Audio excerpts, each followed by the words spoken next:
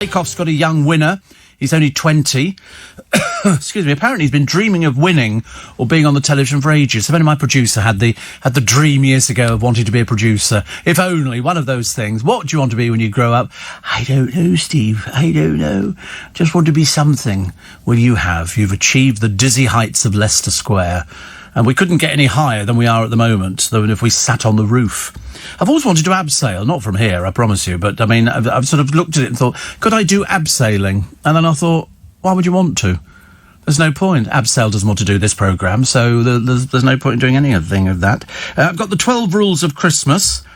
Also, it's Megxit Day, the removal van at Windsor, whilst Harry and Meghan, anonymous couple, you know, almost as shy and retiring as the Beckhams, decide what they're going to do next. The answer is probably not a clue. Where's the happiest place to live in the United Kingdom?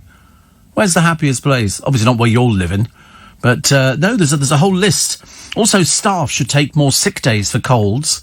Do you work with somebody, the slightest sniffle, you know, they go, oh, I've got a cold. And that's it. That's the last you see them for a week. Last you see them for a week. Sit down. Just sit down. He's been very silly this morning, and I've told him, because I had a meeting with the boss yesterday. We have these, we call them catch-ups. I call them entertaining the boss for 15 minutes. It always works a treat, you know. I have a cup of tea, and he sits back in his chair, and I'm thinking, I wonder what he's thinking. As you always do, don't you? I always think about that. And what would they say this morning when I walked in?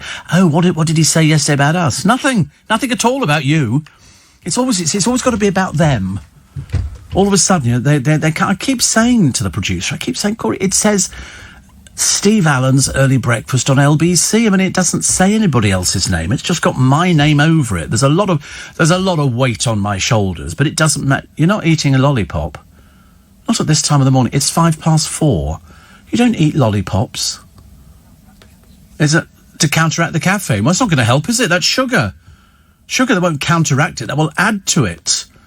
Have you got the whole packet still of the lollipops? They're good, aren't they? They're very good. I might go and buy some more, actually. They're very popular.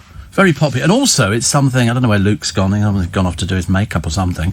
He walked past the door about 20 minutes ago. I don't know where he was going. Perhaps he's gone to disinfect the desks.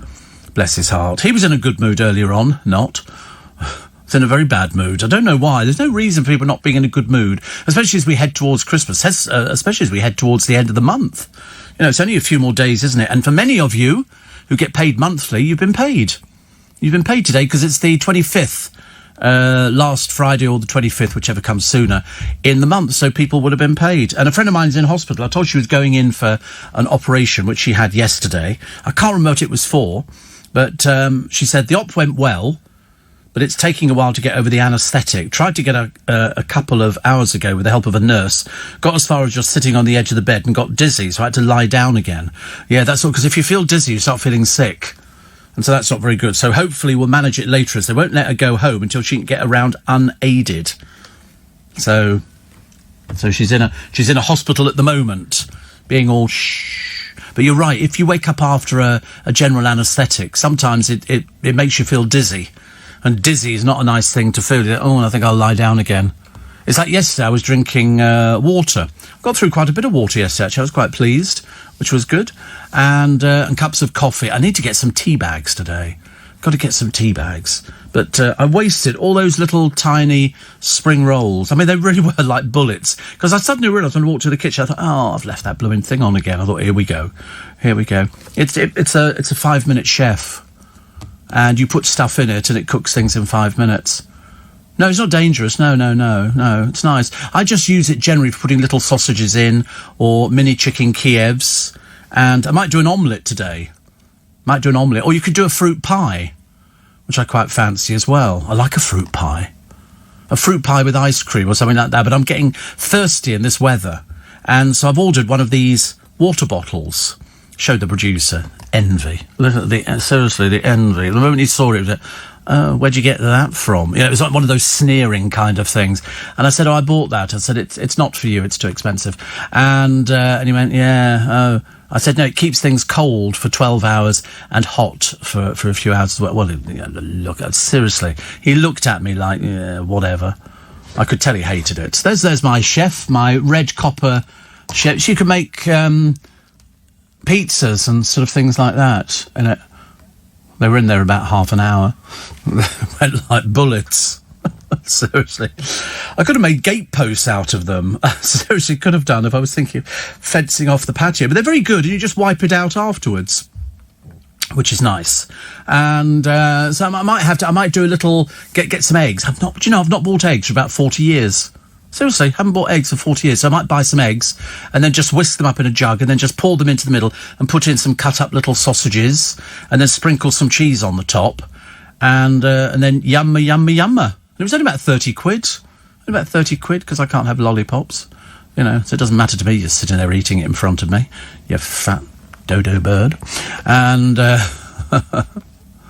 yeah, exactly, they're extinct. I rest my case. But it was I was lazy yesterday because I suddenly worked on this. Why shouldn't I be lazy? Why shouldn't I get up at the crack of dawn together with a load of other people? And that's what we do. That's what we do. And the roads were very empty this morning, but it's a bit chilly out there. So if you're going out, wrap up. I will be telling you where the happiest place to live in the UK is, why the purple one has been crowned our favourite sweet. You know what it is. I only have to say the purple one and you know immediately where it's come from, don't you? Don't you? Where does it come from? Quality Street, absolutely. And the purple one's the one I think that's got the walnut in it, I think, and sort of toffee. I don't like that one. Neil Ruddock says he got drunk with Nelson Mandela. I always remember Neil Razor Ruddock, that bastion of whatever he is, and his nasty little piece of work, the wife, who threw water over the bailiffs when they came round to collect some money. And she let fly. Right choice of language she had. Steve says, Kevin, I made my own lollies yesterday. Ice cube freezer bags filled with water, lemon juice and ginger. Oh, that sounds like... We used to make our own lollies years ago. Do you ever used to make your own lollies at home? We used to have a thing, and it was like a plastic tray, and you put a lolly stick into it. We used to put water in with a bit of fruit juice. I mean, to be honest with you, it was because our freezer never went as cold as it should have done to freeze stuff. And so you'd put the lolly in your mouth, and the next thing is it'd be on the floor, because you just drop it. What not sort of lolly? You haven't made those? Well, we did. I'm just telling you. We made the lollies. But, of course, yeah, of course frozen ones, as opposed to what? A non-frozen lolly? Of course that's frozen. What do you think? Well, how do you think it all stays together on the stick? It's a frozen lolly. Oh, it's not going to melt in your mouth because it's gone into the permafrost. Why do you think that's staying on the stick? If that was just still liquid, it would have fallen off the stick, wouldn't it? It's a frozen lolly. You get them in the freezer department, together with Sunny Delight and all those other exciting things you can get in the supermarket. You've never had those frozen sweet lollies? Hello, Fred. I don't know why you don't believe me, honestly. I try and explain, the art of science to him, and it just goes in one ear and out the other, and he poo-poos everything. Poo-poo, Steve, poo-poo. You're wrong. It's a lolly. It's a frozen lolly. What do you think? There's all this sort of liquid going around, and there's some poor worker with a stick trying to make it stick to it. So how does it stick to that, then? How does that stick to it? They do it in the factories. That's your answer to everything, isn't it? How do they make bread, Steve? They do it in the factories. How do they make vegan cheese? Actually, I've got quite a few vegetarian stories today, which you won't like, but I'll be using them, and vegan as well. Vegan stories. Basically, the newspapers have said you're just jumping on a bandwagon. You're not really interested in veganism at all. It's just sort of, just to be slightly different from everybody else. God knows he's different. I've got two of them this morning. One, the stalker, and the other one, I don't believe that lolly was ever frozen. It's amazing, really. And yet, I mean, you should know about it because you wouldn't be eating it anyway because it's sweet. Because it's sweet. You wouldn't be having stuff like that, would you? Do you can buy nut roast in some of the supermarkets, about £2 something. It's very cheap. Very cheap to entertain a vegan. Very cheap. So I won't be having it. But apparently Sprouts are the things to order. You like stuffing, yes. If only we could share your ideal enthusiasm on that one, but we don't. We just look at you and think, yes, stuffing, and that's as far as we go. We don't go any further. So we're going to have a nice show today. The producer started. He said, "I've got a good feeling about today," so that means it's doomed. That means we'll never get past past without me passing out or something. It's always fatal, isn't it, when somebody said, I've got a good feeling about today's programme. And you go, and what would the good feeling be? And they go, I've just got a good feeling, a warm feeling. You think, oh, you're not going to be incontinent again, are you? Couldn't bear it last time. That was a bit terrible, wasn't it? So, the threat to the village cricket as the league has scrapped traditional mid-match teas, because they've always got people who make cakes, although now you've got a 20-year-old who won the cake thing, and he makes cake. Dawn Niesman, her column today says, do not let Begum back again. This is the schoolgirl who, claimed she didn't know what she was doing, seemed to have a fairly good idea of how to get there to go and meet ISIS, got married to somebody, stole to get the tickets, and now, because it's all gone pear-shaped, she wants to come back. And Dawn Neeson, and I don't think there's a columnist who's differing from this one, says, I think not. I think not. Who's going to take responsibility for her? Why would we want to let her back in again? She didn't want to stay here in the first place. She said she'd seen. I mean, I'll never forget listening to a schoolgirl, obviously, a bit more intelligent than we thought because she knew exactly what she was doing, talking about seeing severed heads in buckets and things. And I thought, and that didn't affect you? Answer, no, it didn't. Very worrying. Dr. Alex isn't a doctor. He was on, was it one of the programmes, Love Island? Oh, he was on Love Island. I think he means Love Island. Otherwise, we don't go around louving each other, do we? Honestly. I don't know, seriously, some days we start this programme, but today, because he's put me off by saying I think it's going to be a really good show today, and I'm thinking it's not, because you've put the mockers on it already. So Alex, Dr. Alex, he's an A&E doctor. That means he can stick a Band-Aid on, and now he's going to train as a proper doctor. I'd like to train as a doctor. I could have a field day round here. I'd be putting them all forward for medical experimentation. Starting with Luke, where is the brain today?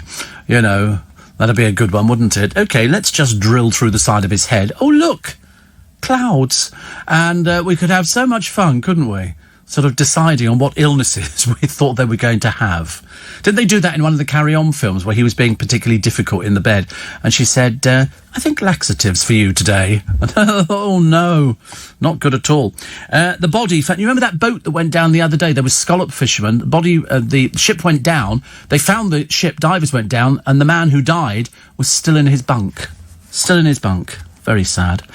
Sooty is available, as you know. How they manage it, I don't know. Sooty is going to do Christmas messages for £35, which is good. And North Korea has released 7,000 prisoners from their labour camps. All of that and more this morning between now and 7 on LBC with Steve Allen's Early Breakfast. I thank you. Do we not have to do a break? I'm just wondering, you queue into these things now, and he sits there.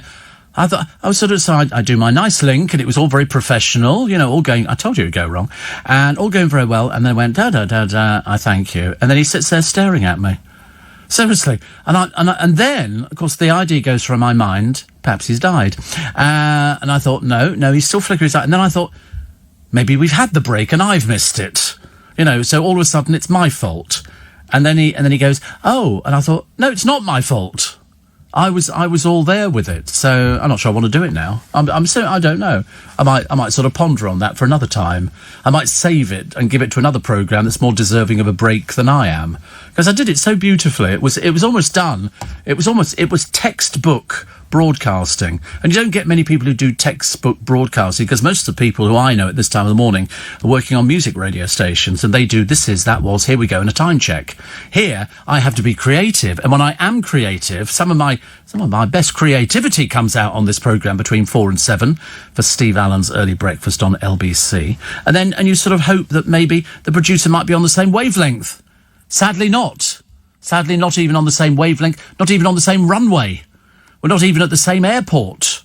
It's a case of, do we take a break now? And he goes, yes, we take a break. So I then cue to the thing. Nothing happens. So, I mean, what is the solution, ladies and gentlemen? The solution is I learn how to fire my own adverts. I do have a control panel here. Whether it works, I don't know. It's got pretty lights on it, and it's a bit sort of festive and Christmassy. But when Janet says, I've just finished a long shift as a nurse, and you've ruined Bake Off for me. Thanks for that. Oh, Little Miss Misery. Little Miss Misery. Yeah, whatever. Oh, by the way, I don't want to ruin it for you. The Titanic's gone down, OK? and Glenn Miller's luggage has just turned up at the airport. Minnie Caldwell's left Coronation Street, and Barbara Windsor's not in EastEnders. You ruined it for me. God, dear, honestly. What sad world you must live in, Janet. What a sad, sad world. Steve, morning to all the groovy gang, says Rich. Morning. Rich says morning. Not to you. You're not in the groovy gang anymore. I'm putting your membership up for renewal. I've decided, and we won't pass it. Steve, been down your neck of the woods this morning. What is it with everybody going down my neck of the woods? We had it from Corey the other day, decided to go for a drive. I bet the girlfriend was thrilled. Oh, where are we going today? Picnic? No, we're going to Twickenham. So he goes through Twickenham. He doesn't find Sandy's, the fish shop. He doesn't find Paul Cooper's greengrocer. In fact, to be honest with you, there's not a lot he finds. He didn't even find Church Street. He found the station. He thought it looked unfinished. He didn't notice the flats opposite that were built on the grounds of the old sorting office. He didn't go down to... He ended up through Bushy Park. So I'm assuming he sort of drove round Hampton Court Palace. Did you see Hampton Court Palace? It's very nice, isn't it? Henry VIII's little gaff. Yeah, lock-up palace. Didn't live in it all the time. They used to stay down there. If you go into the courtyard, which of course you didn't, there's a big clock. And that tells you the tides in London, so that they could look and see whether it was high tide or low tide and how long it would take to get him from London up to here, Palace of Westminster, down here at Whitehall. And they used to row him all the way up there. It used to take about 2 or 3 days. Yeah, if you were doing it, 4 or 5. I should imagine. Can't see you being very good as a galley slave. You found Richmond Park? Yeah, he said Richmond Park. I said, yeah, that was Henry VIII's hunting ground. Was it? He says. Everything done with incredulity. I am a mine of information. I like to know about the area where I live. I like to take it on board and share it with you. He's now bitten the lolly. The not frozen lolly. The lolly that just sort of arrives in that shape without it being frozen in a machine.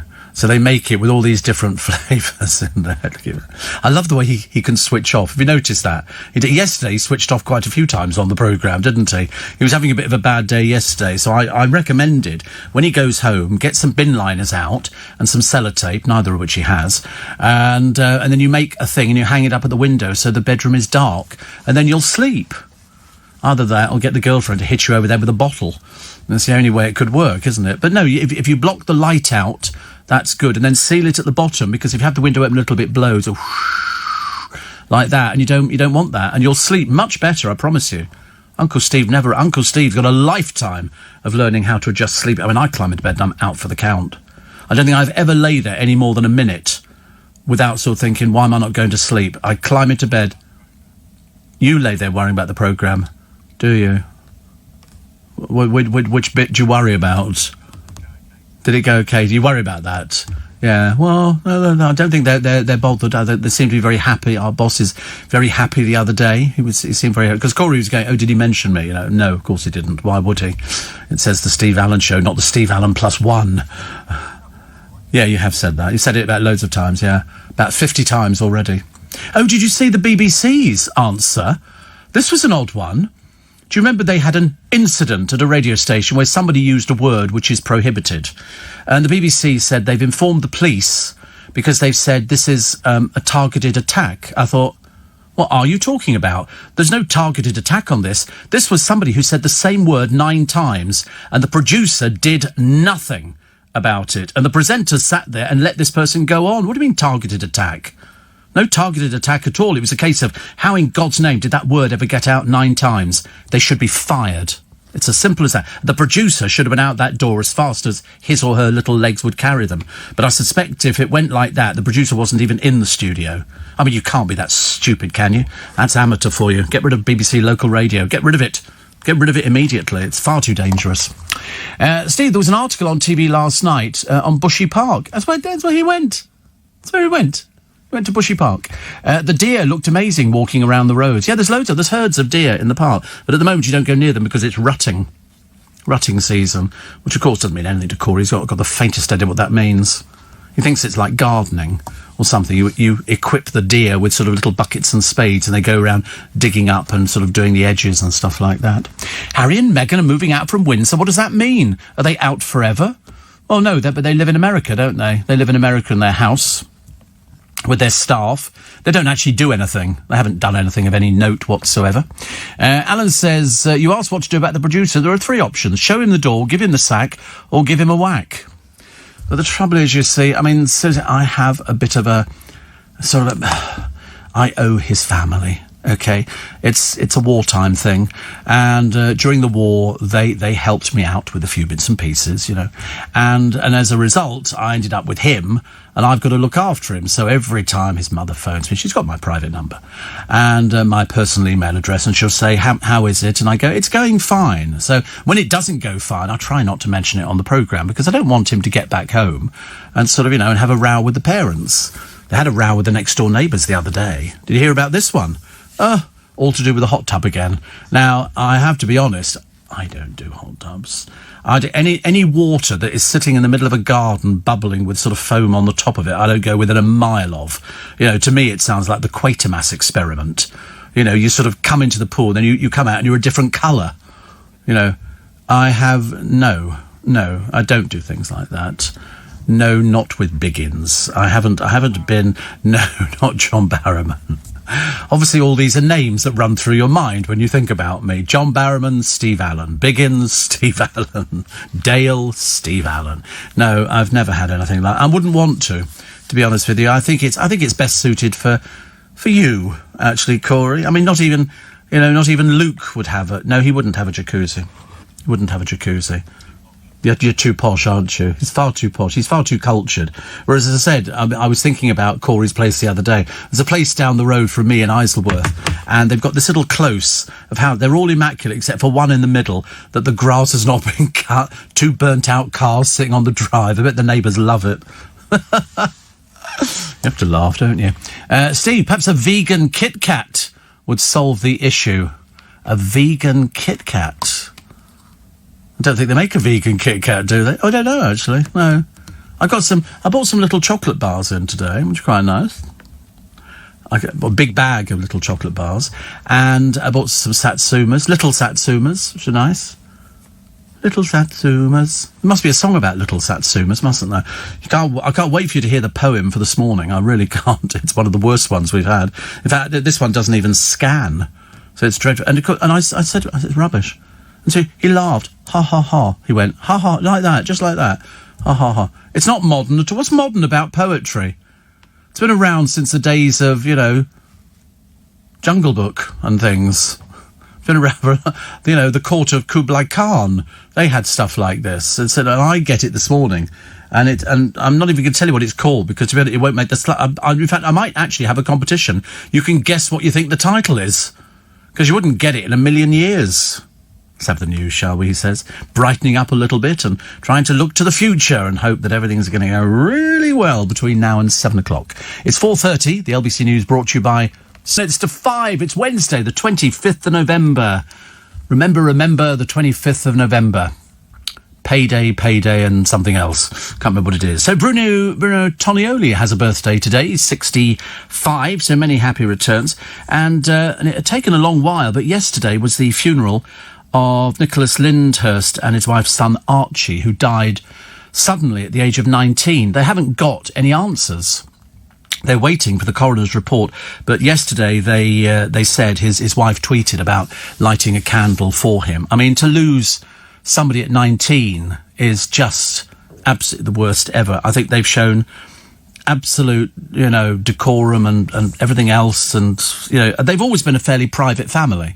I don't think they've ever not been. Nicholas Lyndhurst has never done parties. I interviewed him once. He appeared over the road at a theatre, not this first one, the Garrick, but up towards opposite the Hippodrome, and he was sitting at the show party after the first night, just by himself in a corner. And I went over and said, can we just have a few words? And he said, yes, of course. He's a very quiet person. Very quiet. Very quiet. Mexit Day, the removal van at Windsor, because we finally got rid of them. They can take all their furniture. They can stay in America. Nobody cares. Nobody cares. North Korea releases a load of people. Prince Philip, apparently, is an avid reader of UFO books. UFOs. Because everybody thinks UFO means little green men from outer space, and it doesn't. It just means something that they don't know what it is. And they've had all sorts of fake things over the years. People have had ping pong balls on a piece of elastic, or they've thrown a disc into the air and put some lights on it. Mind you, I see these ghastly people going up and down the road on these scooters with the lights going up the handle. They look very pretty, but they're bloody dangerous. Very dangerous. People are saying... Who is saying this? People are saying this. Which magazine is saying most of the items you're going to be buying on Black Friday have been this cheap before, about 6 months ago.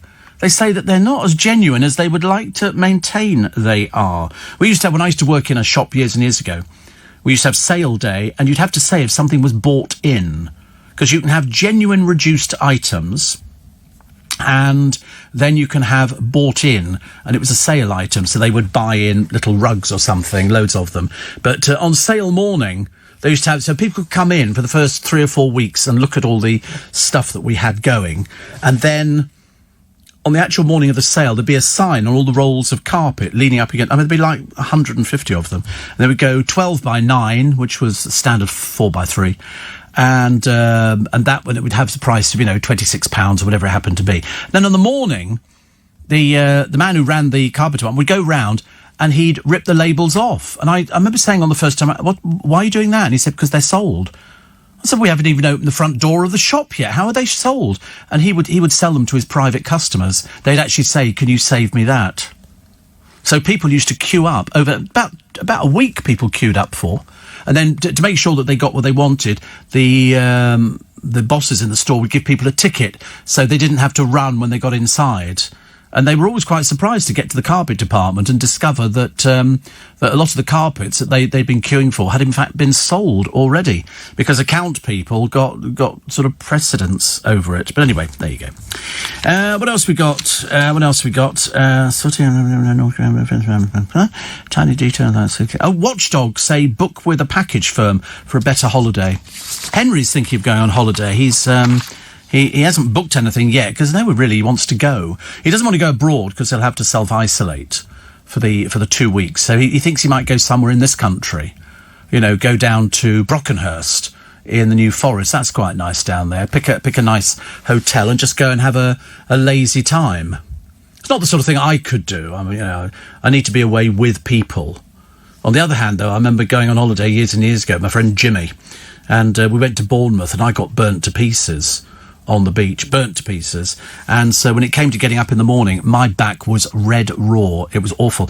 And he'd say, come on, Steve, let's go and have some breakfast. I was like, I'll catch up with you. I didn't have the strength to move. It was all getting in and out of a bath was like, pouring acid down your back. Lisa says, your laughter is infectious. Oh, if only it worked for the two next door. Seriously, it's like sort of Mr. and Mr. Glum. It's like, miserable faces. To be honest with you, to be brutally honest, given the choice, Luke does smile a lot more than Corey. He does. He laughs a lot more than you.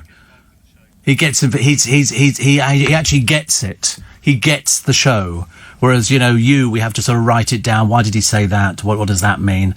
And so Luke, surprisingly, has to explain to Corey exactly what I meant by certain things. So if I told a little joke or a little story, Luke will have to, and I can watch them in here. I'll be sort of doing it, and then I leave it for a second, and then Luke will turn to face Corey, and the look on Corey's face, vacant, as caught in headlights, like one of those proverbial rabbits or a fox or something like that. And then he explains it, and then slowly, this sort of look creeps over Corey's face. Right, it was a joke.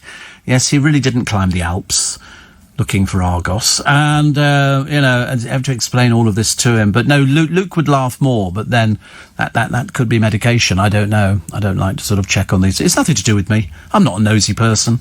I don't care what they do when they leave here. Seriously, it's bad enough having to walk with one of them to Trafalgar Square. I just keep praying to God nobody sees me. They'll be going, who was that you were with, Steve? Nobody. No, I was with nobody. They just tagged along. But it takes him ages to get out the building at the end of the programme. Don't know why. But perhaps he's just a bit slow, but he's in a very funny mood today.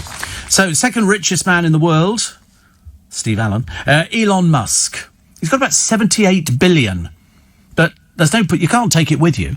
You cannot take it with you. And he's now the second richest man in the world. So Bill Gates is number one.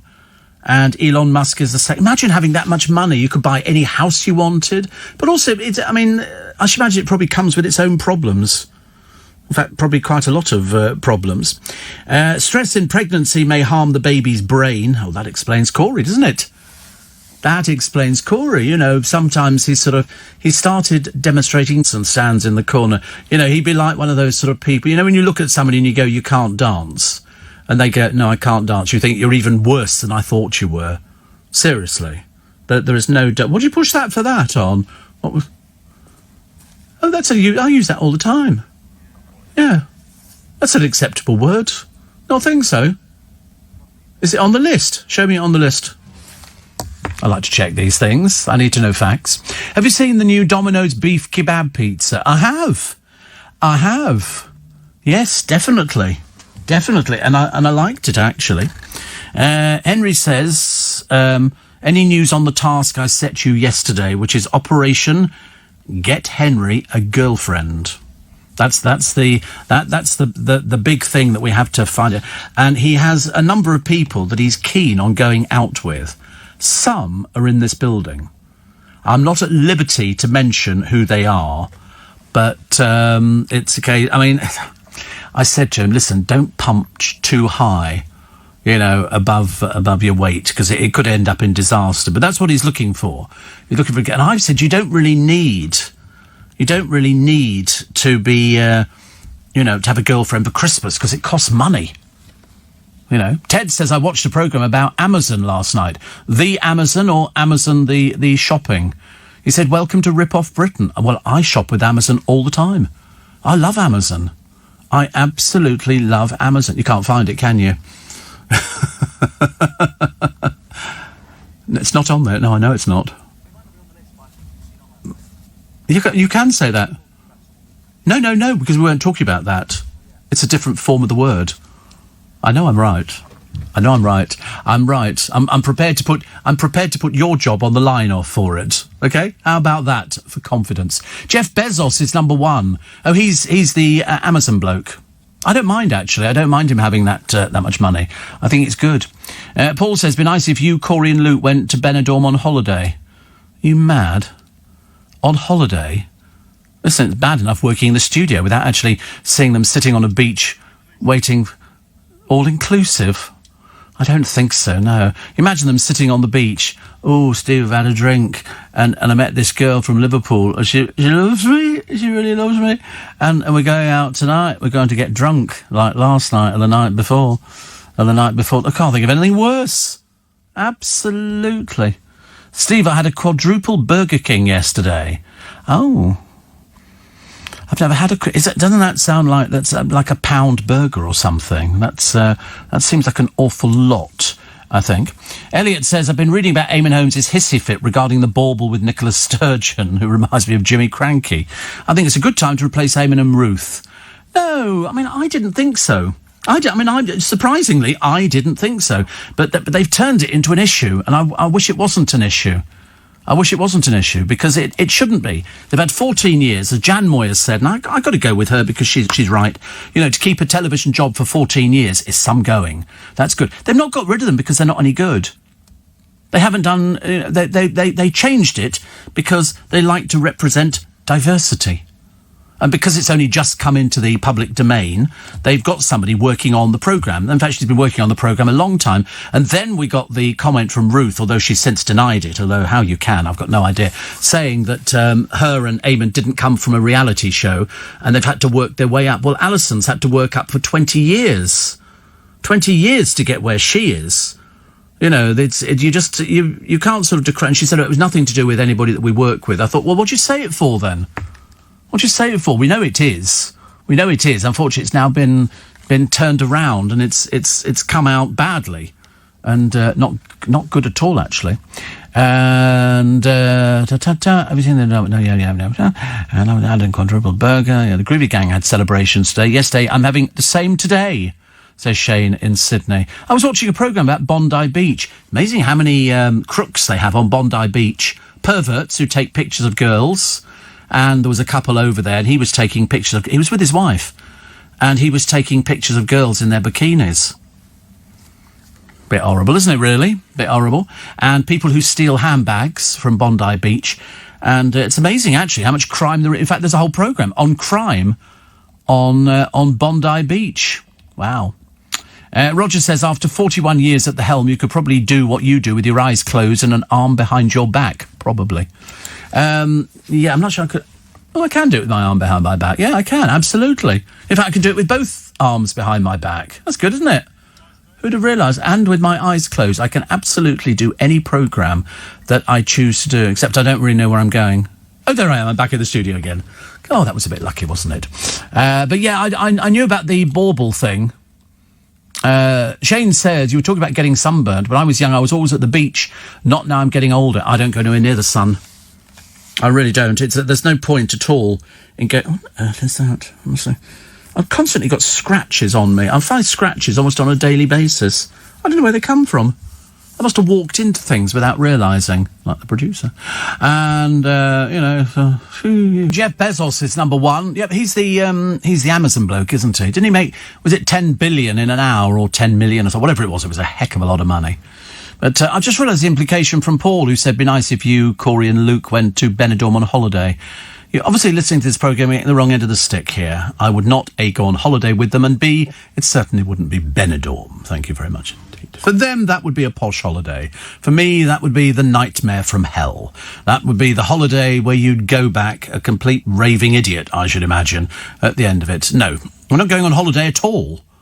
There is no chance of us turning up at the airport going, oh, I'm so excited, this is a holiday together, we can all go. No. I'm not taking you to Vienna. No. If I was taking you to Vienna, I would lose you. I would literally say, OK, see you back at the hotel, and then run like heck. There'd be no chance. No, you can go, you two can go on holiday together. That sounds like the marriage made in hell, doesn't it, really?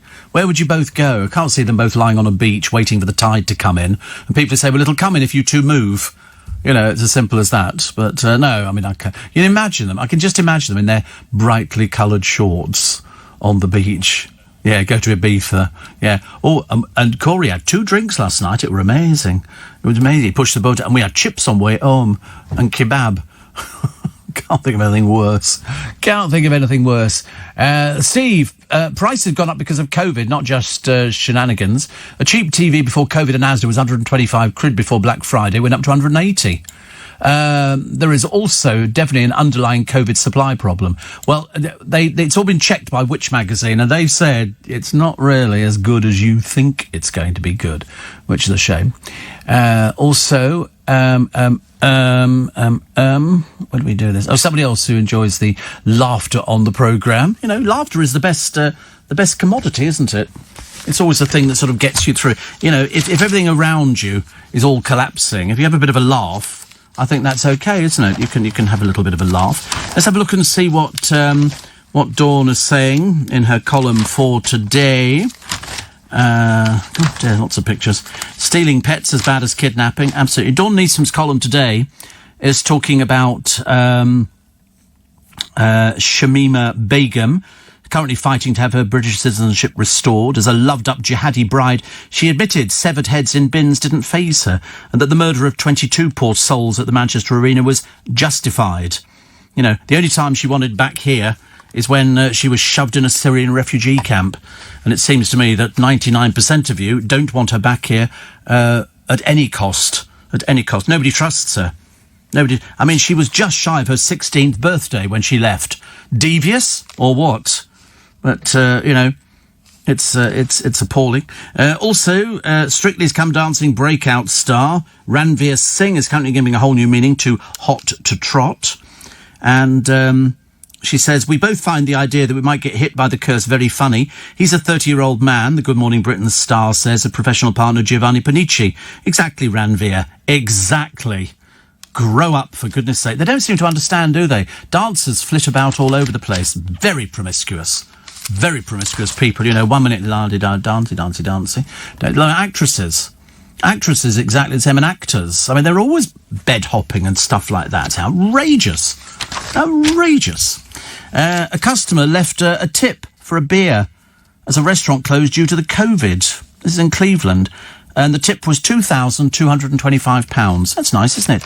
And here we go. I've got one here. This is not for Henry. This is a vegetarian dating app. So if you're vegetarian, there's a dating app for like-minded people with matching tastes. It's called Vegly. It's seen users nearly double in 5 months. It's probably in size, I should imagine.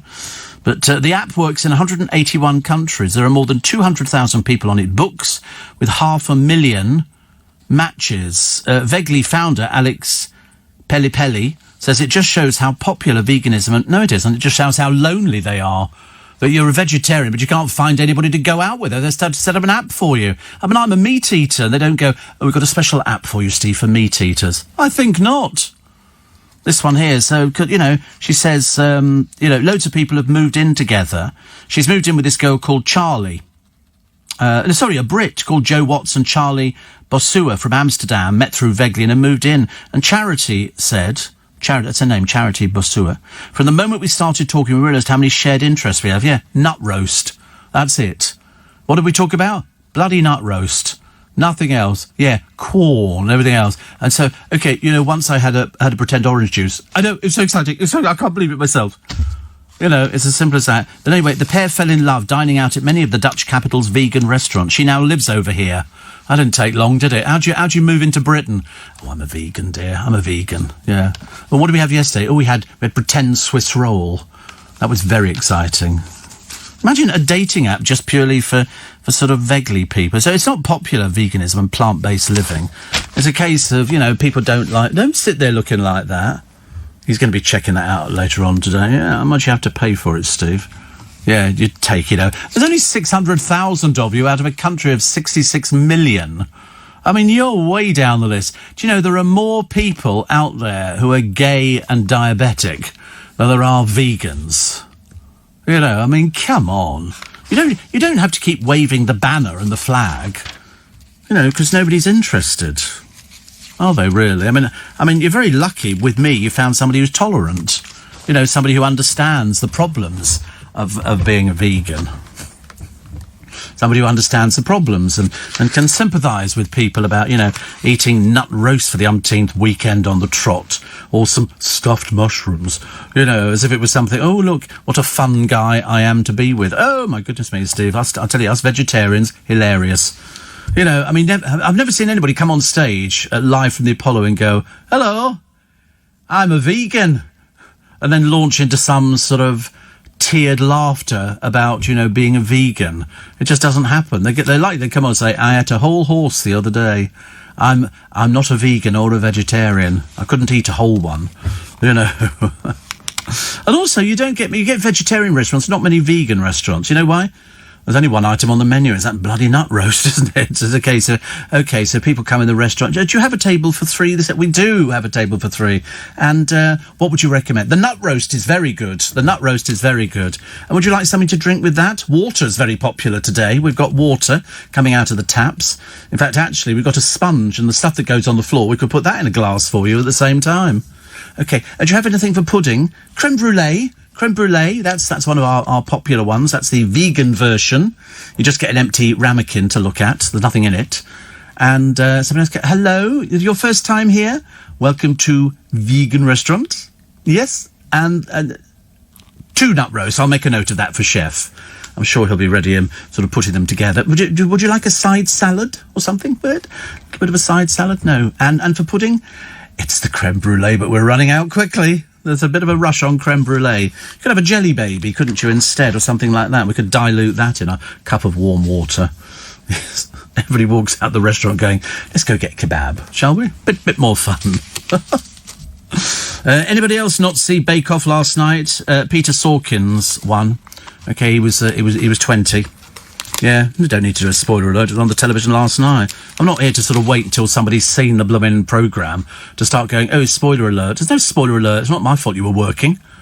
You'd have to find somebody to tell you these things. I mean, even he watched it at home because it was filmed ages ago. Okay? Well, I'd mention that now. You know, I never understand why you bother. But we did it once on, I think it was on Coronation Street. I said, oh, somebody's leaving. They get killed tonight. And some man wrote in and made an official complaint about me. He got told where to go. It was a case of, I'm sorry, it's a television programme. Well, it ruined my watching of it. You need to get a life then, don't you?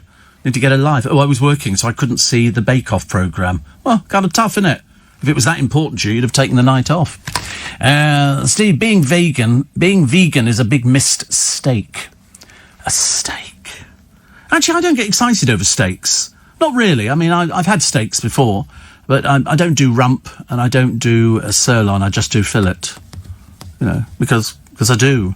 And No, I don't do mushroom steaks. No, that's not a steak, is it really? That's just a pile of compressed mushrooms together, which is not exactly the same. I mean, so if I came round to your house, which of course would be very unlikely, unless we've had it swabbed by the council, what would you be offering for dinner?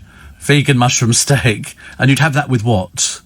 With potatoes. Oh, right, lovely. Just potatoes. God in heaven, makes you want to give up food altogether, doesn't it, really? And for pudding, what would it would be the creme brulee. Yeah, the creme brulee. There's obviously a fridge full of those things. Listen, we're going to take a short break for the news at 5 o'clock, and then brace yourselves. The poem of the day. The poem of the day. It's a lovely one. I won't tell you the... Wait a minute, I wonder if I can sort of... Yeah, no, I won't tell you what it's called. You can guess the title of it. If somebody gets it, it'll be the miracle of all miracles. If you've just woken up... Nietzsche. What do you talk about, Nietzsche? Oh, it's philosopher. Oh, excuse me. I'm sorry, I'm only secondary modern. I didn't do philosophers at my school. We just did Mr. Kipling and the bloke who had all the turkeys in Norfolk. That was it. No, it's called More Alive. No, obviously not registering at all this morning. Never mind. Doesn't matter. At least we made an effort. At least we made it. It's called More Alive. I didn't get it either. So it doesn't... More Alive, yes. Yes. I mean, I don't know why it's called More Alive, but it's anonymous. I don't know why people do anonymous poems. It would be... It's not Nietzsche. It's not Nietzsche. What is this Nietzsche thing? Are you on sort of, kickbacks from Nietzsche or something? The Department of Nietzsche. I've never even heard of Nietzsche. But there again, why should I? I'm only a radio presenter and you're just the AP. And, Steve... we had a friend stay for us for the weekend, was a vegetarian, then turned out to be vegan, the worst weekend of our life. Colin, the husband, after she left, bought massive ribeye steak from M&S, says Annabelle. My argument's always been that if I went to Luke's place for dinner, he wouldn't cook me a steak or anything like that, or a meat dish. He'd cook vegetarian food or vegan food, because that's what he and the girlfriend eat. Whereas if you came to my place, again, it would never be happening, and unless we'd got the cameras all fitted up and working, and if he came to my place, he wouldn't eat what I was cooking. He would expect me to cook vegan or vegetarian for him. So it's a bit one-way traffic, isn't it? It should be both ways. Oh, but I cook you. I wouldn't cook you anything. I just go and buy something called vegetables in a tin, and when we nut roast. Or something like that. I don't know. Or a goat's cheese tart or something. We could cook him, yes. I don't think that's the attitude, Corey, at all. I don't think... No, sorry. We're not doing cannibalism on the programme this morning. It is only Wednesday, but it's payday. It's payday for a lot of people. Or as we prefer to call it, Cannibalism Day. It's the day that we roasted the AP. Mind you, they used to, didn't they? Wasn't there a tribe in Borneo? They used to shrink people's heads. And then they did a thing a short while ago, and apparently this tribe is still living on this island, and they attack people. They literally attack people, and so they went in with a camera crew, and they got attacked. And I think they lost a couple of people before they had to sort of get out as quick as possible. There are people living in certain parts of the world that haven't seen people like us. Well, like them next door. Certainly seen people like me, quite clearly. And Steve says to Neil, what would you like Santa to get you this year? Nothing. Nothing. Absolutely nothing. I don't know. I haven't got a list. I haven't checked it twice. I don't do presents. I like people buying me presents, but I don't do a list or anything like that. I'm more a giver than a receiver. I'm much better at buying people presents than anything else. That's the way it sort of works. It's milk and carrots for the reindeer. Yes. Well, I mean, you don't have to... The milk's not for the reindeer. The milk's for Santa. And it comes with a mince pie. Not much point. I mean, I don't think I've ever heard a reindeer that drink milk. Unless, of course, you know something completely different. But no. I mean, no, you can leave a mince pie out for Santa. But to be honest with you, it could still be there in the morning. because nobody's going to be touching it, are they? You know, don't want to spoil it for anybody, you know. Spoiler alert. Anybody ever played village cricket? You ever played village cricket? No, it's a bit energetic for you, isn't it, Luke? Toby Tarrant likes cricket, that's true, yes. I think he prefers watching. I think he has played, but I think he's actually better at watching. He's sort of, you know, sticking with a hat on his head, leaning back in a deck chair and a bottle of Bud or something, and I think he's quite happy. Well, I've played cricket. I'm not a big cricket player, no. I mean, I haven't played it for a little while. I'm just silly mid-on. And, you know, they sort of shoved me out as far as they could, really. In fact, you know, another county was sort of better. That's Steve over there. Well, what's he doing? Who knows? Making daisy chains or something. But I was also a bowler. I was quite a good bowler, which is quite good. But, well, just sort of throw the ball and hope somebody hits it. You know, underarm. Don't do any of the overarm stuff. I nearly dislocated my shoulder one time doing that. Like, and the arm kept going. Dreadful. I'm not so much of a batter, no, not so much of a batter. I'm more a sort of, I mean, you could always spot that I was a bowler because my whites had the red line down, you know, where you'd rub the ball up against your crotch. Sorry, against your trousers, do beg your pardon. Thinking back to school again. And happy days on the playing fields. Happiest days of our life. I liked that, actually, but I wasn't very good at it. I did rugby. And then in the winter, we did hockey. God, have you ever played hockey? Boys playing hockey, blooming lethal. Had my own, you know, bat and things like that. I like playing I was a hooker. Yeah, hooker. And everybody knew I was a hooker. And I did that. And in hockey, I don't know what I was, but I used to do the bullying off. That was where you stand there together and you go boom, cha, and then whack with the ball. So I used to whack their legs. They didn't whack the ball again. And I used to run down the field by myself with wild abandon. Da, da. And my favourite sport would be possibly rugby. Never did football. We only did rugby. And but I mean, I wasn't over keen on it. Wasn't over keen because I didn't want to get dirty. And pardon? To watch? No, to play. To watch? Nothing. To watch anything. No. There's nothing that I could watch that would give me the pleasure that rugby, you know, gave me. But it was that I used to get told off because, you know, bigger boys would sort of push me down in the mud. And I used to go, don't you do that to me again. I learned to be quite aggressive, actually, because I'd go back up to the school with mud caked all over my white shorts and all over me. Oh, it was awful. Blooming awful. But luckily they were able to sort of get stuff washed and things like that. But, quite nice. But, I mean, we don't do enough exercise. Well, you certainly don't do enough exercise next door. Look at you both. Honestly. I mean, I'm watching you. I mean, it's if we sat Henry in the middle now, it could be the hear no evil, see no evil, speak no evil. Seriously. I found out who Henry's favourite girl is the other day. He's looking for it, and it's a particular girl. You do know her, yes. You do know her. You might not know her, but you know of her. I was horrified. Oh, yeah, so he's just going through, so he hasn't heard that bit. He's only just going through now the other side. So I was just saying, Henry, that you were telling me who you fancy in the building. He'll be back round the corner. You watch, like grease lightning. Like a grease lightning. Oh, grease lightning. Grease lightning. Whoa, grease lightning. Talking like that got me out the brownies. No, he was telling me who this girl is. He thinks I'm on a mission to find him a girlfriend for Christmas. Whereas, to be honest with you, I mean, there's no chance. There's no chance. Yeah, she works in this building. Yeah. I'm not saying, because that would be destroying, you know, somebody's whatever it was. But no, he's not appeared, has he? He's probably fainted, I should imagine. He's gone, oh my God, as he started talking about it. But no, I mean, he looks quite happy though. But he's got to decide what to do for a 2-week holiday, and he doesn't. And I said, why don't you just go down to Brockenhurst, some in the New Forest, then you can go for sort of early morning healthy walks. Luke's just passed out. The truth about the early morning healthy walks, not good for us at all. No, I tell you what we do. Let's have some bacon and sausage, except for Luke can't have that, so he has to have the pretend bacon and sausage. This is the vegan version, which is the nut roast, only slightly warmed up. Same sort of thing, isn't it? It sort of adds to the interest.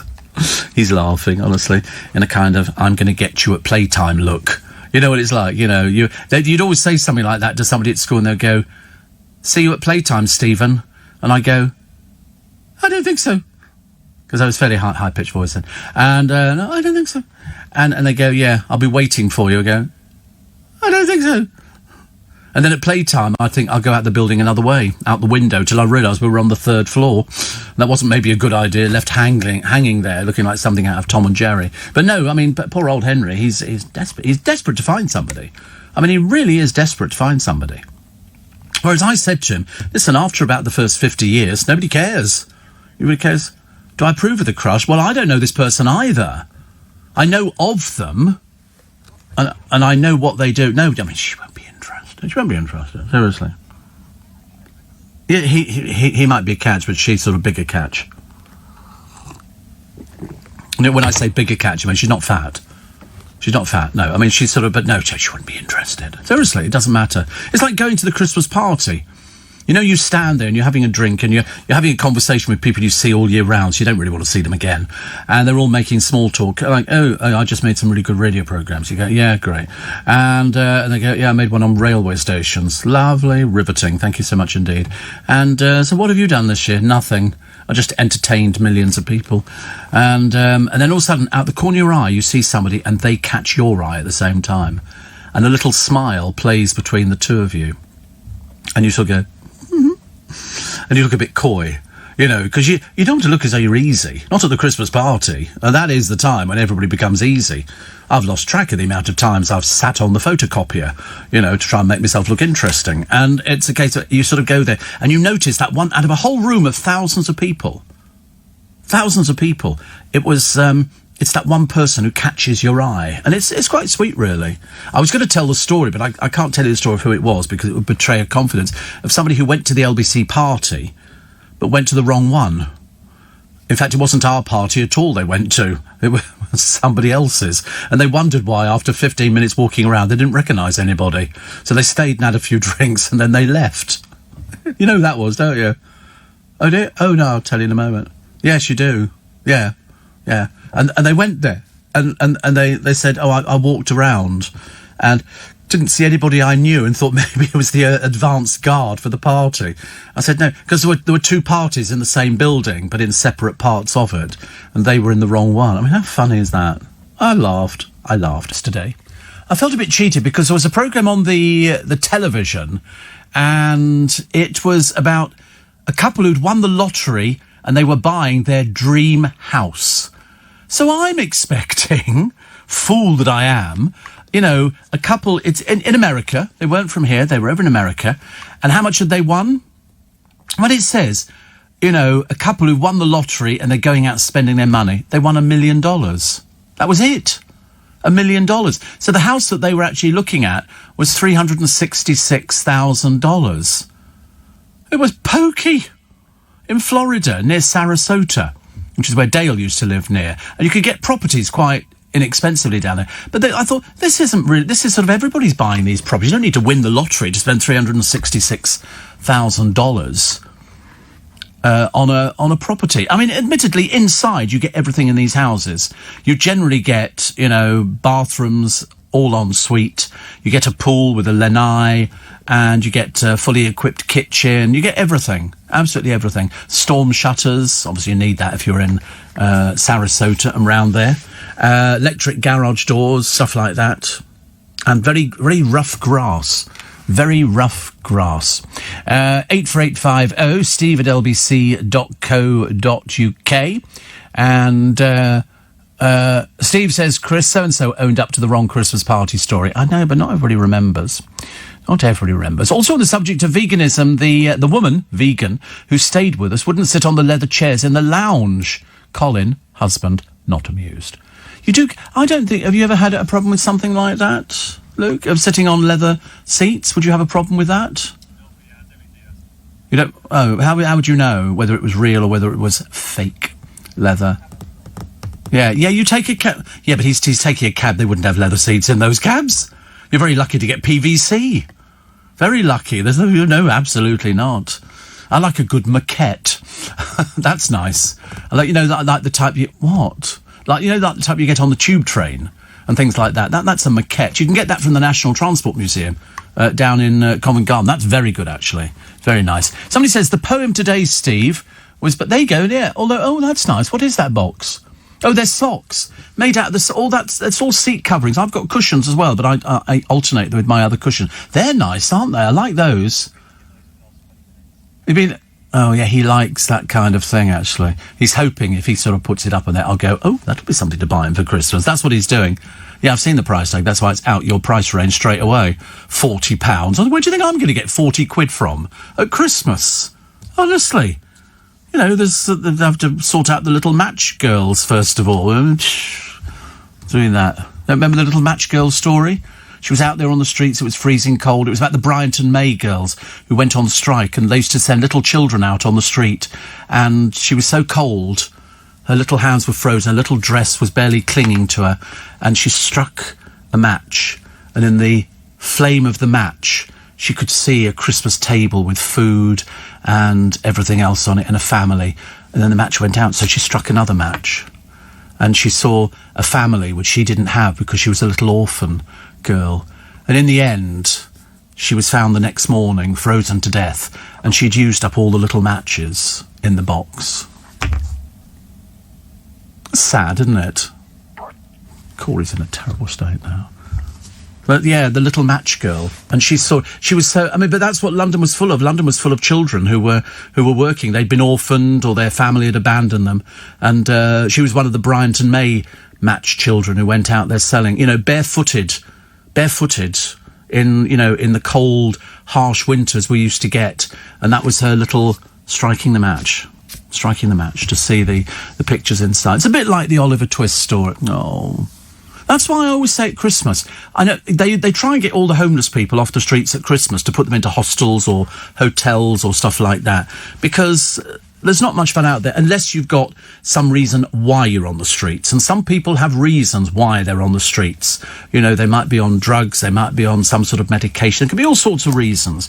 But generally at Christmas time is the time you don't see many people sleeping rough because it's too blooming cold. Although go up to Tottenham Court Road, the end, turn left, as if you're going down the Euston Road, and there's about 30 or 40 tents in the shop doorways. Tents. I've not seen anything like it. Steve. I saw a distinguished gentleman who looked like you in a gold-coloured Bentley from a distance, says Angela, along Brixton High Street. I don't think so, dear. I don't think so. And somebody says, why so negative about Harry and Meghan all the time? That's not negative. That's positive. What are you? Dreary? Says here, aren't you the biggest fool to think no one cares about the most favourite royals? But they're not. That's the trouble. That's really the trouble. It's Pippa, I think that is, actually. No, she's you're on a hiding to nothing. Their popularity is basically at rock bottom. Am I not right in that one, Corey? The popularity of Harry and Meghan, popularity at rock bottom. They're not popular at all. Of course, strangely enough, Pippa, who's obviously a bit peculiar, likes Harry and Meghan, but doesn't like William and Kate. You're obviously really peculiar, aren't you, actually? Very strange. But, they aren't boring at all. They're actually getting on and doing the job. Unfortunately, your dreary twosome don't actually qualify for doing everything. I know the joke, Peter, about the tribe in Borneo. I can't repeat it. I obviously only know the rude version of that. Jane says, I have heard there are parts of Harlow town centre where people mysteriously disappear. Probably are, actually. I've been to Harlow a few times. Martin says, how do I send you and the gang a Christmas card? Usual way, stamp, envelope, much easier. £2,225 tip, bit excessive. I once left a very nice tip in a restaurant, Steve. $200 for a round of drinks costing $50. I was drunk. Oh, I've done that. We've all done that before, haven't you? Have you done that before? You've done that. You haven't got the money to do it with. No, you're just mean. Just being mean. No, I've done that a few times. Oh, water. Ooh, under the water. Water's very good for you. Very good for you. Is that from our spring? Do you know we have a spring here? I didn't realise until... Have you seen it? You know where Courtney is downstairs? There's you've got the lifts, and then to the right of the lifts, if you're looking at it, there's what looks like a giant cupboard. Have you ever seen inside it? Ask him to show you. Ask him to show you. Open the doors, and it's rock. We're inside a cave. We're inside a cave. Seriously. You open these doors. Sorry? It's absolutely true. It's absolutely true. It's the foundations of the... It is so. I'm not. It's like a James Bond set. You go in there, and it is so. Honestly, people are such disbelievers in this day and age. They never believed in Hans Christian Andersen and his fairy stories and things like that, and the Frog Prince. It's true. Seriously, you ask... He won't let you in there to see it, because only I've seen it. When the door was open, they were doing some work. And it's rock. You could see huge pieces of granite and rock and stuff like that. Where do you think we are? We're in London. Do you not, that just down the road in... You've heard of Trafalgar Square? Well, years and years and years and years ago... rhinoceros used to... Now, you know I'm telling the truth. And also alligators were there millions of years ago. I didn't think about it. It just came up with the story about this cupboard behind Courtney. And so, down in Trafalgar Square, there's a museum in London which has got all the teeth from the I can't remember. It's like part of the Wellcome Museum, and they've got all these teeth from alligators and crocodiles who lived down in Trafalgar Square, not in the fountains. Obviously, this was way before them. And there were also rhinoceros which used to walk across. It was all verdant grassland. What do you think it was beforehand? It was there was loads of things. You can see photographs of the time, and people sort of it was. I'm telling you, that's what was down there. What do you think was there before Trafalgar Square? Just a piece of sort of, scrubland or something? No. It was swamps and everything. It was all millions of years ago, long before your time.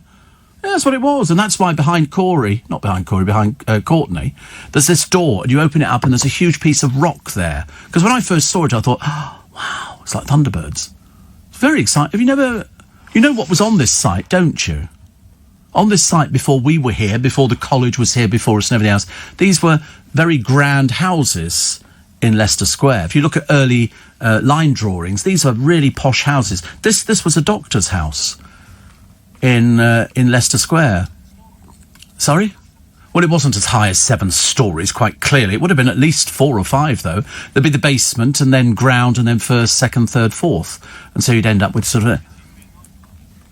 This didn't used to be a nightclub. The nightclub was a bit further up. Not for you, I fear. Not for you, the nightclub. It was a bit expensive, but it used to run until about 5 in the morning. If we were in our desks getting the programme, you could hear the music from the nightclub underneath. Nice to have your company at Steve Allen's Early Breakfast, the I'm Always Right programme. That's the one. They're now not sure. They're now not sure about the door behind Courtney and the rock. They're not sure about this one at all. This is, because they said, if it turns out to be true, we're going to look daft. And I've said, well, that's the way it goes. Got to be very careful. So, Britain's favourite quality street is the purple one. Isn't it funny? That's the least favourite as far as I'm concerned. The least favourite. I like the strawberry. I like soft centres. You like the green triangle? That's the boring one, the green triangle one. Oh, well, not surprising. But no, I mean, you just like the chocolate bits? Can you have chocolate? If you're vegan? That's all right, is it, to have that, yeah. In between chips, sausage in batter and a curry. Chicken. I could eat a curry now, actually. I could definitely eat a curry now. But I won't. There's no point in upsetting myself, is there, this time of the morning? So, 3 girls. Front page of the Mirror today. Amongst 4 million. Listen to these figures. These are 3 girls among 4 million children living in poverty. Now, the mum is Rebecca. The children are Cody Lee, Harper J, and Maya Lou. Now, to be honest with you, and I'm going to seem really churlish, but if you don't have any money, should you be having children? Would that not be sort of the way, and expecting somebody else to pay for them?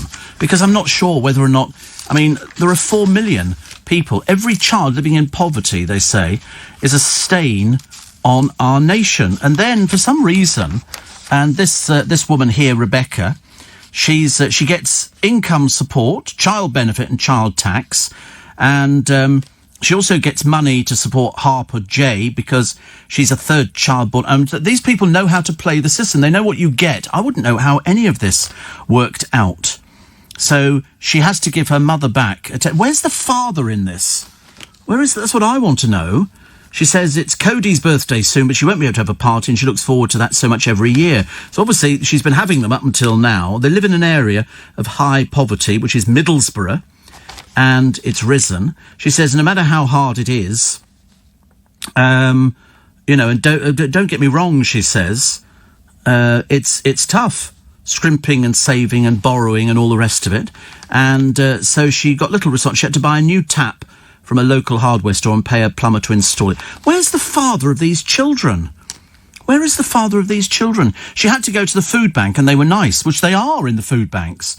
Thank God for that. And she owes her mum 20 quid, but she can only pay a tenner. Lovely. One day she said, we'd like to move somewhere better. But there's another woman here as well, Sarah Barber. She's 34. She's got 8 children. 8 children. Before the introduction of universal credit, she was receiving £500 a week in income support, child benefits and tax credit. Now she gets over £1,000 a month. Her privately rented terrace costs £650 a month, leaving £350. No mention anywhere in this article here, the Special Mirror investigation, of where the fathers are to these families. Are they not paying? They blooming well should be, I tell you. It's just absolutely scandalous that you've got people, they've got all these children, but nobody, and nobody to help pay for them, least of all the fathers. Apparently, then they drag in Kerry Katona, because she said she dealt with her 3 memorable weeks in the I'm a Celebrity camp the same way she faced life growing up when her trials were so much harder. She went to 8 schools, stayed with 4 different foster families, and lived in 3 refuges. It's a well-known story, isn't it? And then she got money, and then she discovered cocaine. And then she was previously married to Brian McFadden, Mark Croft, and the late George Kay. But she still doesn't own any property. She rents. She says, every time I go to Morrison's now, I buy a food bag. It's given to someone who needs it. So she's selling, I think she's part of this sort of website thing where you exhibit yourself for money. I'm very surprised that it's not... Where has it gone to? That it's not featured in one of the papers. I would have thought, actually, that the Sun would have had an absolute field day with Kieran Hayler, who is selling himself on one of the... I don't even know what these websites are called. Somebody told me yesterday. It's where you sort of pay money and then somebody will exhibit themselves to you. In the case of Kieran Hayler, he's exhibiting quite a bit more than you would ever imagine in your entire life. For how much, I've got no idea, but I was really surprised. Somebody said to me about a week ago, they said, have you seen this of Kieran Hayler? I said, what? Kieran Hayler used to be with Katie Price. And they went, yes. I said, oh, my Lord above. What if his current girlfriend knows? Henry says, always rely on Steve Allen to tell when payday is. Yeah. I always hope one day, I'm going to walk in, he's going to go, Steve, I bought you some fruit. Bought you some fruit. I'm not sure, actually, that Henry goes shopping. I don't think he does shopping. I think he's a non-shopping person, whereas I like shopping. I like pootling around a supermarket. Did you enjoy your pickled onions yesterday when you got home? Did you sort of have another 3 or 4? No. Did you cook yours, Corey? No. And your mum's excited. For what reason is your mum excited? You're going to go out and cook them? Really? Oh, well. Say farewell to the kitchen, Mrs. Corey. The kitchen will be burnt down to pieces. You'll go out to sort of go and do some choir singing, come back, there'll be no hot tub. They've had to use it to put the fire out in the kitchen. Are you very good? You like Gordon Ramsay? In other words, you do a lot of swearing, do you, in the kitchen? I've never known anybody swear as much as Gordon Ramsay. Seriously, I thought I was bad. I could be terrible at times. I learn it from these people here. I learn it from the younger members of the team because they know all these words because they've used them on the school bus. And then they come in here and start saying, oh, so-and-so this, Steve. And all of a sudden I find myself saying the same words, and I don't want to. My mother would be horrified. She knew I was using bad language. Have I met Gordon Ramsay? Yeah. Yeah. We're very similar in a lot of ways. Yeah. What do you mean if I met him? I've been here 41 years. What do you mean if I met him? Of course I've met him. I mean, I've not met everybody, quite clearly. I like meeting people. I'm a people person. I like, some people. Yes, I thought he was great. And he's also, he's got a big family, so that's why I like Jamie Oliver. Jamie Oliver's got a big family, and I wish I came from a big family. I'd love to have come from a family of 6 to 8. That would be fantastic. Yes, he's done In Conversation. And Jamie we've done Christmas specials with, so, but he's got a big family, and also that must be quite nice. If you can afford to have a big family, have a big family. Little families, are nice, because I think Corey's one of 2, aren't you? Are you one of 2 or 3?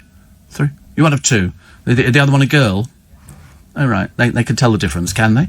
With your length of hair. How many are you of, Luke? How many other? Only child. It's a bit sad, isn't it, really? Well, did your parents not want any more, or they saw you and decided that was it? God knows what the other one's going to look like. Cancel it now. Don't go there, Doris. It's not worth it. Yeah, exactly. We've changed our mind.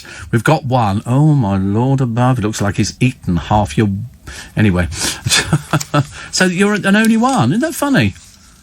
Did you ever feel a bit as if you were missing at school? Other people there with their mums, and you've got all the toys. Oh, right. It's not as exciting, though, is it, really, as having a family? I quite like the idea of having a big... But I don't think our family is a big family. They were in my mother's and my father's day. They both came from big families.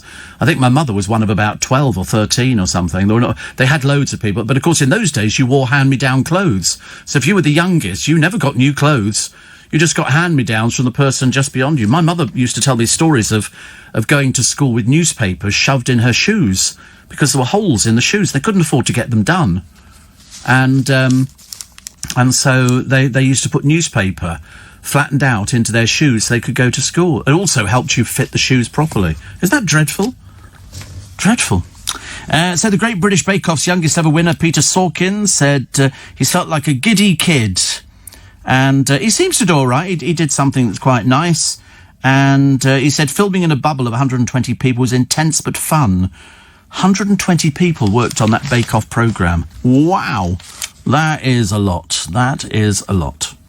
I can only feel immense sadness for Nicholas Lyndhurst and his wife Lucy. They've published photographs of their late son Archie. He was only 19. And she and Nicholas said Lucy had no answers as they await a coroner's report, but she said they were holding a memorial. She said Archie was and remains our absolute world. Nick and I shall be with him in a tiny chapel to send him on the first part of his next journey. And so sad.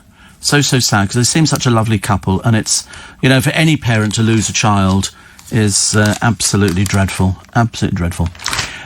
So Harry Dunn's killer apparently had diplomatic status. I feel so sorry for that family. Some woman drives out of a thing and then knocks somebody off and then goes straight to America, and that's the last we've ever... I mean, seriously, she has to live with herself. Also, parents were heartbroken to find out a tree planted in memory of their daughter was chopped down to make way for the HS2 rail project. This is the Wendover Memorial Woodland in Buckinghamshire, created 10 years ago after the land was gifted to a charity at the time. To a hospice, actually, contained tributes and trees in memories of loved ones who died battling illness and disabilities. Alanya died aged just 11 in 2009. Isn't that absolutely awful? How can people not realise? Chris Packham says, my sympathies to all their relatives. I'm so sorry we've failed to stop this monster. That's terrible. Tracy Hancock of Rennie Grove said the charity wrote to all families with a tree on the site, but later found one didn't receive their letter.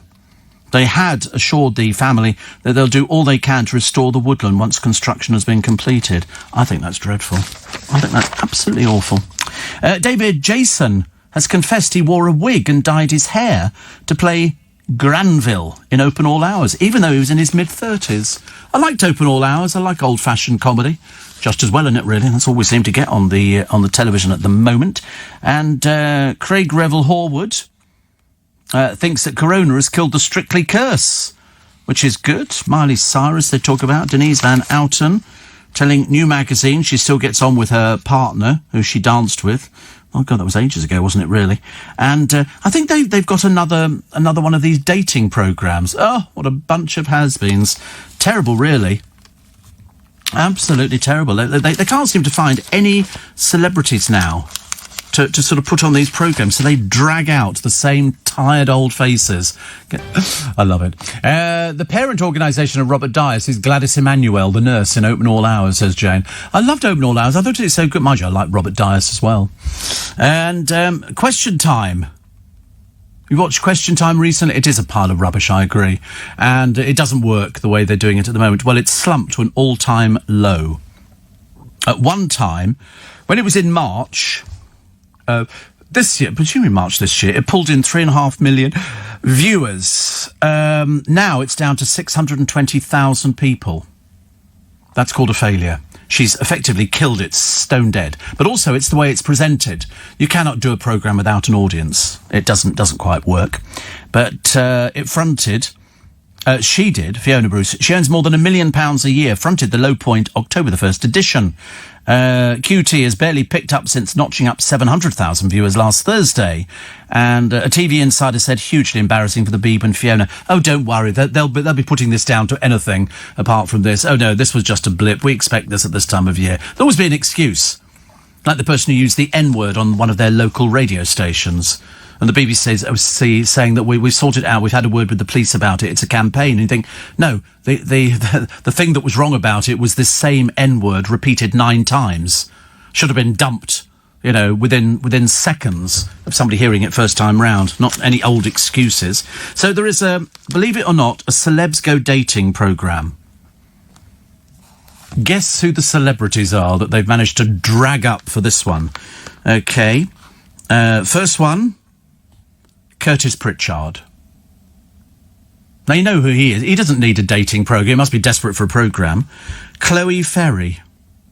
Chloe Ferry, I ask you, from Geordie Shore. Kimberly Hart Simpson from Coronation Street. Karim Zeroukal from ex of Strictly.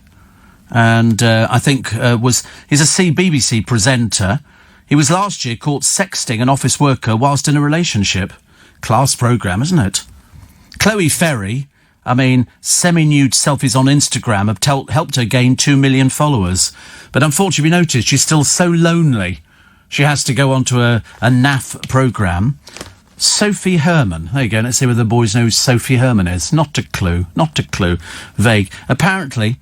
she was romantically linked to Johnny Depp, and she's from Made in Chelsea. Well, we all need an old story, don't we, to pin it on.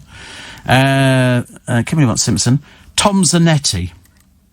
Anybody on that one? No, us neither. DJ and producer. He said being a dad at 17 kept him out of trouble. But the most hilarious one on there, Wayne Lineker. You know, the old man who runs clubs in Spain. And says the ideal woman should have no baggage, like older men, and be a cook.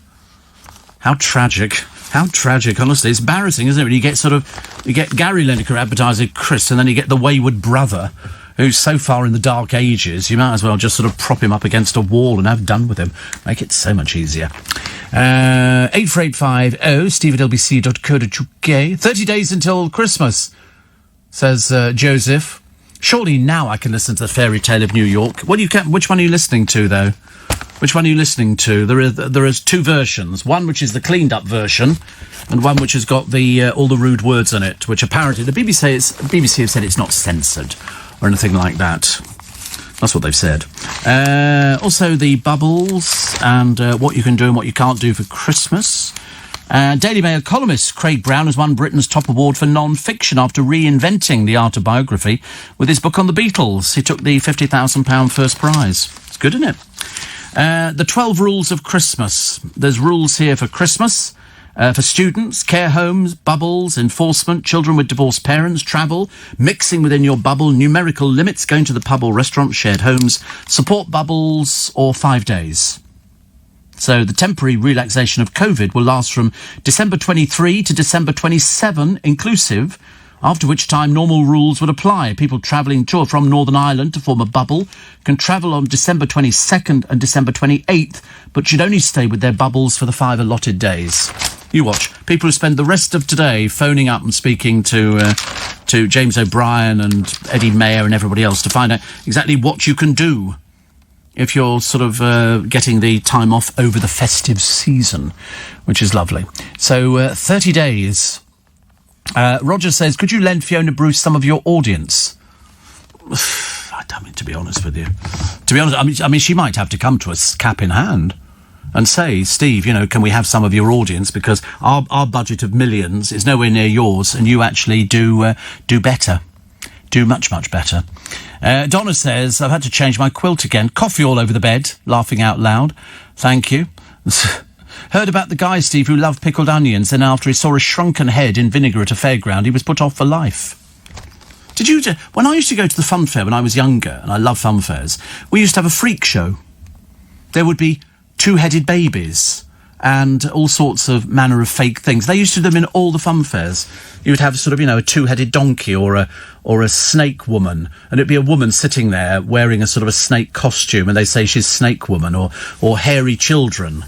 I mean, Luke could have won that by himself. You could have exhibited Luke for the, you know, hairy man with rug all over him. You know, that'd be a very popular one, wouldn't it? You could sit there in your little... We used to have boxing matches in ours.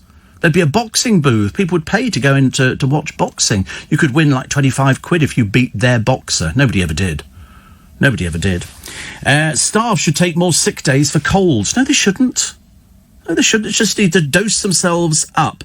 They say, but if you cough and spread infection, the health secretary is not very pleased with you. So I can understand that. But, you know, not every cold comes with a cough. Sometimes you just get the sniffles. And that's a bit of a pain, isn't it, really? Steve, I like Fiona Bruce, says Penny, but she was never right for Question Time, so we've stopped watching it. My choice would have been Emily Maitlis. Oh, not after the embarrassing interview with Prince Andrew. I mean, that really was that was the biggest ball of pants we've ever seen in our life. They should have given it to somebody, you know, who was a bit more hard-hitting than Emily, I think. Also... what was I doing here? Oh, watching The Crown. Are you a shy Di or a Camilla supporter? Which one do you think you were? Although I was very interested to hear the other day, a lot of people sort of saying, oh, because after Harry, they're going, and Major Hewitt. And they went, no, she started the affair with Major Hewitt long after Harry was born. So that's, you know, people sort of saying, oh, that's why he's ginger and that's why it's this and that. It's been doing the rounds for God knows how long. It's ridiculous. So who would you be, a Diana or a Camilla supporter? Come on, Corey, who would you be? Cards at the table. Don't mess about. You must know this by now. You must know. You shouldn't even need to think about it. She's been dead more than 21 years. Come on, Diana. Luke? Diana. Okay, right, we're all Diana supporters. But we like Camilla. She's okay. Okay. But somebody was saying the other day that the reason that Diana had these couple of flings is she wanted Charles to fall in love with her because he wasn't interested. Because he had thoughts elsewhere. This is Camilla Parker Bowles. She was the one. And it didn't take them long. Steve, as a gay man, I love Fairy Tale of New York and find the censorship of the BBC more offensive than the actual lyric. Yeah, I mean, sometimes you can hear it on different radio stations. It doesn't... I don't think it makes any difference. I really don't. Faye Barker said... You know Faye Barker? Yeah. You don't know her, do you? You don't know her. Honestly, I'm sorry, Faye. They're all trying to jump on the bandwagon. It's very embarrassing. She says, I'm trying to do my makeup at ITV London for work and weeping at the Steve Allen show about the two-headed babies, two-headed donkeys, Snake Woman and hairy children. I'm obviously a little bit older, Faye, than you are, just a fraction. But yeah, we had that.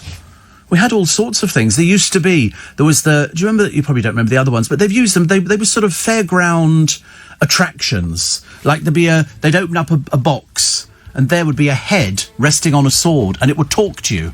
Well, of course, you can imagine in Victorian times, people were freaked out by things like this. I mean, nowadays, you just accept the fact it's another political programme from ITV. But at the time, it was sort of... I mean, I used to love stuff like that. The Davenport brothers used to go to the 25th of November.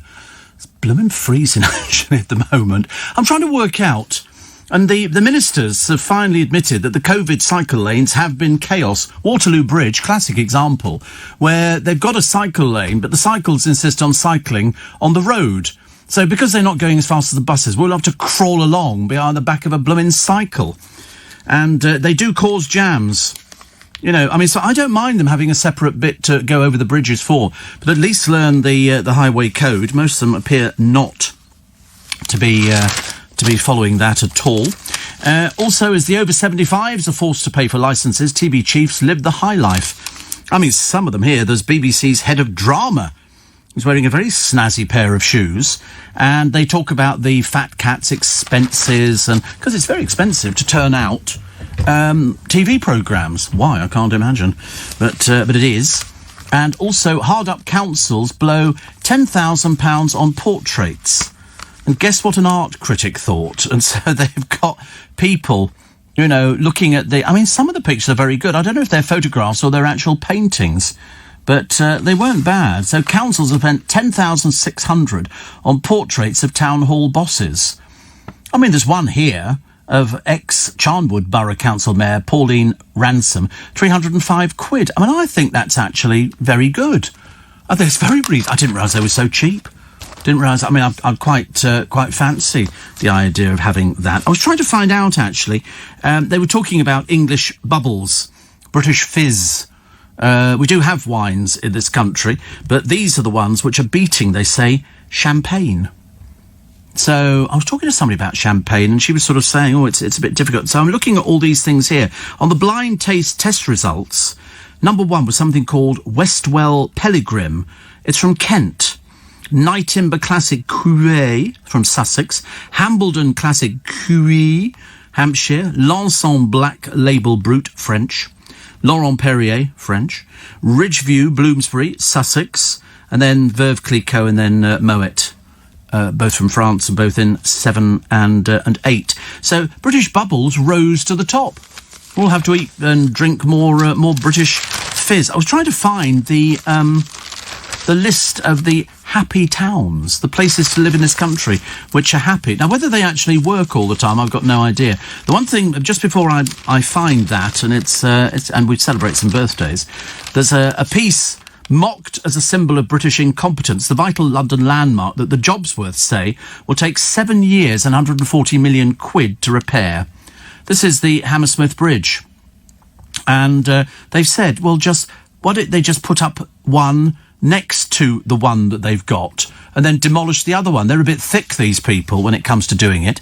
And so it's a computer-generated plan, which they've got here. And this new design comes from the firm founded by the D-Day engineer, Alan Beckett, who created, the floating Mulberry harbours, which allowed tanks and supplies to flow into France. They didn't need to capture a port. And so here we go. This overall span 214 metres, load capacity, double-decker buses and HGVs, and it can have a path walking, and it can have a cycle track on it. But it's a bridge not too far, and that's why they won't build it. I mean, they would rather spend, 7 years and 140 million quid. This one, to do it, a £15 million quick fix. £15 million. But they're never taking notice because they think they know best. But they don't. They don't know the best. They're just a bunch of idiots. They shouldn't have left it to get like this in the first place. Should have been done ages ago. I was angry enough about Buckingham Palace. We're spending hundreds of millions on that because it's falling apart. It was built as a private house for Earl Buckingham, and or Lord Buckingham, or somebody Buckingham, and then the royal family thought, we'll have that. It's like Windsor, they thought, we'll have that as well, we like that, and all these other places they seem to quite like. But in the case of this thing, imagine when it was a private house, Buckingham Palace. You've only got to look at that staircase that goes up the middle of it to go, blimey, and yes, that was Mr. Fagin who sat on the Queen's bed while the police were totally incompetent and sat there, fag on, ignoring the buzzer that was being pushed feverishly by the Queen. Help, help, help, there's a lunatic sitting on my bed. And they didn't do anything about it. So she pushed again. And still they ignored it. And that's supposed to be high security. I don't know what they spoke about. I think she was just basically thinking a way of getting him out the room. And that was when we learned that she didn't sleep with Philip. That's when we learnt they had separate bedrooms. We didn't know where his bedroom was, but it was only when a maid walks in and goes, "Good God, ma'am, what's he doing here?" Because they didn't know who he was. He was sitting in the Queen's bedroom. Imagine, though, going into the Queen's bedroom every morning and going, "Morning," going, "It's the Queen. It's the Queen." Doesn't get any. Well, at least you know you're not going to walk into the bedroom and smell garlic, because they won't have garlic served in any of the royal families. No garlic. No, no, no. Bruno Tonioli is celebrating his birthday today. You'll remember seeing him from the Elton John video "I'm Still Standing," which was filmed in the south of France, in Cannes. And you can spot Bruno all the way through it. He was one of the choreographers, but he celebrates 65th birthday today. Dominic Cummings is 49, but as I say, where you send the card to, God alone knows. Plus, Joe DiMaggio was the husband of Marilyn Monroe's 3 husbands, but they divorced after just 9 months. After her death, he ordered a tri-weekly delivery of flowers to her grave, reportedly saying, "I wanted red roses for Marilyn forever." Because the flower, I don't know if they still appear. They can't do now, can they? But for years and years and years, flowers appeared on Marilyn Monroe's grave, and nobody knew where they came from. I'd have just asked the florist, "Excuse me, where did these come from?" It's not too complicated, is it, really? Also, in 1952... the world's record for the longest theatrical run, more than 28,000 performances, The Mousetrap by Agatha Christie. It's sold as a freebie show to tourists coming into the country. And believe it or not, in 2010, the turkey tycoon Bernard Matthews died, leaving a £40 million fortune. Obviously not as much money in turkeys as I thought there would have been. I thought there would have been loads and loads of money in turkeys, but he kind of made it more interesting, didn't he? He was the one who came up... Was he the one who came up with turkey Twizzlers? What part of a turkey's that? That's not a bit bizarre, isn't it, really? A little bit bizarre. Nigel Havers is 69. Is 69. So funny, I thought he would have been a bit younger than 60, but no, 69 he is. And pages and pages of money advice in the papers, plus the toll of the travel crisis. 2 flights out of Gatwick in a day. 2 flights out of Gatwick in a day. Elon Musk overtook Bill Gates to become the 2nd richest man in the world after claiming 3rd place from Facebook founder Mark Zuckerberg. 6.5% jump in Tesla's share price added $5.4 billion to the founder's worth, putting his total net worth at $95.7 billion. Jeff Bezos has got $136.6 billion. Billion. That's 100 million times 136. It's not bad, is it? Tesla, now the most valuable car maker in the world, having topped a market value of $375 billion yesterday. It's not bad, is it? Don't you wish that you'd invented something? Don't you sometimes sit there and you look at all these people and think, I could have come up with Amazon. I could be worth that much money. But what would you... I mean, even if you had that much money, even if you could win that much money, billions, what would you do with it? By the time you bought a house, maybe a new London Transport jumper, what would there be left to do? Nothing. Nothing left to do. You'd like a see-through toaster. OK, so you bought your see-through toaster. You bought your house. Where have you bought the house? Where is the house? It's in Hampstead, OK. Does it have security? Do you have security? Dogs, OK. Chihuahuas? Something like that? Attack chihuahuas. Very popular in this day and age. But then, by the time you bought all of that, what are you going to... OK, you bought Nick Ferrari. So what are you going to do? After you've done all of that, what are you going to do? Sit back and just sort of go, now what? Because there's nothing to do, is there? Well, there's a limit to how many houses you can buy, a limit to how many houses you can be... Why is President Trump not wearing a mask with Melania? And they've got a Christmas turkey there, but it's not, it's for Thanksgiving. But yet the other 2 people had masks on. Look, they're wearing masks. And everybody's wearing masks there, apart from the woman talking. They're very, very fickle with their masks, aren't they? Very fickle. We shall put them right. We're very good at pushing people right. The enforcement, light touch over Christmas, light touch. So they're not going to have the police knocking your door down. Shared homes. To be honest with you, this doesn't pose any problems for me at all over the festive season. I'm only having two Christmas lunches. One is mit Familie, and the other is almost Familie. Thousands of pubs and restaurants will be driven out of business by the toughened restrictions. In a desperate cry for help, 10 hospitality firms have gone into insolvency, they reckon, by the spring. And pubs now face ruin. because I don't see any end in sight at the moment. I know that they've got the what they think is the solution, what they think is the answer, but you've got to wait before it kicks in. And meanwhile, if you can't have pubs open and bowling alleys and gymnasiums and stuff, what are you going to do? Empty pubs on the high street? Bad enough here. I come out the back of this building every day, and the pub over the road, which is called the Garrick, right next to the Garrick Theatre, has been boarded up since January of this year. That's how bad it is. Steve says, Phil, if Elon Musk spent his money at 10 million a day, it would take him over 30 years to spend it all. I know. But the trouble is, but again, you can't take it with you, can you? You can have all the money in the world. By the time you bought a nice car that you wanted, a nice house, filled it with nice furniture, and then what do? You sit there staring at the walls. No, you've got to do better. And where is the list of rules for Christmas, says Peter? Everywhere. Every single newspaper. Every single newspaper. They've all got it there. So it's it's basically the idiot's guide to this is what's going to happen and this is what you can do and this is what you can't do. Plus, Steve, in the early 1990s, Hammersmith Bridge was closed for repairs and it was supposed to last 100 years. What happened? They lied. It's as simple as that. But why not put up a bridge next to it? And then just carry on dismantling the other one? Doesn't that make... Some people have got to do a 20-mile round trip. It really is very annoying. If you live just the other side of Hammersmith Bridge, and there's a very posh area of London, very posh, very nice, and not for the likes of us riff-raff round here, but it's very nice. So, houses that start at about 3 or 4 million, and they back onto the wetlands as well. It's very, very nice there. I'm surprised you've not driven the car down there, Corey. It's one of your driving lesson things. You could do that. Perhaps you could go next time to... Don't come to Twickenham again. But next time you sort of head in our sort of westerly direction, keep going. Keep going. Through to Slough. Go to Windsor for the day. Bristol's nice. Bristol's very good. Try Bristol. Or Bath. Even more popular. 25th of November. Ho, ho, no.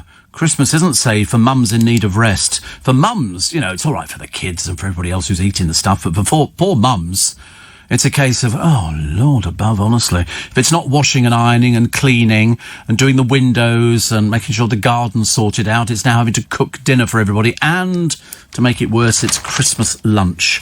I would always make it easy. Go and buy all the stuff so it's ready, prepared. And what you just need to do is make sure you've got either... if you're lucky enough to have 2 ovens, which they do put in some of the houses now that they build. If Corey wants to go and live in...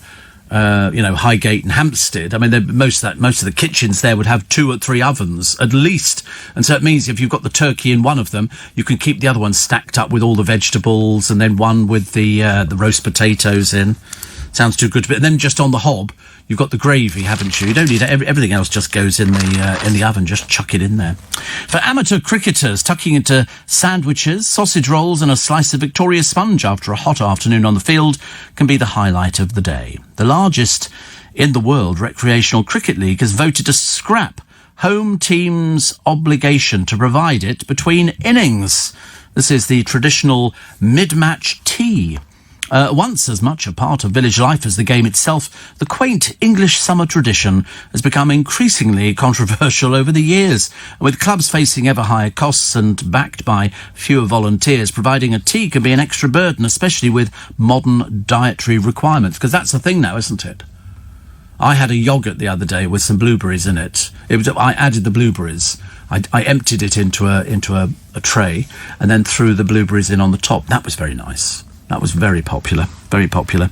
But anyway, on Monday, the Sussex Cricket League, which has 140 clubs and 335 teams, voted by 114 to 89 to remove the provision of teas at its annual general meeting. There will still be a 30-minute break, and clubs will be expected to provide a choice of hot and cold drinks, but a full spread of goodies will no longer be mandatory. Wow. See, I'm looking at them. They look absolutely delicious, but only if you look out onto this gorgeous scenery. It's absolutely beautiful. So, I should imagine, some clubs are pretty annoyed by providing a great tea at home and getting a curried sandwich and a pack of value crisps. I knew there was something I was going to buy, actually, and it's a packet of crisps today. I've got an urge for crisps. Doesn't happen very often, but when I do get it, I have to fulfil it. And you can get, I think the other day, I'm sure I saw sausage roll flavour crisps. I'm pretty certain. You've had them. Of course you have, yes. I don't think you're supposed to be having them, but you have had them, have you? That was it. What were they like? Did they taste like sausage roll flavour crisps, or they just taste like every other flavour? They taste like every other... I know, they always do, don't they? They go, this is... The only ones I could ever taste were roast chicken. Salt and vinegar, just because they were slightly acidic. And that was about it. Gavin and Stacey will return to our tellies one day. Oh, that's nice. I like that idea. We liked Gavin and Stacey. It was very, very popular. Very, very popular. Also, football fans may be ordered not to sing or drink booze when they're allowed to return to Premier League games. Oh, yeah, well, that'll work, won't it? I'm sorry. Oh, by the way, no singing, no drinking booze. Stop it. Stop singing. They're never going to stop it at all. Shouting from the terraces may also be given the red card. So, go on, you blues! Excuse me, can you not shout from the terrace? If you're standing next to somebody who shouts, up the blues, and, yes, shh, just hold up a little banner going, we like the blue colour, okay, and then just wave that in the air. Not shouting everywhere. They did a thing with, I did it the other day, it was somebody on Morecambe and Wise, and it was somebody teaching, I think it was Ernie Wise, was teaching Eric to speak properly, because he was selling the Evening Standard. You Standard! Like that. And so he went, no, it's Evening Standard. He went, Evening Standard! He went, no, Standard. The Evening Standard. Evening Standard! And it went, they kept this going for like 10 minutes. It was the best thing I'd heard on the television, actually. It was lovely. Heir to the Getty oil fortune, there's so many of them, heir to it, has died aged 52. This is John Gilbert Getty, grandson, founded a hotel in San Antonio. The cause of death not yet made public, but they seem to have problems in that family. And again, that's because there is big money floating around, and nobody's there to tell people. Nobody's there to look after them. It's, that's why everybody feels very sorry for Harry, because he doesn't have anybody to talk to. Then you got the wife, and as you know, that doesn't last as long as you really want it to. Also, seeing disgusting things like creepy crawlies and rotting food used in I'm a Celeb trials makes your stomach churn. See, I don't like that. There was somebody the other day, it was this bloke who buys military memorabilia, and they went to a cafe somewhere. They obviously served what was really stinky fish, and he was sick. It wasn't very good at all. Beverly Callard was mortified in I'm a Celeb, Get Me Out of Here after she branded the TV show Splash the most stupid programme ever, not realise it was hosted by Vernon Kay. That's how quickly we actually forget. Mind you, do you remember laughing at that one? Gemma Collins turned up. Did her sort of belly flop into the pool, the water got out. Exit one very embarrassed person. But Gabby Logan did it as well, I think, actually. Also, AJ Pritchard and Shane Ritchie seem to be on collision course for the second day in a row. Strictly dancer AJ put the boot into the EastEnders actor while he was doing his tasks. Oh, dear. People complaining about, when I cleaned them properly. It's not easy, is it, really? And Sooty is providing a smash hit on a messaging app, even though he can't talk. Fans are forking up to 80 quid to get the TV puppet to deliver personal Christmas messages for loved ones. But he doesn't talk. How do they manage that? They've also got other people like, apparently, Katie Price. Blimey, she'd be the last person you'd want to pay 80 quid for. David Gower and Peter Shilton. But Sooty has scored the highest number of requests on this video messaging website called Thrills. And so fans of all ages fork out 35 quid for shout-outs and 80 quid for a lengthy personal speech from Sooty through his partner, Richard Cadell. Oh, good for them. I'm all in favour of that. That could be hilarious. Sooty famously whispers the words into Mr. Cadell's ear, Richard Cadell's ear, and that's how it works. He said, oh, Sooty this. And so it's the Sooty Christmas show live.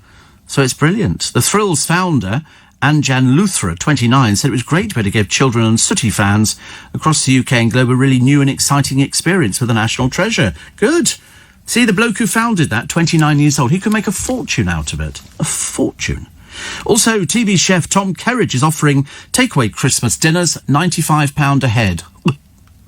The three-course meals come in a box, but customers have to spend an hour and a half cooking the food. He owns 7 restaurants, is offering traditional roast Norfolk turkey with all the trimmings. The boxes, which feed between 4 and 6 people, cost 350 quid, plus £30 delivery. That's a lot of money, isn't it? Whichever way you look at it. I didn't realise it was going to be so expensive, which it really is. I'm on the floor. Oh, I love the Gary Barlow's big band dreams come true in a new video for Incredible, lifted off his Music Played by Humans LP. He says it's been a relief to make more complex music. So I think he's got a song on the Robbie Williams solo album as well. That's the thing, you know, when you're clever like Gary Barlow, you can afford to do all these sort of things. And it seems to work very well. Louis Tomlinson will live stream a gig from a London location on December the 12th. Proceeds will go to 4 charities and his own touring crew. He says, I wanted to give something back. It's nice, isn't it? I like the idea of giving back. We always give back, and you give back. In fact, very well you give back. You really do. Plus, campaigners calling for stealing dogs to be made a specific crime. I agree. I absolutely agree. Let's get these people out, get them into courts, get them convicted, and get them in prison. Steve, I do personal security for millionaires. Loads of cards and clients. Loads of cars. And a client told me it's so the tax man can't get at them. Poor old tax man, honestly. It's a bit of a sort of a game with the tax man, isn't it? It's like whenever you find people who've sort of put their money offshore, it's a case of, it's all sort of legal, it's just that it sort of slightly leaves a taste. But I've never been lucky enough to get my money offshore. That would be a pointless exercise. LBC News Time, 6:30. Your headlines this morning with... Saying nice to have your company. 25 minutes to 7 is it? It's freezing. Is it cold outside today? It looks cold. It looks chilly. It looks a bit sort of deep and crisp and even, but not here. But they've said this weekend the temperature will plummet, but they said that last weekend, didn't they? We'll have to wait and find out. Somebody says, reminded me to watch Brewster's Millions again. Do you know, I don't think I've ever seen Brewster's Millions. I know what the film is, but I don't remember it. Is there still a Coinstar machine at Sainsbury's in Hampton? Of course there is. Is there a charge? No, they do it for free. Of course there's a charge. It's a private company. Would have to be. Steve. I know, like me, you like to look at big houses on the internet, dreaming of winning the lottery. No, I don't do them on the internet. I do them in Country Life. And the big question I always have with Country Life is, if they're so nice, why are they selling them? What happens if it snows at Christmas? Well, we get a pretty picture of the country. I'll tell you what I've done before. I've flown in to Heathrow Airport at Christmas and seeing all the snow everywhere. That's quite lovely. Doesn't look as exciting when you're actually on top of it, I have to tell you. Just give the dog a VC. Top gong for Britain's bravest dog who took on the Taliban. He's got 2 false legs, bless his heart. He's one of those sort of dogs, you just know he's intelligent. You only have to look at the picture on the Daily Star to realise. Bev makes a splash. This is Beverly Callard in the I'm a Celebrity, Get Me Out of Here. And it's anybody's game at the moment. Although now people are questioning, aren't they? They're not sure about whether this castle is centrally heated because they'd be frozen to death walking around in shorts and tracky bottoms. Few arguments between a few people. There's a few little hot tempers going on. Dawn Neesom's column today says do not let Begum back in. Nick Frawley's going to be talking about this morning. And also 3 households can meet up for the Christmas bubble. So that's good news. But unfortunately, pubs and restaurant clamp stays. So all 4 UK nations have agreed that from the 23rd to the 27th of December, you'll be able to form a Christmas bubble of no more than 3 households. So, but how many people is that? That's what everybody needs to know. They want to know, how many people can be there. Oh dear, sorry. Looking at a picture of Shane Richards. See, nothing would get me to have creepy crawlies on these lizards, spiders, rats, scorpions and snakes as he crawled through display cabinet. No chance at all. No chance of me going in there. Somebody says it makes your stomach churn, and there is actually a name for that. But at the moment, I'm enjoying watching Gogglebox. Because at least it seems, as if I love Mary and her husband. They argue more times than I've ever heard anybody else argue. And everybody seems to be doing quite well. Some of them are a little bit fake, but for the majority of the time, it's good. Colleen Rooney has been strong and brave in this Wagatha Christie war, says pal Danielle Lloyd. My God, you wouldn't want Danielle Lloyd, would you, as your pal? We all remember the Jade Goody debacle. Thank you very much indeed. Here's this lovely dog, actually. He charged through a hail of Al-Qaeda gunfire to save British soldiers. His name's Kuno. and he's been given the animal equivalent of the Victoria Cross. Despite suffering bullet wounds to both hind legs, he launched himself at the insurgent, forcing him to the ground.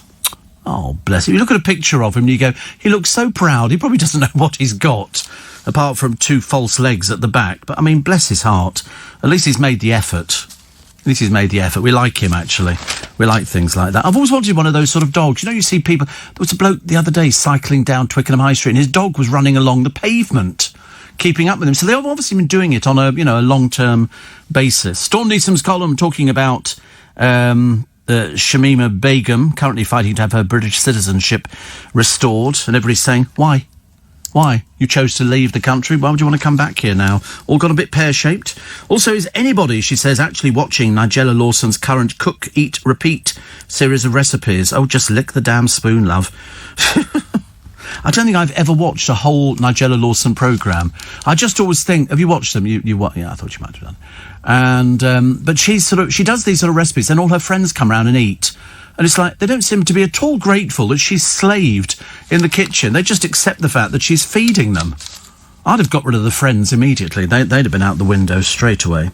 Also, the ideal home of the future includes windows that tint when it's sunny. I saw a window once. It was in one of these modern houses, and at the push of a button, it changed to black. So you couldn't see through it. So it became like a bedroom, and then you pushed a button, and I remember thinking, that's quite clever. It's quite expensive. And what else we got here? Monty Don. Love Monty Don. But he's backing calls for a ban on the use of peat in compost. The Telly Gardener said its use causes irreparable environmental damage and was an act of environmental vandalism. So no more peat in the compost. I shall be going out and get it. I've still got begonias going. Here we are in December. I bought these off the internet and they're still going. There's only one pot where they've keeled over a little bit. But the rest of them, I think they've been eaten by ants. Ants eat the roots of these plants. But the rest of them are still going. Bright colours. Unbelievable. I couldn't believe it. Oh, it's another group of tree surgeons who've gone back to nature for a charity calendar. This is workers at Marvan's Tree and Landscape Services got their kit off to raise cash for mental health charity Mind. And their MD, Danny, says it was hilarious seeing the team with hardly any clothes on. Their personalities really come through. Not sure about that, actually. But the vegetarian dating app is booming as meat-free Brits look for lovers with matching tastes. What difference does it make? Surely if you fall for somebody, you're not going to start worrying about what they're eating, are you? But the app has seen users nearly double in 5 months. 200,000 people on the books. And the founder, Alex Filippelli, says it shows how popular veganism and plant-based living is today. Isn't that great? You know, you can find somebody who's like-minded with you. Oh, that's a great idea.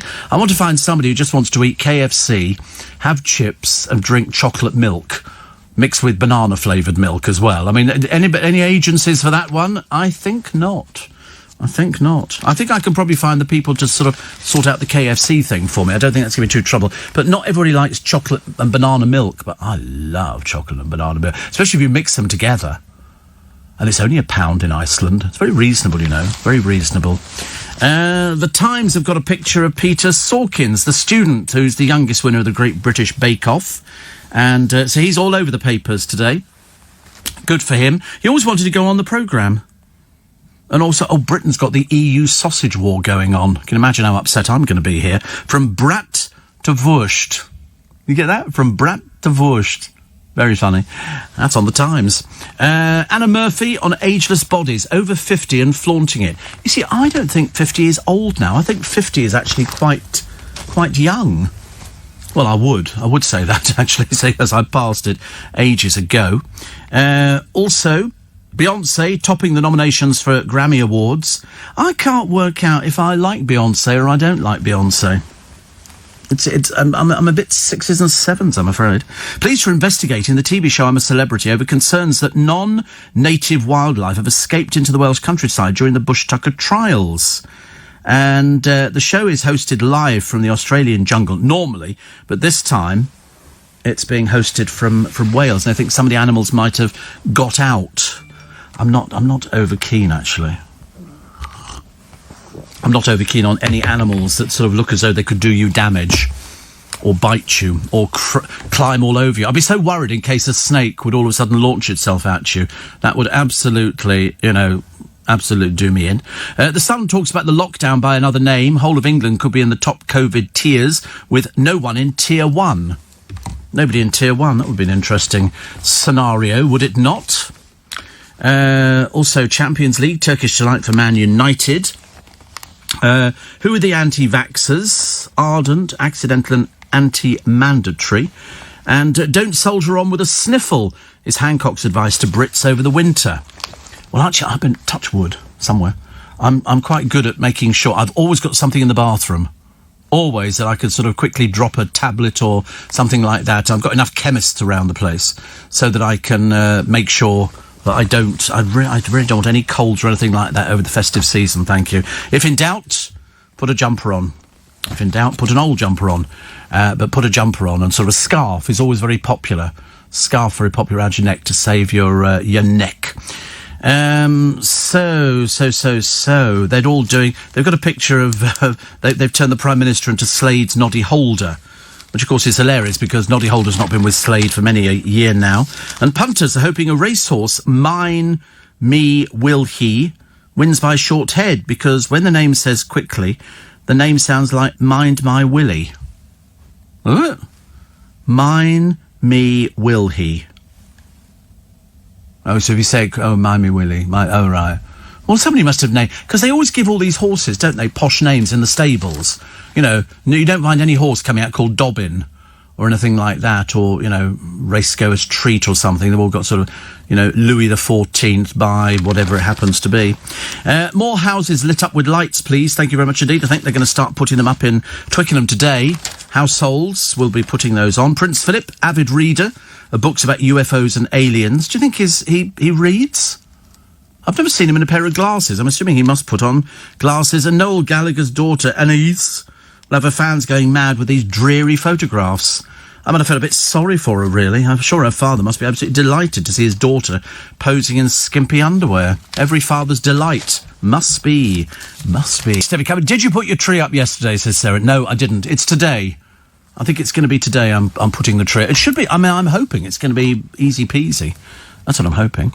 Another one here. Connie says, me and Jamie can't get enough of Steve Allen. That's why we listen a lot to recordings of the Steve Allen Show. So there you go. And there are many of them available. Many. All you have to do is actually go to the website. Nobody won Euro Millions last night. Oh, how depressing. I've got a couple of notifications. I was hoping it was going to be me, but obviously not. Obviously not. So I think on Friday it's 144 million. 144 million pounds. Still doesn't put you into the super rich bracket, does it? You're still way down the list. I noticed my bank was writing to be saying go easy when you're sort of doing anything to do with this Friday, and they're saying it's not all these good bargains. They're doing it to try and get money out of you. Of course they are, because they're all suffering quite badly. How much did we win yesterday? God, it'll be something terribly tedious, I can well imagine, by having bought a couple of tickets. Oh, I got £2.70 and £8. So total, £10.70. Not going to be pushing the boat out anytime soon, are we? Steve, don't ever wish to meet anybody who likes the same food as you. Oh, sorry, no, don't ever wish to meet somebody. I live with a mischievous lady who has me nervous if I take my eyes off the fridge for more than 30 seconds. Oh, no, you don't want to eat the same stuff. Definitely not. How much does a cab cost you from Twickenham to Kensington each day? I don't know. I don't go to Kensington. I work in Leicester Square. I'm a WC1 boy, thank you very much indeed. And I don't know what these things cost. It's an account. I have no idea. Steph says, oh yes, banana and chocolate milk. If you add a shot of Cointreau, it's very lush. I'm not sure I could do that, actually. I think that sounds like quite a lot. Steve, households can form a bubble. 3. Scientists say, says Raj, that will increase infection rates. The government yet again ignoring advice. Oh, I don't know. I don't know where we're going, actually. I've got no idea at all. No idea at all. All I know is we're going to get some time off, which is quite nice. And it's the time off which is going to please a lot of people who can see people. You know, that's what they want to do. They want to see people. They want to sort of, you know, when it's all over next year, please God, that'd be nice, wouldn't it? Then we can all start seeing people. Pie still can't believe I did it. Bake Off champ Pete at 20, and he makes cakes. So it's somebody else on the celebrity market. Somebody else on the celebrity market. I see a couple's second date. They only had 2 dates. This is the second one. It left them trapped up a mountain, 2,848 foot up there, prompting a 5-hour rescue. Rain had forced the duo to turn back during their ascent of the Lake District's Blencathra. The man then slipped and slid 196 foot down a slope, leaving his date trapped on a crag. Keswick Mountain Rescue were called out and had the man airlifted to Glasgow Hospital. The team said despite the drama of their second date, a third has already been discussed. They were lucky. That's where these mountain rescue people come into their own. You know, when he slid 196 foot down a slope, you can imagine, could have been absolutely fatal. Absolutely fatal. Don't want to go anywhere near it. Also, a rare white lion. This is at a South Africa Glengarriff Conservation Lion Sanctuary. I've never seen a white lion before. British photographer Simon Needham, who wants to raise awareness of the animal's plight, says Moya's stunning coat blew me away. I mean, absolutely beautiful, but I have a horrible feeling if it's South Africa, it's one of these places that they kill animals, don't they? People pay money to go over there and shoot animals, which I'm not in favour of, as you can well imagine. Also, the real story behind the princess's fling in The Crown. And so if you're watching The Crown, you're probably enjoying every single bit of it. Some people aren't. Some people are not enjoying The Crown. Some people are hoping it will go away and never come back again. Susanna Reid is the spitting image of Dorian Green. They were both wearing a very similar outfit the other day, a leopard print dress with big hair. Piers Morgan said a lot of people are commenting the dress, the hair. We think we cracked it. It's Dorian. Fantastic. Oh, my God, it's scary.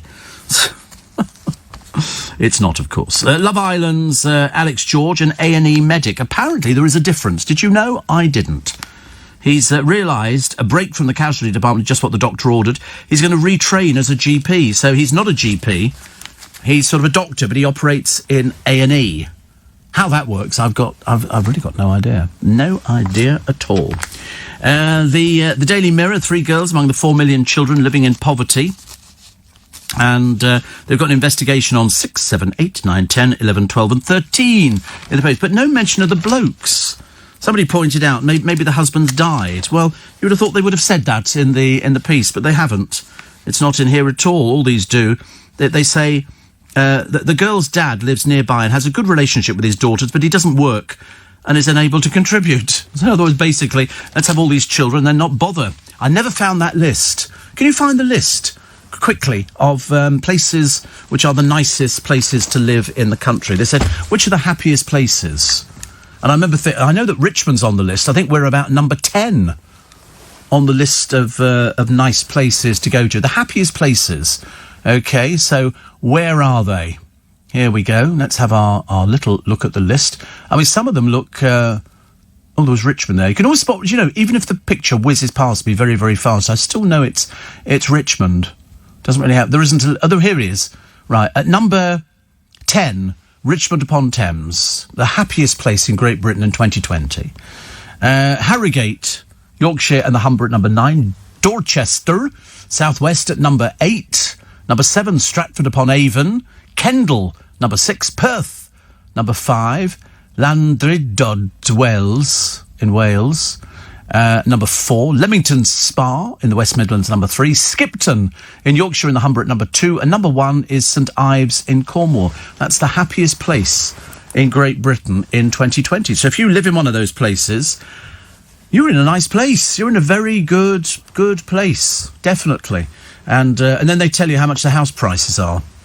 And I think Richmond's fairly high up the list. I think the average house in Richmond is about £900,000. I can't believe it either, seriously. But once you're on the property ladder, then it's a little bit easier.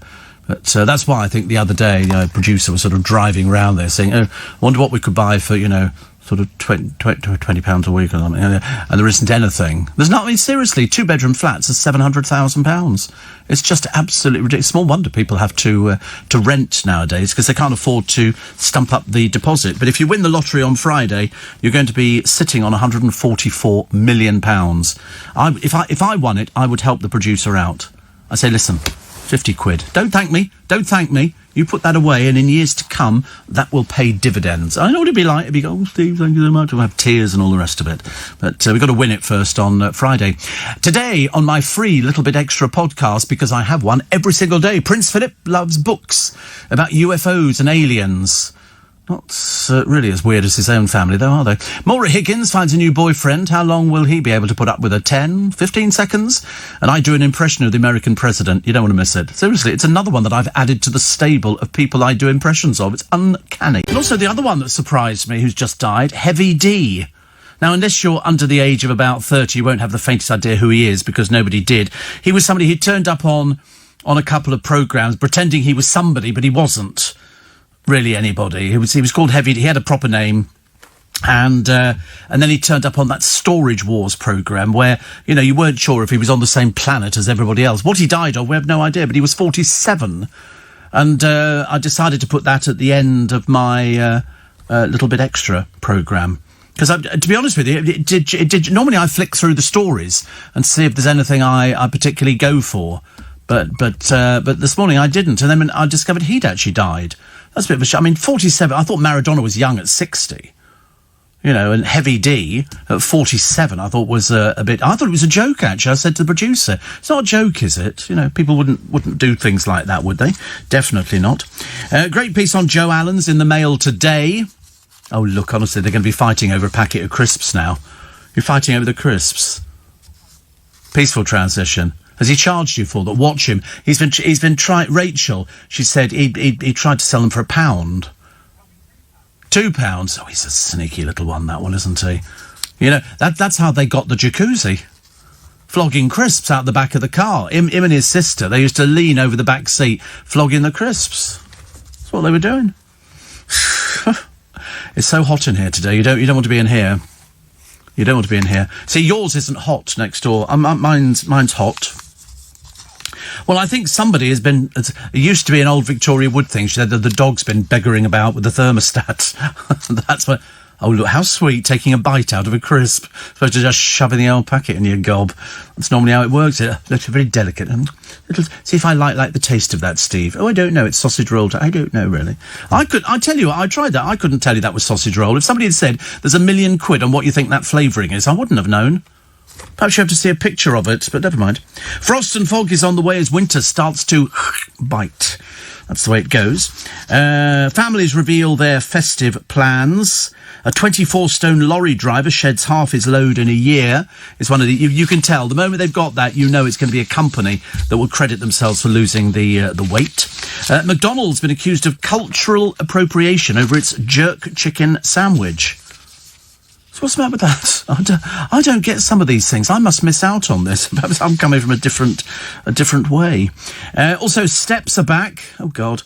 Ian H. Watkins has got a new boyfriend. Whoa, taken him 3 years to find somebody. He's 47 now. I mean, you'd think he was a little bit younger. And stressed and ill, Ministry of Defence staff took 211,000 sick days the other year. 211,000 sick days. I try not to do sick days full stop, because I think it's unnecessary. And also, I think I think radio is like being in theatre. It's like Dr. Footlights. You know, you feel really like that, a bit miserable. You get on air, the light comes on, and immediately, showtime. And there'll be showtime tonight at Joe Allen's. It's a great piece in the Daily Mail today. Very nice piece. And they quote Kathy because they were interviewing her. Melanie Sykes seems to have breached the rules. It was only a short while ago she was in Venice with her boyfriend. And now she's back here. She's supposed to be self-isolated for 2 weeks, but it appears not so. Santa can visit with elves and safety. Elves and safety for Santa. And what was the other one that I quite liked? Oh, yes, Million. And, yeah. You had enough now?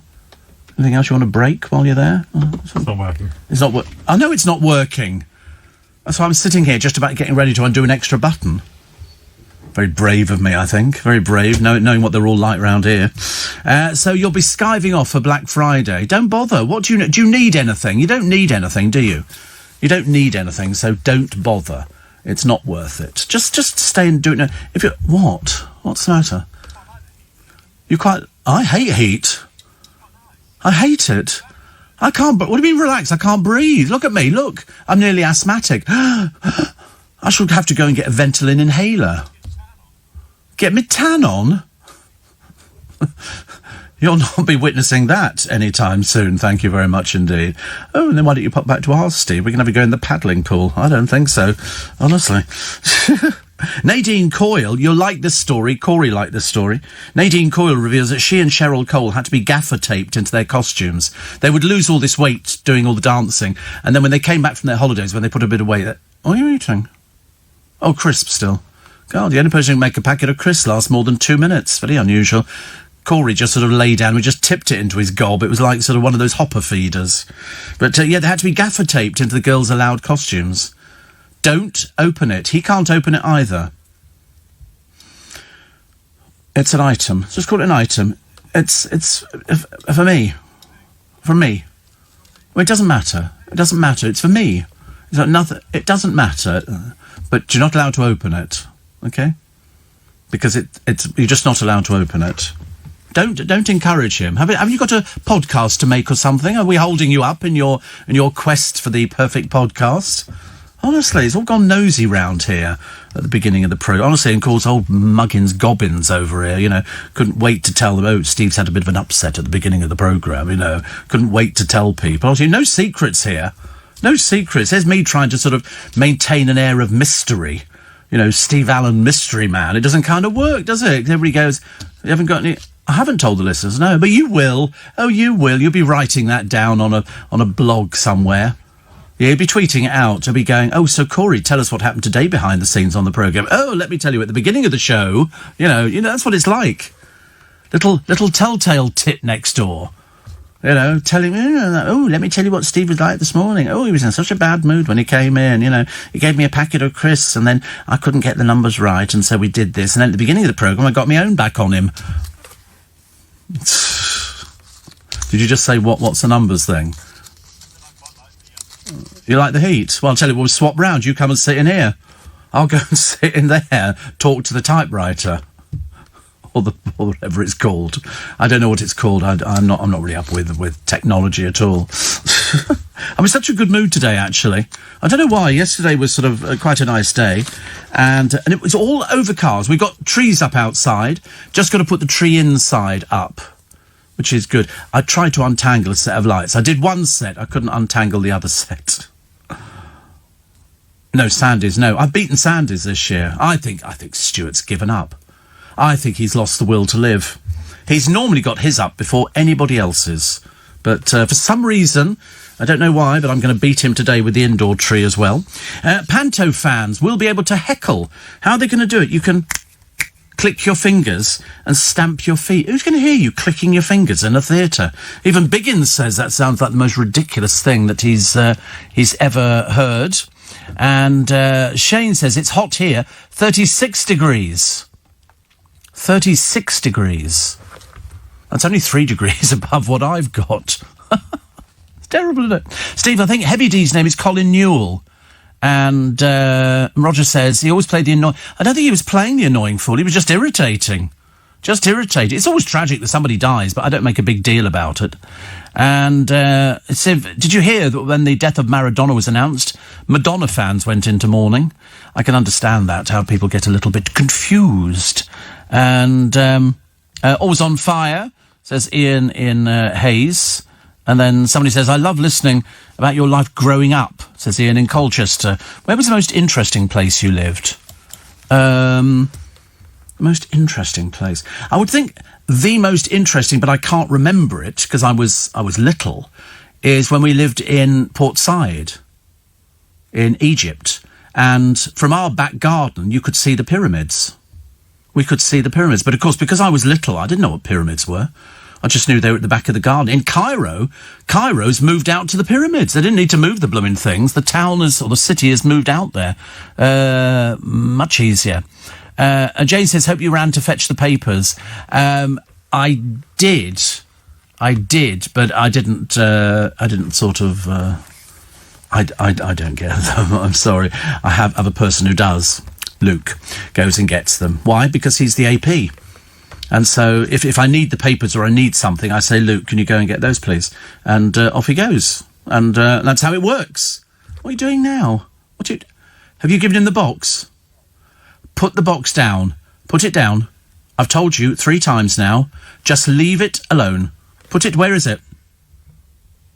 Now leave it. Do not touch it again. Well, it will hurt you. OK? It's specifically designed to hurt you, Luke. OK? You know, if you can exist without all the fingers on your hand, well, that's fine. But, no, just leave it there. But if it starts moving by itself, well, then exit. OK? Just...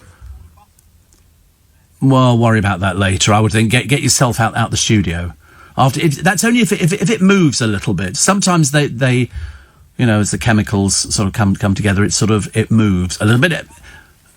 Is it a live animal? What, in a box that small? Like what? A boa constrictor?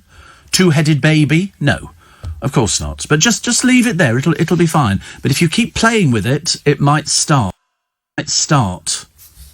Okay, that's all I'm telling you, and you don't want it to start. You really don't want it to start, okay? Because it sometimes you get a little bit... It looks like froth just coming out of the... You don't want that, okay? So just leave it where it is. He can take it home, but if you keep picking it up and putting it down, it lessens the time to when it starts activating, okay?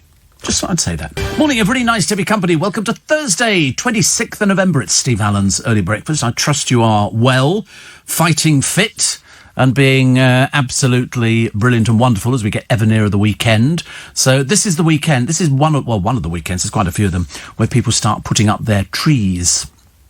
And they start going out there and picking. But just remember, every time you see a tree outside, you know, a place that sells trees, you know, be it greengrocer or whatever it happens to be, make sure that you see it open. Make sure you see it open.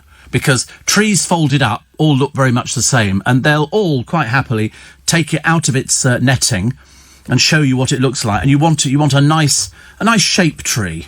I don't know whether Corey's buying a tree this year. Will you be buying a tree, Papa, or you've got a fake one? Yeah. Well, if you're not careful with that parcel, you might not have a tree or flat. Oh, you could call it that.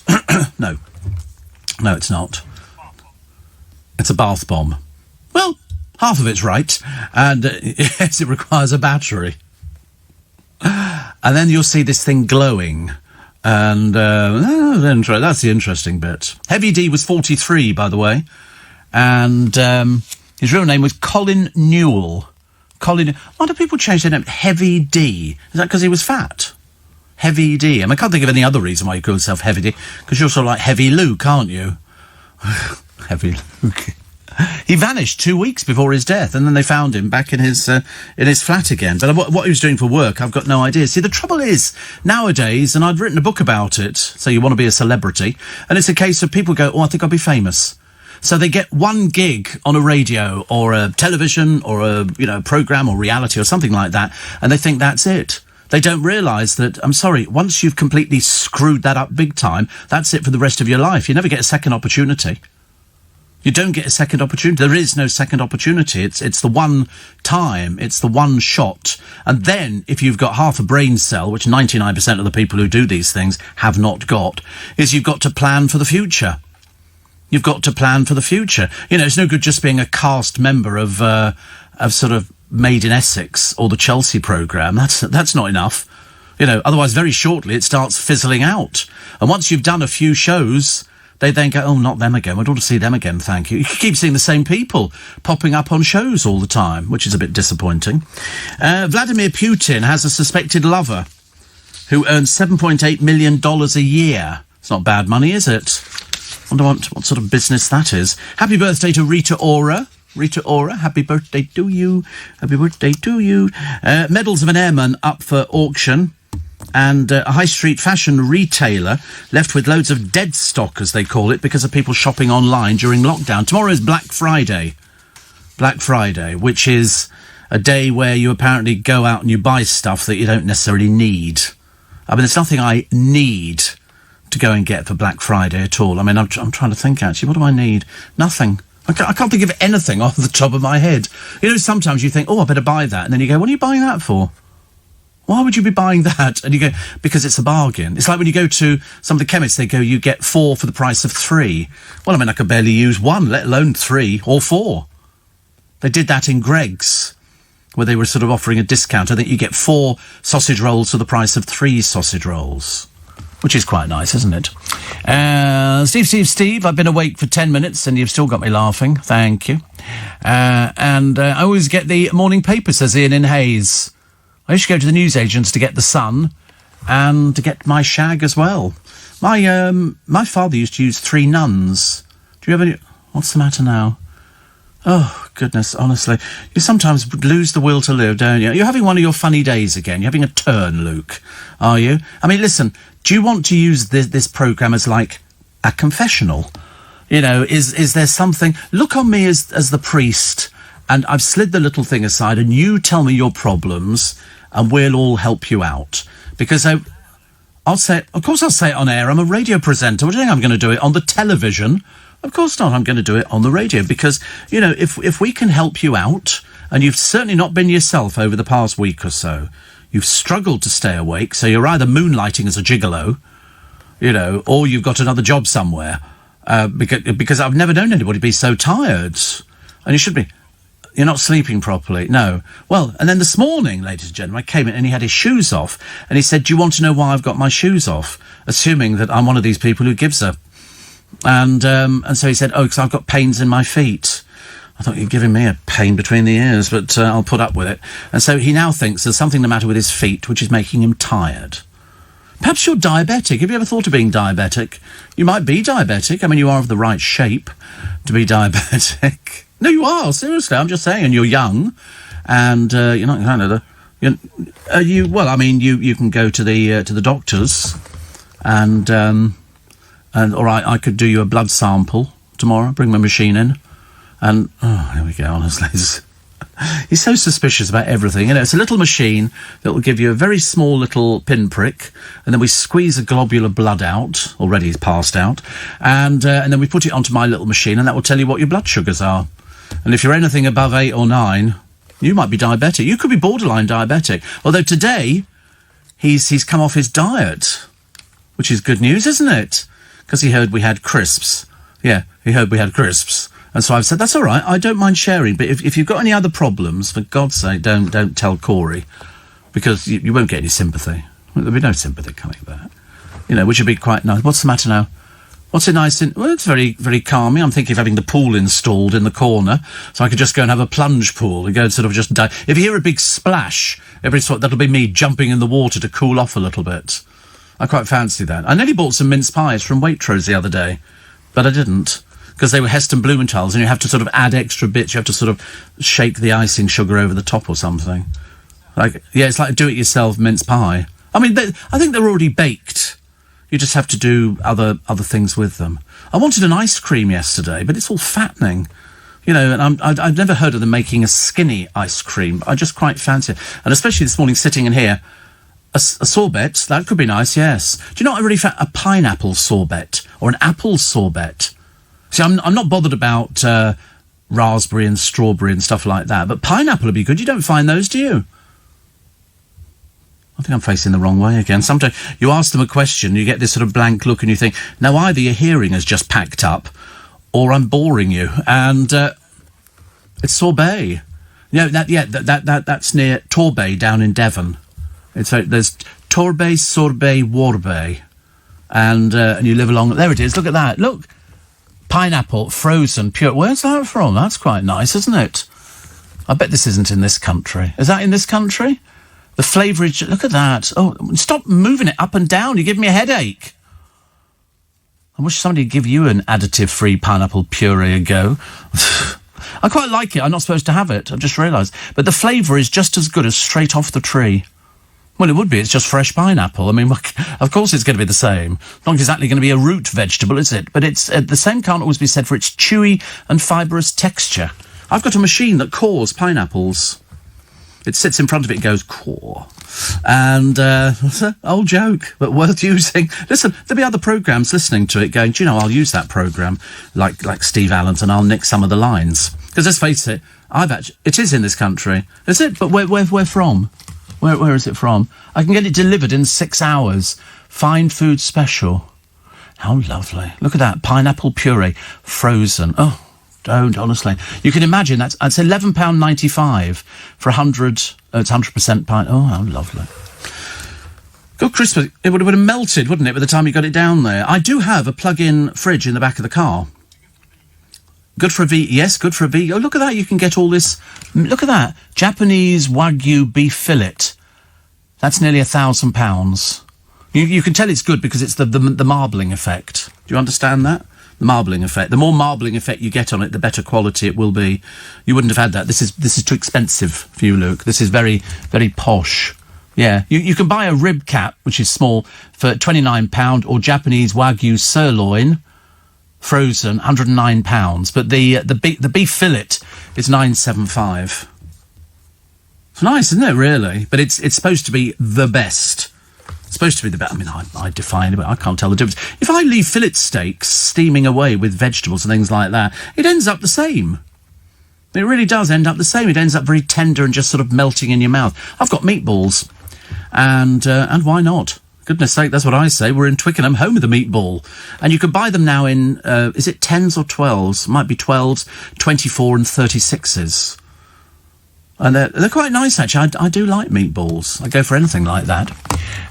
Steve, when you talk food, you remind me when you use that squirty cream on your trifle, it's disintegrated. It did. It vanished completely. I put it in the fridge. I thought I'd be clever. I just thought it was cream. I bought one for Corey. This huge... Don't keep opening the window. I'm freezing to death in here now. Now you've opened the blooming window, we've all got to freeze. It's all right. Not just for you. Talk about selfish. Honestly, I'm sick. I need to put a coat on in a minute. A blooming nightmare in here. It's gone so cold. And they just open the window. They just don't care. They look at me and they go, poor soul, let's kill him off now. Let's make sure he never gets to Christmas. Then we can have that double-headed show we've always wanted. The Luke and Corey Hour. Yeah, woo! Can you imagine? We've got all these great ideas. We didn't tell Steve about them. What's the point of doing that? 84850 steve@lbc.co.uk. Pete wants to know if I watched the pyramids being built. It's not nice, is it? I never went inside a pyramid. Never went inside a pyramid. I wanted to go inside a pyramid. I want to go inside a pyramid quite now. I know you can do it online. Did you ever see Heavy D on Storage Hunters? Yes, I did. He always shouted out boom when he bid on items. You notice it? He never got anything. Because it was basically, he didn't have any money. He was sort of the comedy bit. There's a couple in America, they're very irritating. She's ghastly, and he's not much better. And then you've got some couples over here, where, to be honest with you, they're all slightly peculiar, aren't they? Dropped on their head as children, I think.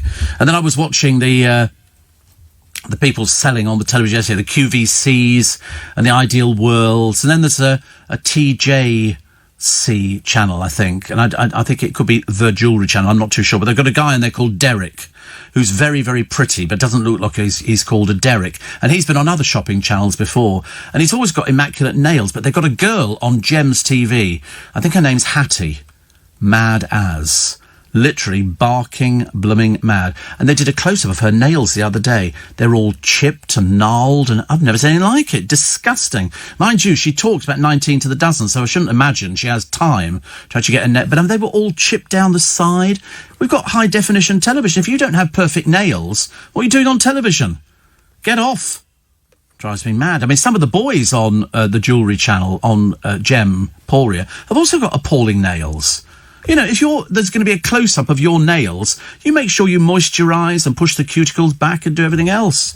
And they've got some bloke who's advertising Dormeo.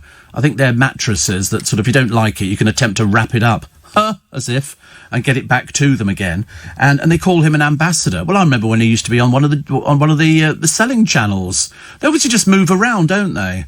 You know, can you talk for 20 minutes about a drawing pin? Yep, you're in. You're in. A friend of mine used to sell globes made out of all the different rocks and things like that. Lapis lazuli and stuff. You to have your company nice. Apparently, Luke is simply over-exercised. I think unlikely, Jim. Unlikely. I don't think Luke could ever be over-exercised. And Sue Ann says, to Luke, massage your feet and put them in water when you've got time. They're not detachable. They are still connected to his knees and all the rest of it. So I'm not sure if he could actually... She says, I'm having a manicure now. Right. I don't think he needs a manicure. He just got tired feet. Which, I'm not... to be honest with you, I couldn't care less. Seriously, when you walk in and somebody's sitting there and they're going, oh, do you want to know why I've taken my shoes off? Not really, no. I can't think of anything worse. Richard says, I think the most interesting place you've lived in is the house that you mentioned quite some time ago, which had a secret tunnel that led to the beach. Yes, when we were in Yorkshire, underneath our stairs, there was a secret smuggler's tunnel, and it went all the way to the beach, which was about a mile away, and it came out at the cliffs. And, I mean, you'd have had to, if you were a smuggler in those days. They were obviously smaller people, perhaps they used children, because the tunnel had fallen in places. But a lot of the places it was still going. And it was underneath our stairs. It was bricked up, obviously to stop anybody popping up under our stairs in the middle of the night. But it was a very old house, 1700s, the house. And so we've actually got to this, well, we had this tunnel. We only rented the house, I think. It was part of the RAF deal. And I loved it because my parents liked old places. Do you realise we didn't have a bathroom? That's how long ago this was. Well, there was no bathroom in the house. What we had a tin bath, which was sat in front of the fire on a Friday night. You only had a bath once a week, or unless you had games at school, in which case then you could have the shower there. But of course, as usual, boys at school, they don't want to be in a shower. They can't bear the idea. Steve, you haven't missed much not going into a pyramid. You spend 10 minutes walking up to a 4-foot narrow walkway that's not lit and there's two-way traffic, so you're constantly knocking into people coming out. No mystical drawings on the walls. Well, in fact, some of them there are. Inside the Great Pyramid, they've actually put a huge staircase inside. I would still want to go. You couldn't put me off wanting to go to a pyramid. Having grown up, staring at the blooming things at the end of the garden, but not really knowing what they were. They were just, as far as we were concerned, when you're little, they're just things at the end of your garden, aren't they? Like, when we were in Yorkshire and we had this secret tunnel under the stairs, and then we would follow it. But then after a while, you got a bit bored with it. Nowadays, I wouldn't be bored. But in those days, I was very bored with seeing a secret tunnel, and then sometimes it had fallen in a little bit, but you'd have to have crawled on your hands and knees. It wasn't tall enough to stand up in. Definitely not. They obviously then cut it and then put bricks over the top, like the cut and shut kind of thing they do when they're making the underground lines, things like that. But I thought it was quite exciting. But, when you're young, you just go out on your bikes, don't you? You go out playing, or failing that in the summer, we go and play in the farms. We go and play on all the hay bales. Nobody ever told us off.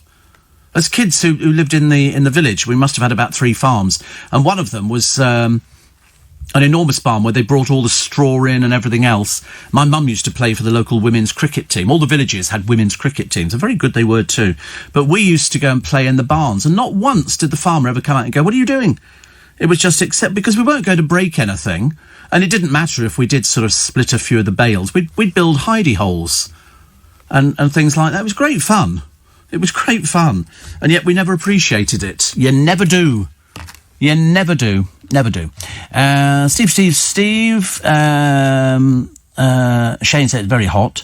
Steve, it can't be true about one shot because Steph McGovern's still going. Gets worse, doesn't it? The programme. I watched it again the other day. People must open off. It's just uninteresting. They've got some comedian on it, and I can't remember his name. He's got hair that's sort of he's very slim, and he's got hair that sort of goes up a little bit. Russell Kane. About as funny as... Oh, you don't? What's funny about him? What has he ever said that's funny, apart from goodbye? Oh, right. No, I just thought he always looked fake. He looked a bit too sort of prim and proper to be a comic on the circuit. Everybody else looks a bit butch. He looks a bit sort of, not as butch as the other ones. I prefer neither of them. Neither of them. I think she's very little talent, stretching it out, and loads of other people on it. I mean, it's a horrible mess of a programme. Horrible mess. Bit like... I'm a Celebrity, Get Me Out of Here, isn't it? That's a little bit bad. Also, high blood pressure can damage the brain. Apparently, always good to check your blood pressure. You can buy little machines on the internet. They're not difficult. You just put the sleeve on and then push a button, as long as your arm's relaxed. That teacher at Eton found guilty of fondling boys there. Not everybody is a boarder at Eton, but that one had been going on for some time. Everybody knew about it, apparently, except the people who should have known about it. Plus, we got more medals of an airman coming up for sale again. And what was the other one? Oh, yes, 18,000 people last year were the victim of online shopping fraud, and they lost £13.5 million. Online, people thinking, oh, I'm getting a bargain. It's like tomorrow you'll all be going, oh, I'm going to go out, Steve, and buy stuff on Black Friday. What for? What for? As Which have done a survey, and I told you yesterday, they've already said that, most of these things you could have bought at that lower price 6 months ago. Some of the television programmes are trying to muscle in on it. They're going, and we're going to give you an extra 10% off this. I thought, yeah, of course you are. Of course you are. I bet if you check back, could be all sorts of things. And CC Steve, have you ever had any pies? Says Scotty in Croydon from the Real Pie Company. No. I did the ones from that, what? Free advert. Oh, right. No, I got one from we used to have a pie shop in Twickenham, Lavastocks. Lavastocks? Yeah. And they did pie, owned by Jody Scheckter, the racing driver, the farmer. He's got bison, they do bison ice cream, and we had a butcher's shop there, which was very nice. The meat was expensive. We've got another butcher's shop in Twickenham now, and that seems to do very well. But they did do a thin crust pie with chicken curry in it. Oh, it was not one of these pies where they just put a little layer of chicken in there a bit. This was full up to the top. You could eat a whole pie with this beautiful pastry, and they did a steak and ale pie. I mean, but the chicken curry pie was the best ever. My favourite pie. I could eat a whole one by myself. I couldn't move afterwards, but I could eat a whole pie. It was quite nice. Podcast going well? Good. You doing mine? Oh, right, you're doing mine. How are you doing mine now? How does that work? I don't understand how that works. Oh, you're doing it as I go along? How marvellous, honestly. People keep up. Oh, I know. Well, somebody just said to him about his feet, and I thought, really, I don't think it's that at all. I think he's wearing what he thinks are fashionable shoes, and of course they're not really. Yeah, he now thinks he's got gout in his feet. Think you got gout? Oh, well, there you go. Bit worried. Yeah. Well, I mean, I should imagine most of them could actually worry you into a total depression by telling you what you've got. But the trouble is, if you read the internet, you'll discover you've got all sorts of things. I don't think you've got gout. If you have, we know something you can take for it. It's called Cherry Active. You can buy the juice. It's special cherry juice, which you can buy online. Not cheap, but that will sort out gout for you. It's the fact that you've probably had a rich diet. Well, of course, we know that's not true, don't we? Because you're a vegan and you're only having nuts, so you're not having a rich diet. So I don't think it would be that. I don't think you've got gout. I think you've just got basically that old thing that they had some time ago, lasyitis. And if you say it very quickly, it sounds vaguely Latin. Latiitis, and you say it very, very quickly, and then it could sound like an Italian dish that you have together with some Prosecco or something like that. But no, that's it, because you don't do much exercise, do you? I mean, I can't see you in a pair of shorts running round a field. There's no time. Of course there's no time. I mean, that's the excuse for most fat people, isn't there? There's no time to do any exercise, Steve, because there's only 24 hours in the day and I'm sleeping 23 of them. That's how it works nowadays, isn't it? If you were in my regime, we would be out, we'd be having skinny latte and stuff like that, and we'd be having sort of, semi-skimmed milk and going for a nice brisk walk every day. I mean, yesterday, I could tell you exactly how many steps I did, and this will shock a lot of people listening to this programme, people who think that, I'm not as fit as I could be. And wait a minute, I shall find the blooming thing in a minute. I don't know where things keep disappearing on my telephone. And what? Sorry, pardon? Ask Siri. No, this is. I've got here it is. Health. Here you go. This morning. I mean, yesterday. How many steps did I do yesterday? 5,000 steps yesterday. I mean, this morning I've done 700 already this morning, and it's not even 5 o'clock. Now I don't want to bang my drum, but I'm telling you now, I'm on the way to to that washboard stomach.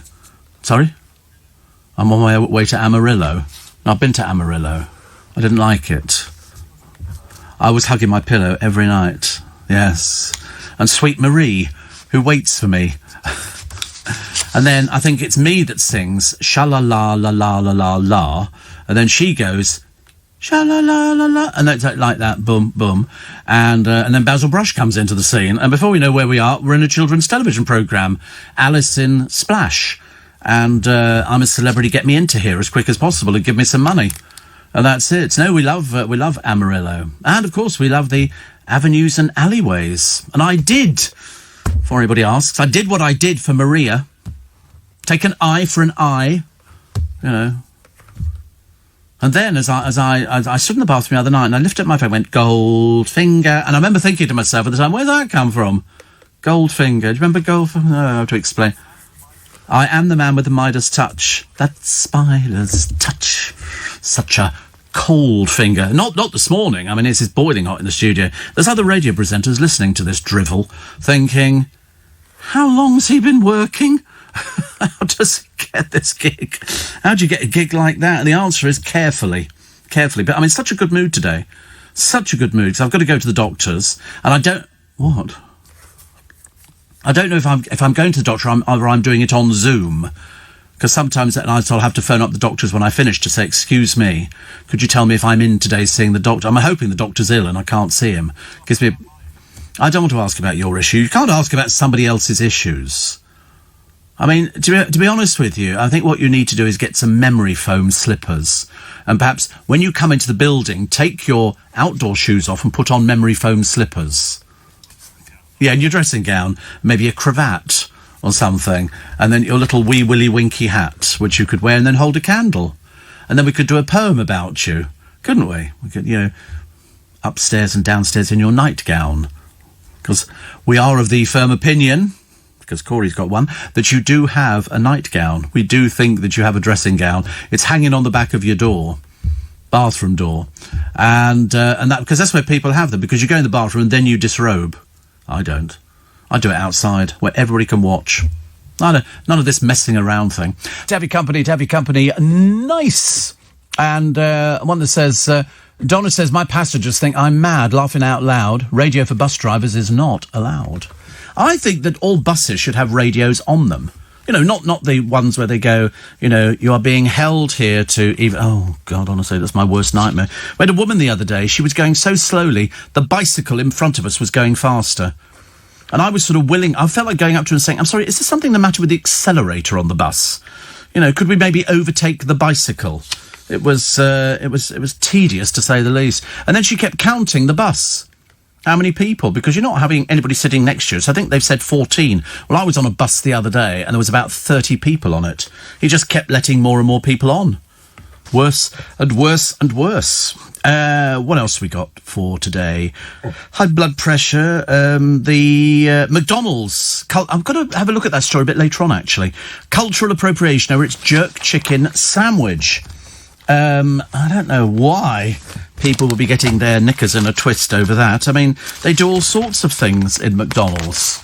I've never had jerk chicken. Never had it. I quite fancy the idea. In fact, I definitely fancy the idea.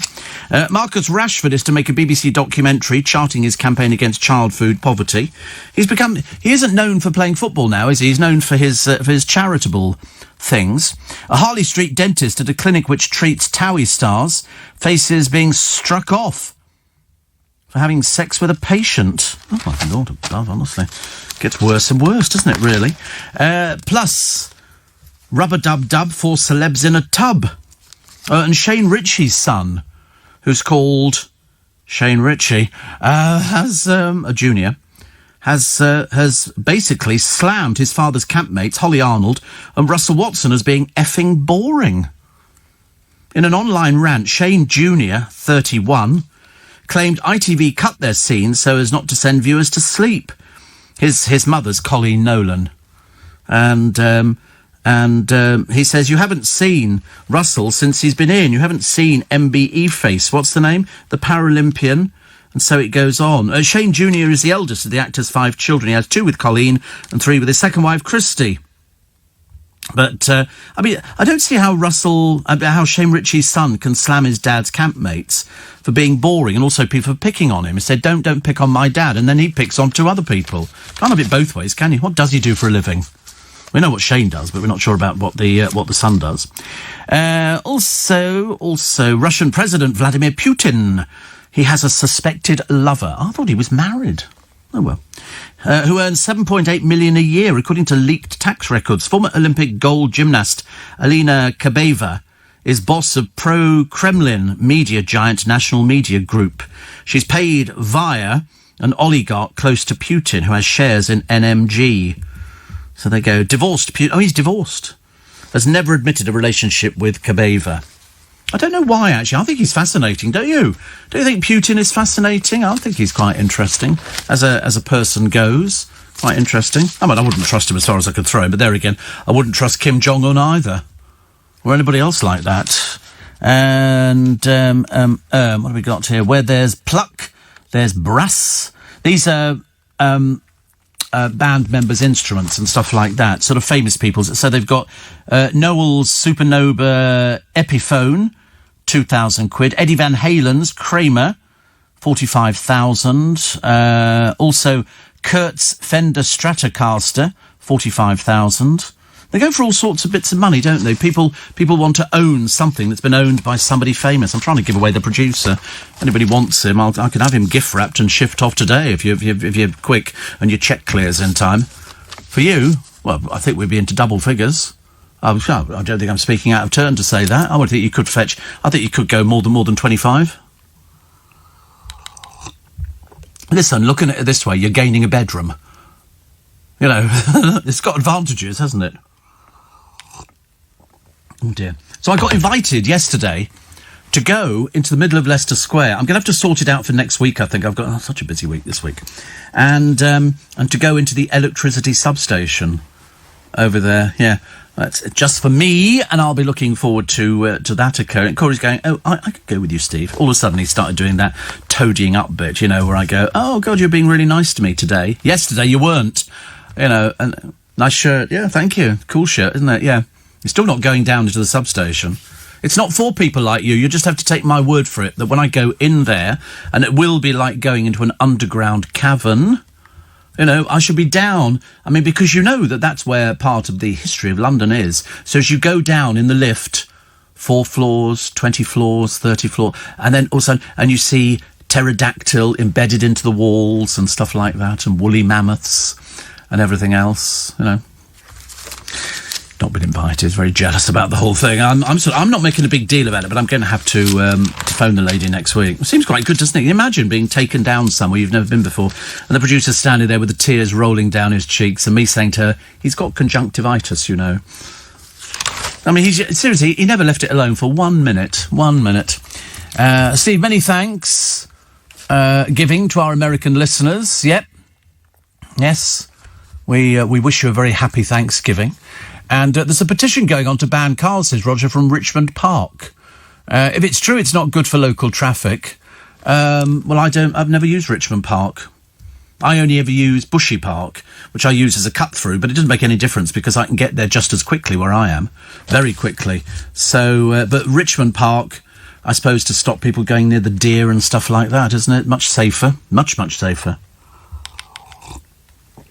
And Corey went there the other day. Do you remember when he was trying to FaceTime and all that kind of stuff, and sort of, oh, let's go and see where Steve goes on his days off. You know, so if ever I went, I go to Richmond Park, he can then go, I've been to there, because as you go through the gates into Richmond Park, were you at the top of Richmond Hill? Yeah, you go through the gates, but on the right hand side, that's all very expensive flats now. Starting price is about 2 million, and that used to be an old person's home for old soldiers and sailors and people like that. But over to the right-hand side, as you go through the gate, on the left-hand side, there were 3 houses built out of 1. 4 houses in total.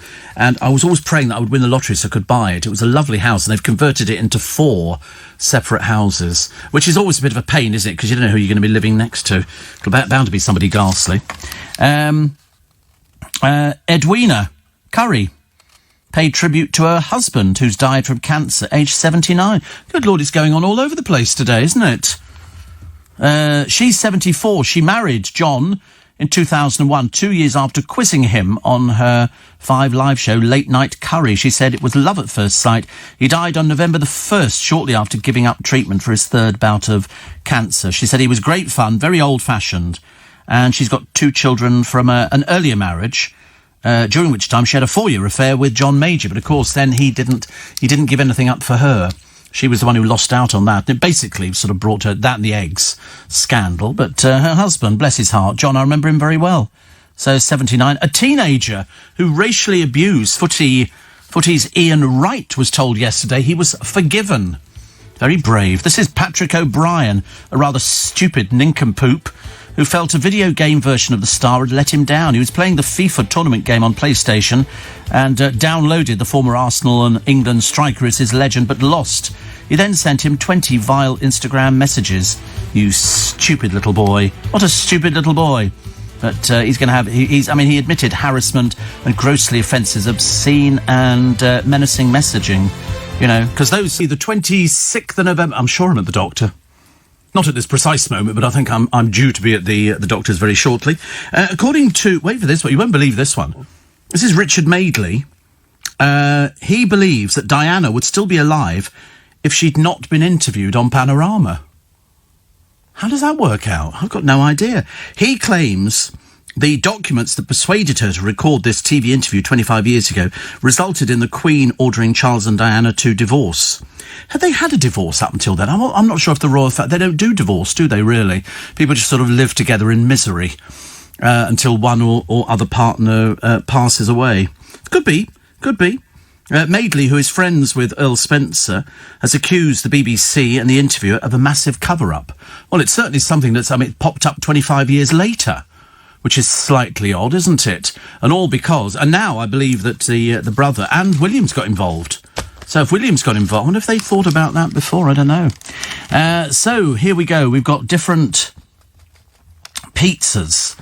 Do you know, I've not had a pizza for ages, and there was one in the paper the other day, wasn't there? It was a sort of a Christmas type pizza, so you could have a bit of turkey on it and stuff like that. Not if you're vegan or vegetarian, but then you could have a vegan vegetarian pizza. They must make something that's got aubergine. I just had asparagus yesterday. I just ate asparagus.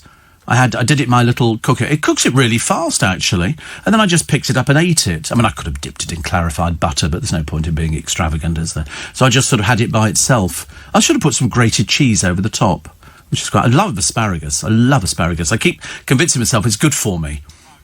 Asparagus risotto. Wow. Whew. Gosh. Is that asparagus and wild rice?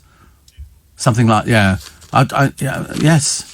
Mushroom risotto as well. My goodness, we are pushing the boat out now, I tell you, taking us back to happier times when we were children and your mother would go, it's mushroom risotto tonight, and we'd all go, you're bloody eating it yourself. Because we never thought we were going to be eating the same stuff, and you sit there. And there never looked to be much on the plate. It's only as you get a bit older, you start piling it on. So, what turned out to be 2 little sort of boulders of rice now turns into Man Mountain, where, I've got loads of Uncle Ben's.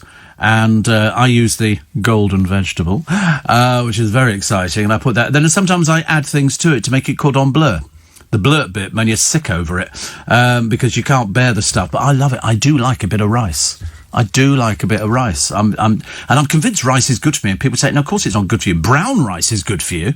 The normal sort of rice isn't very good at all. So I don't know what I'm going to have today. I've got no idea. The producer was asking me about halogen ovens.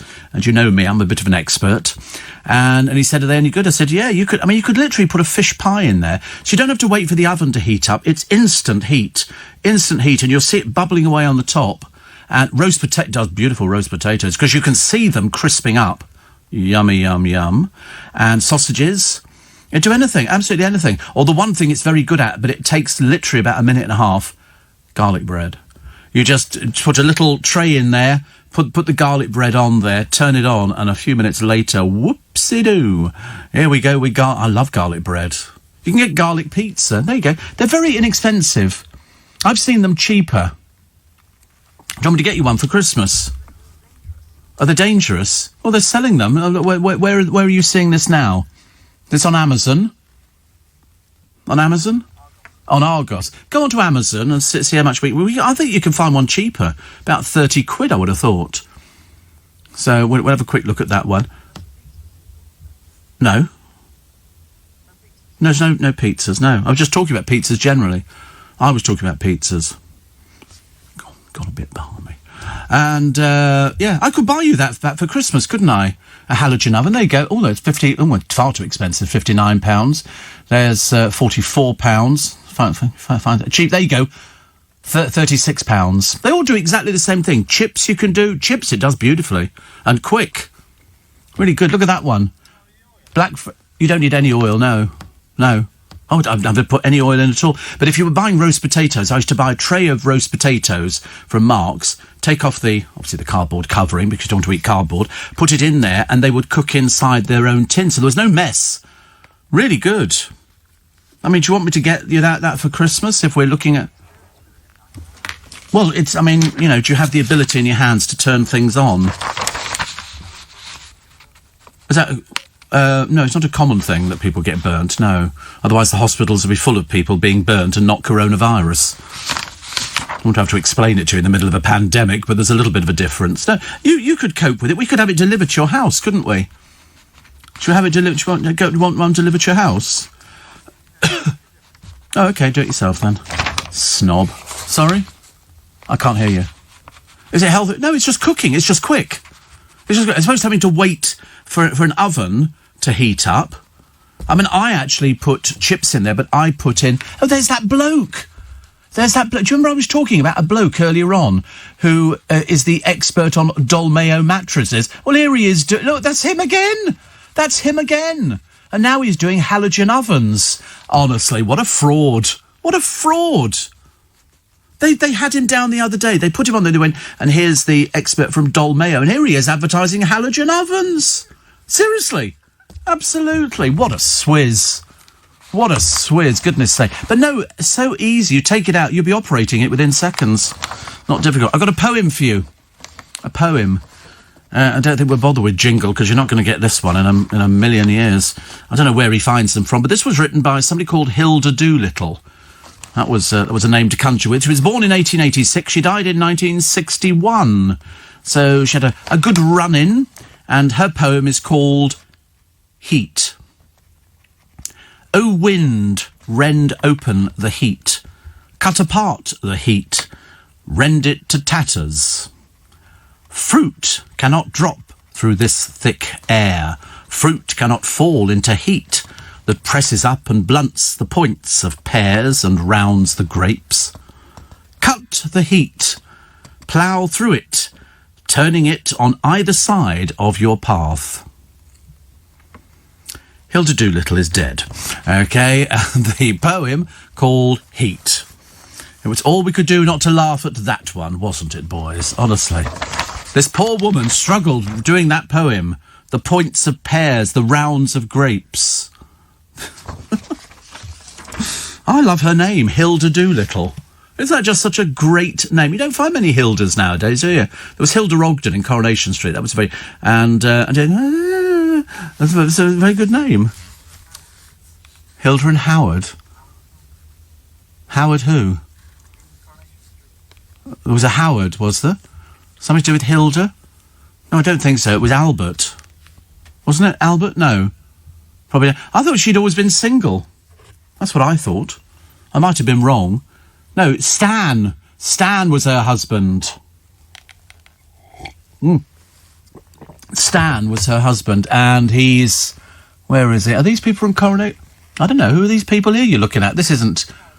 Oh, with nothing to do with Coronation Street, Howard and Hilda. It was Stan and Hilda. Stan and Hilda Ogden. These are from ever-decreasing circles. We weren't even talking about ever-decreasing circles. What an irritating little person you are today. Type in Coronation Street. Coronation Street, Hilda and Stan. OK. And then you get some images. OK, click on the image. But there you go, that's Hilda and Stan. I think he died before she... Well, in fact, he definitely did. And there's Eddie Yates, the bin man who lived with them as well, who's big and heartbeat, but he's not with us anymore, which is a shame. Lived on the Isle of Wight, I think. It's funny when you look at all the people who used to be... She lived those flying ducks on the wall. Oh, that was Kevin and his girlfriend, then married with children and everything else. Love it. Love it. Good stuff. Roger says asparagus is good for you, and until the 90s it was very expensive in the UK. It's very cheap now. You get sort of a couple of big bundles of it for about £3.5, £4, I think, something like that. Steve, I know I'm being think brain freeze with it being the middle of the night. What's the difference between a halogen oven and a normal oven? The halogen oven is a light. It's a halogen light, and it's built into the lid. And so when you turn it on, it's instant heat. And people cook with it. People discovered it's a light bulb that you can cook with because it gets very, very hot. Very hot. And an oven, you turn it on and you put it up to 250 watt, and you've got to wait for it to heat up. With the halogen oven, the heat is instant. So if you want to have roast potatoes for your tea, you can end up with roast potatoes for your tea in about 10 minutes.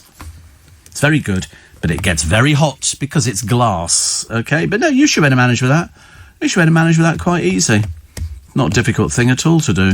And it's not... I could transform your kitchen. You can cook anything with that. You could do asparagus, but I mean, I particularly liked it with garlic bread.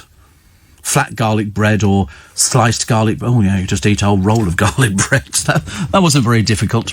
Margaret Hilda Thatcher says Thomas in Pimlico, Nee Roberts. Howard and Hilda were the couple in ever-decreasing circles. They always used to wear the same jumpers. I know, that's what he found pictures of. He didn't know what that was. Seriously. And... see, we can see how much you love the Groovy Gang and miss them when you're not together. You talk to the producers on air far less on Sunday. Yes. Well, because they're not the Groovy Gang members. They're not the... I work with the Groovy Gang 5 days a week. Seems quite long to me. You get less for life. And so I do talk to them. I do talk to them. And you go, what's the matter now? What? Why? Why? Goodness sake, honestly. Listen, I only work 1 day a week with the Sunday people. I have to work 5 days with you two.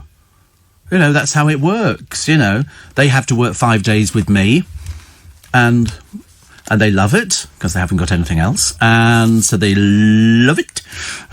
And we're a happy little soul. Steve, the halogen oven is portable. Yeah, no, not till it's cooled down a bit. Not till it's cooled down. One of Britain's top bagpipers, believe it or not, has told how he's a victim of upskirting and groping women.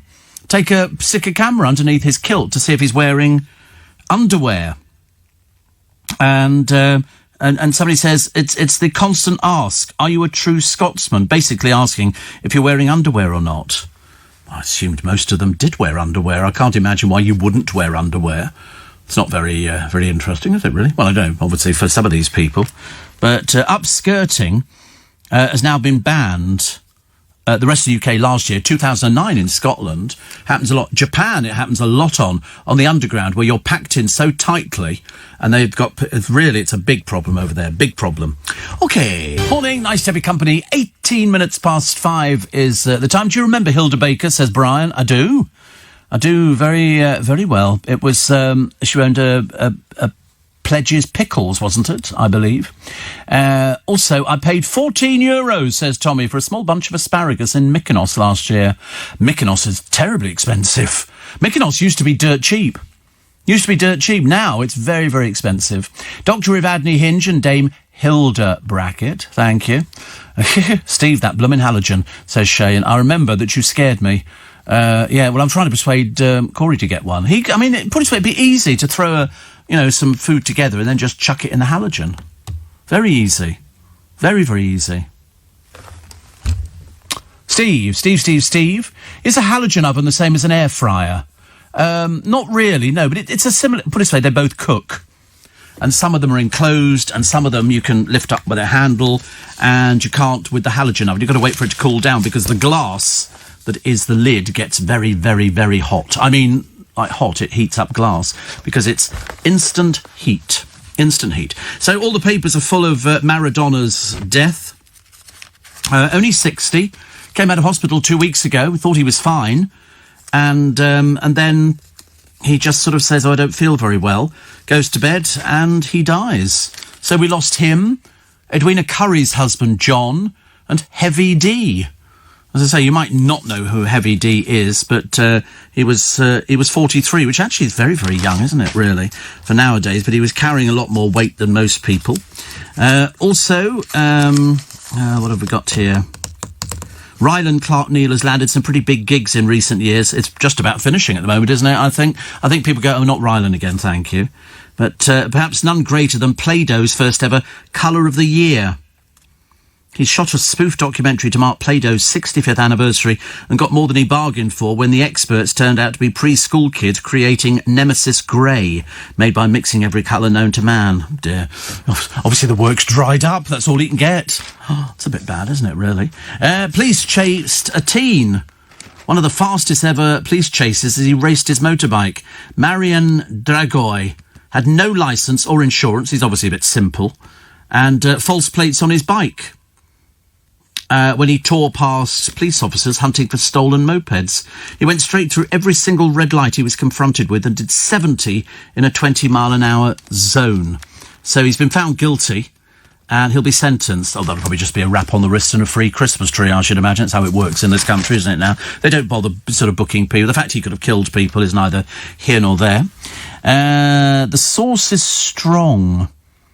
In this one, Baby Yoda in bangers, mash and Yorkshire pud. Looks delicious. Jade Etherington had a fit of giggles when she spotted the Star Wars character on her plate as she was about to tuck in. She says she's a mum of one. When I shared it online, everybody said it looked like Baby Yoda, and now I can't unsee it. Bless. How blessed are you with Baby Yodas? I never got into it, so it didn't really help. And travel fan Christian Kneedlinger packs the bare necessities. He's an Australian. He's taken Teddy Pals, John and Bob, to 27 nations. They did that. Do you remember somebody years ago pinched somebody's garden gnomes and took them around the world, posting pictures of them outside famous tourist spots? Here we are, they'd say, back to their owners, outside the Colosseum in Rome. Here we are by the Trevi Fountain. Here we are in Pisa. You know, here we are at Lake Como. And they just kept sending pictures of themselves back. There were a couple of... how they were getting it on the planes, I've got no idea. They managed to fly fairly well. Fairly well. Judge tells Johnny Depp he can't appeal the wife-beater ruling. I never understand why, you know, some of these cases ever get to court. I mean, I can't understand the Colleen Rooney one and what's-her-face. I seriously don't understand it. You said this, I said that. It's like me arguing with my producer. You know, and him saying, you said this. And I say, no, I didn't. No, I didn't. And he'll go, yes, you did. I go, no, I didn't. Eventually I win. Mainly because it's frightened. He's frightened to sort of, you know, push too far. But it's something and nothing, isn't it? It's something and nothing. It doesn't make any difference. But when you've got millions of pounds worth at court of legal fees, somebody somewhere is looking a bit stupid, aren't they? Definitely. But here is a little chappie. I can't really say anything about this because it's not because... I just think it's a dreadful waste. This is a mother who has checked out her little Elenicio Soulage, who's 3. He's got 26,000 Insta-fans, and he's got a £10,000 wardrobe with all designer clothes. He gets togs from Burberry and Versace. She said of her model ad, people love seeing pictures of him. I think it's somewhat peculiar, dear, but there you go. His mum comes from Waltham Cross in Hertfordshire. How can you give a child a £10,000 wardrobe? I mean, who's going to be paying for it for the rest of his life? Can't be you, can it? Can't be you. I just think that's a dreadful waste for children. They don't know what money is. It's bad enough with this lot in here, you know. You give them sort of mince pies, and they don't know how much they cost. You know, today they've had crisps. You know, they've got no idea that they're luxury crisps at the top end of the market and cost a small fortune. And I've lost track of how many packets they've eaten, but let's say most of them. OK? Most of them. You know, that's probably about 4 packets of crisps, and 2 each, and packets of whatever the other things were called. What were the other things called? What's-its, yeah. What's-its. You've only had 1 packet. Yeah, he's had at least 2. Two packets of what? How many packets of crisps you have? 2 packets of crisps. You didn't have any crisps. Yes, you did. Oh, right. It's not a weird flavour. It's sausage roll flavour. That's not weird. You think that's weird? Hedgehog, I would think, would be weird. I mean, I wouldn't. Sunday roast. No, I mean, I admit it. I don't think they taste like them, and that's just me. Steve. Phone scams are becoming relentless now. You'd think they'd do something about them in this high-tech age. Well, they actually can. And shall I tell you what the answer is? It's so simple, you won't believe it. Answer phone. They will not leave a message. Any phone scammer, they'll ring. It's when you pick up the phone, they're in a call centre. They will see your light come on. Quickly, they pick it up. Hello. They're just, the machine's dialing at random. If you get an answer phone and they go through to an answer phone, they won't call you again. They don't leave messages. So it's an answer phone. But for those irresistibly inquisitive people out there who think we have to actually pick up the phone, it rings, I've heard people say it on the television. I don't know who that is. Hello? Why would you answer it? I got one the other day and I immediately go to Google and check out where it comes from. And it was a company doing a survey. They won't be doing a survey on my phone line again, thank you very much indeed, because I never answer them. I just leave it and let it go to the answer phone. They will not leave a message. Otherwise, you could block up their phone line for days on end. If you've got 100 of you together, you could literally block all their phone lines quite easily and go, see, how do you like it? Sausage roll flavour crisps are absolutely delicious. We didn't think so. We thought they were okay. Roger says, a friend of mine forgot to pay the... What's the ULEZ charge? What's that? Ultra low emission zone. Oh, right, got fined 557 as a result. Well, no, you can't forget to pay a charge. How can you forget to pay a charge? I thought it was an automatic thing. That's what I thought. Because I've got an automatic congestion charge thing. I don't have to pay the other one because my car doesn't. And so it just goes onto the bill. And at the end of each month, we just sort of pay them off, which is quite nice. Another one, Steve. Amazing how much people are paying in different countries for asparagus. I love it. Very good for you. Very good for you. Very, very good for you. So there you go. And somebody else saying, you obviously love the Groovy Gang. No, I don't. No, let's not do that.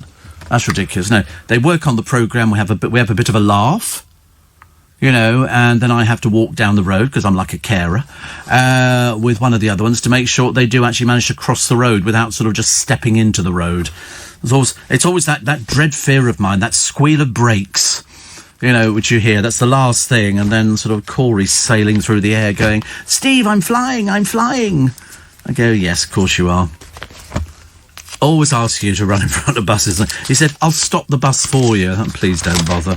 Can't be bothered to do the embarrassment. Peter Sawkins was the winner of Bake Off, and he's made all sorts of things, and they look quite nice. But to be honest with you, I'm a bit bored with baking programmes, like I'm a bit bored with house programmes, like I'm a bit bored with antiques programmes. Can we have something else? I don't know what, but I would like just something else different. Why did Diego Maradona have so many people in low places? He was very friendly with mafiosa. Very friendly. And he was, I mean, I don't know what he died of. I mean, presumably he must have had a heart attack or something. But only being in hospital 2 weeks before, that's not good, is it? I don't like that idea at all. Plus, furious key workers who've kept the country going have blasted Rishi Sunak's disgusting pay freeze. It's going to go for quite a while, isn't it, really? And also, a third of Brits feel they cannot spend as much on Christmas this year as the pandemic has changed their financial priorities. Yeah, some 20% say they'll spend £151 less on average. Well, I mean, I suppose that could be done, couldn't it, quite easily? At the moment, all I know is there's loads of packages coming in from Amazon. Oh, there's lorries and trucks and bikes whizzing about all over the place. You know, we had to do fire alarm testing the other day, and if the Amazon person turned up once, they turned up 3 times, each time with armfuls. I mean, the poor postman, poor Darren, honestly, I mean, his arms are going to be stretched beyond belief.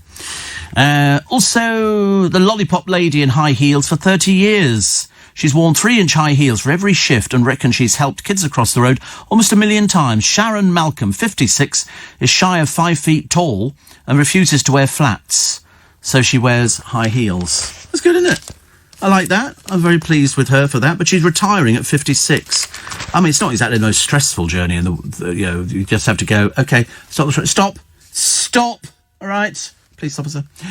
OK, kids, you can cross the road now. Thank you, miss. Thank you. You know, they cross the road and everybody's happy. Isn't that how it works? Love it. I love it.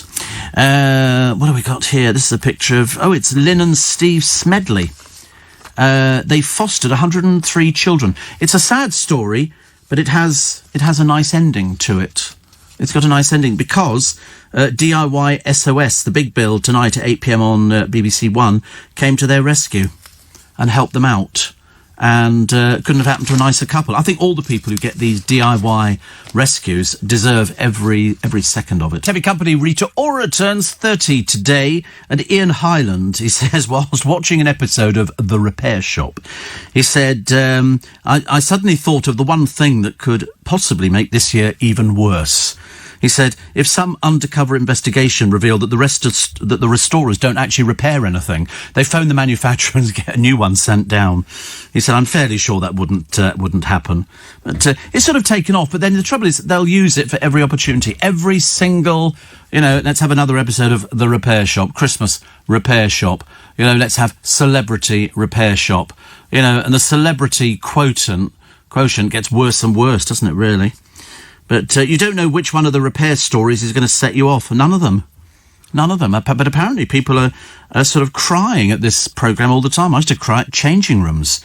Lawrence Llewellyn-Bowen says Changing Rooms is being rebooted at the perfect time to help encourage spending on garish new furnishings. See, I'm a bit traditional when it comes to furnishings, but the godchildren, their place is modern in the extreme, and yet the house is really, really old. Amazing, isn't it? Also, what's your nerdiest habit? Asks Russell Kane, the unfunniest comedian we've ever had, who then boldly volunteers his own, doing MOT history checks on cars I see in TV shows and films. That's about as riveting a pastime as we can hope for at the moment. Dear me, honestly. Whoever thought of booking him for poor old Steph's show? Kiss of death. Kiss of death. Plus, high street fashion retailers left with dead stock due to lockdown are flogging it cheap online to avoid having to dump it. What do you mean having to dump? Why? Well, I mean, surely they've been knocking it out cheap. You don't want to have to dump anything like that, do you? That's not very good. And then, have you had this thing before? Actually, twice. Something very similar. I'm sitting on the train, got my phone, checking out, playing sort of Pac-Man, meet, like all these things. And this woman, I was aware of this woman standing looking at me, and I thought, obviously, she spotted my beauty, and obviously wants to say to me, do you have an agent for your modelling? And but she didn't. She sort of smiled in one of those toothless grins and put a packet of tissues next to me on the seat. And I thought, aye. What would that be for? So I went, no. And she picked them up and wandered off. And that's what they do. They leave you a little piece of paper with, can you buy a packet of tissues? And then they go off up the train. When they come back, if the tissues are still there, then they just pick them up and carry on walking. If they're not there, you have to give them money. I thought, I really didn't need a packet of tissues. I have a handkerchief. So I don't need anything like that at all. But have you ever received a pack of cards in the post from a charity? Christmas cards. 6 cards in the post, and what they say is, could you find it in your heart to give £9 for these Christmas cards? Well, one person did get the Salvation Army Christmas cards, and they asked for £9. The Salvation Army asked for £9 for this pack of Christmas cards, which seems like very expensive Christmas cards. But anyway, they weren't in apologetic mood. They admit that they do this cold calling. They do it every year. They said, we always take someone off the mailing list who doesn't want to hear from us, but we'll never stop finding creative ways to ask for money, as we want to ensure we can be there for the people who are relying on us. So for every £1 spent on its Christmas card fundraiser, it gets back £4.40. But how much goodwill it loses, that can't be quantified. But I've had those Christmas cards before, and they say, put some money in the post. And most people would stick a tenner in the post and send it back to them. But failing that, you just go and buy other cards, don't you? It depends. If you're a fan of a particular charity, be it Cancer or Salvation Army or Sue Ryder or whatever it happens to be, then you go to those particular charity shops, and that's where you buy your Christmas cards from. Don't ever buy cards from these shops that set up, and you look on the back of the thing and it'll be about 40 different charities who benefit from the sale of this packet. It works out at less than a penny a packet for these people. It really isn't worth it. If you want to give to a particular charity, be it Cancer, be it Sue Ryder, be it any one of the other ones, then you go to that particular shop. Don't go to the shop where they're selling them and this card benefits 40 charities, because work on how much you paid for it and then work out how much money all these people make. It's like the people who come round selling roses. In pubs, you've been in a pub on a Friday night or a Saturday night, and some toothless wonder will turn up with a rose, and they charge you £5 or whatever it has to be for roses. It's not for charity, it's for them. and yet still people buy these flowers. Why? I've got no idea. Britain's number one sporting landmark, Wembley. That would be absolutely right. Second, Lords. Wimbledon. Twickenham, number 4. That's good. Silverstone, the Oval.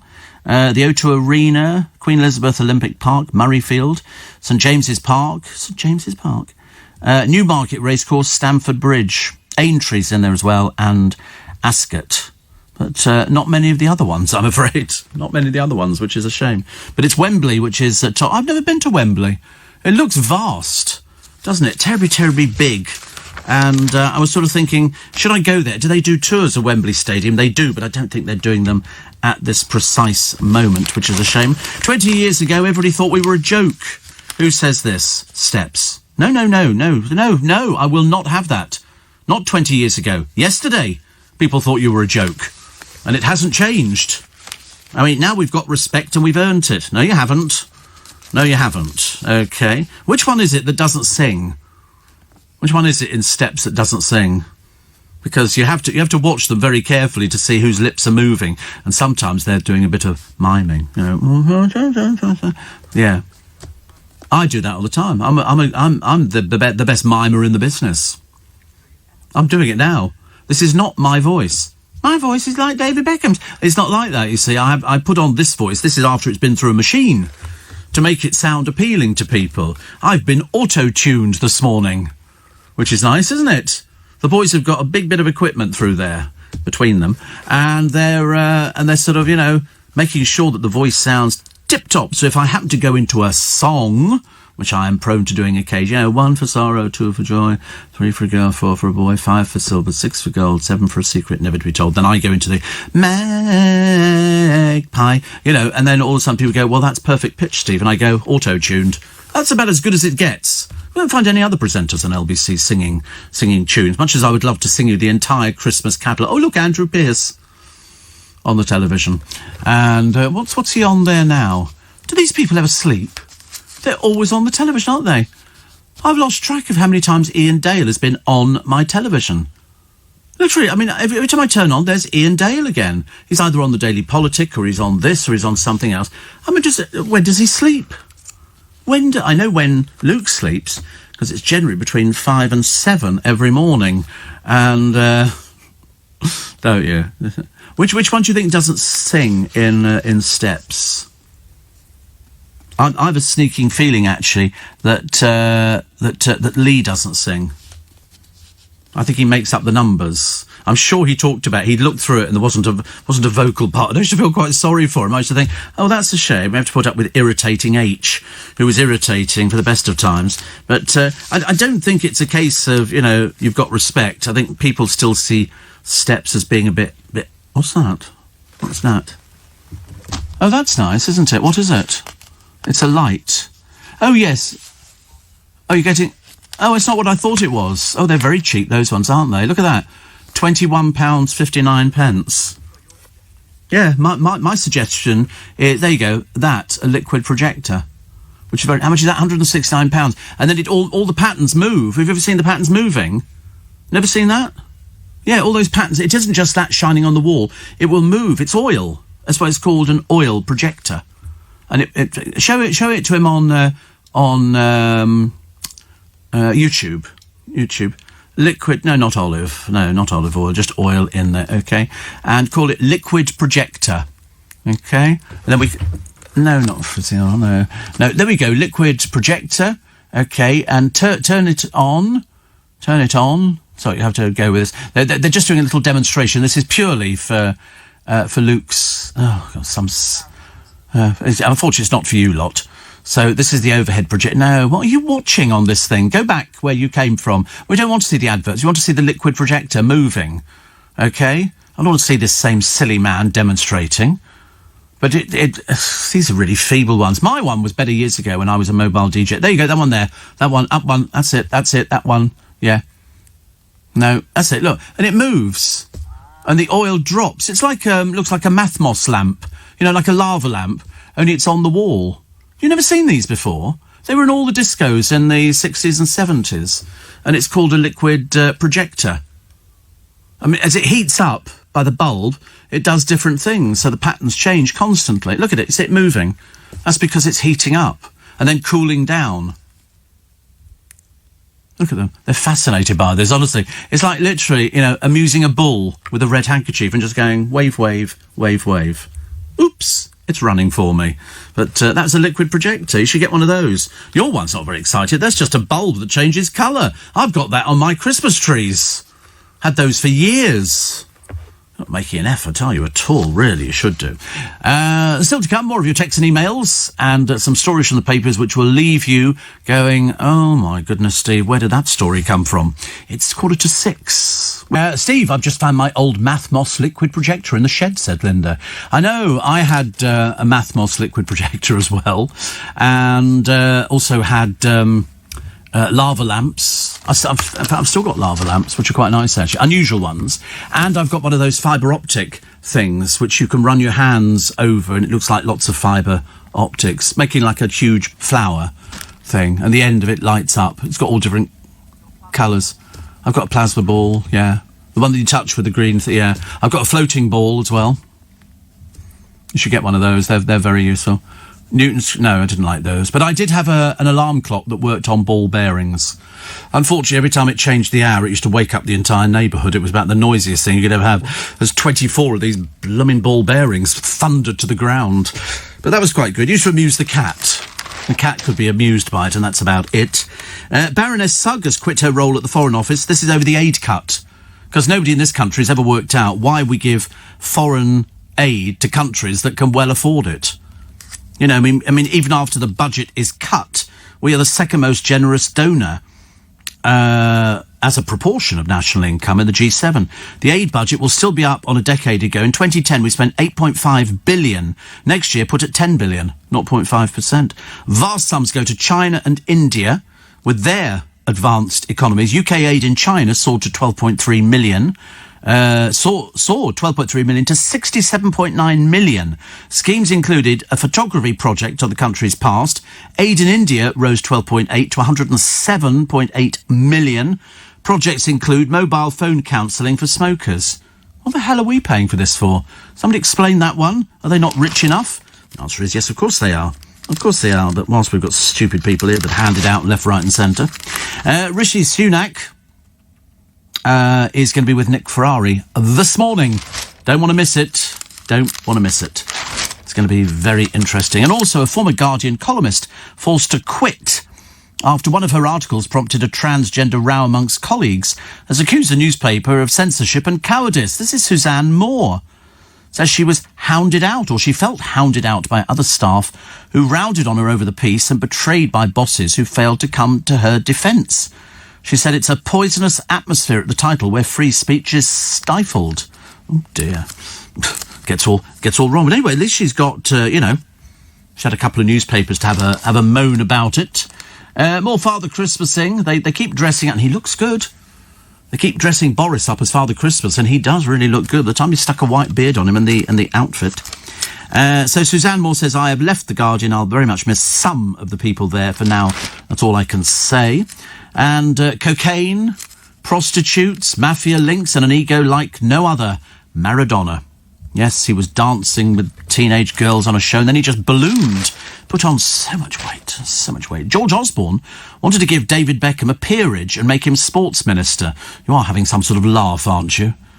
You are having a laugh. The reason that they didn't, because they did discuss the idea when he was Chancellor with David Cameron, but it was rejected because of fears a ministerial post requiring the former England football captain having to stand up in Parliament and defend complicated sports policy would backfire.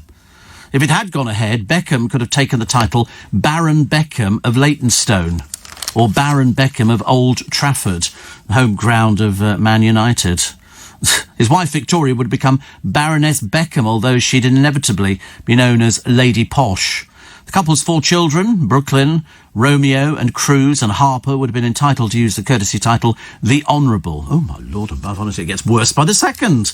It's the very idea that we think that David could stand up in Parliament and actually string 2 words together. We're not thinking that at all. Great piece in the Daily Mail today on Joe Allen's, Princess Margaret being in there, chain-smoking at a back table, Ava Gardner joining the pianist for an impromptu duet, lovely Jimmy played in there for ages and ages. I mean, literally everybody. Rock Hudson, they used to go there as well. Loads of people, but they have 14 charities. They're going to try and raise a lot of money this evening. Cathy Wynne, who's worked there for 30 years, says an ambulance would turn up outside most Friday nights as someone or other would have had a heart attack at the table. They really did. It's on this evening, actually. An evening at Joe's will take place tonight from 8 p.m. to 9 via YouTube. The show will be available to watch after transmission on the Joe Allen website. Should check it out. It's a great place. Great place. Just got to make sure that they open up again. It says here, chorus girls dancing down the bar top, Princess Margaret making mincemeat of other diners, sozzled A-listers galore, as the celeb eatery Joe Allen fights for cash, tuck into its banquet of gossip. Yes, it's the theatre traffic that keep it going. As I say, I've been going there for 35 years. 35 years. Goodness me, honestly. We don't want to see it disappear, thank you very much indeed.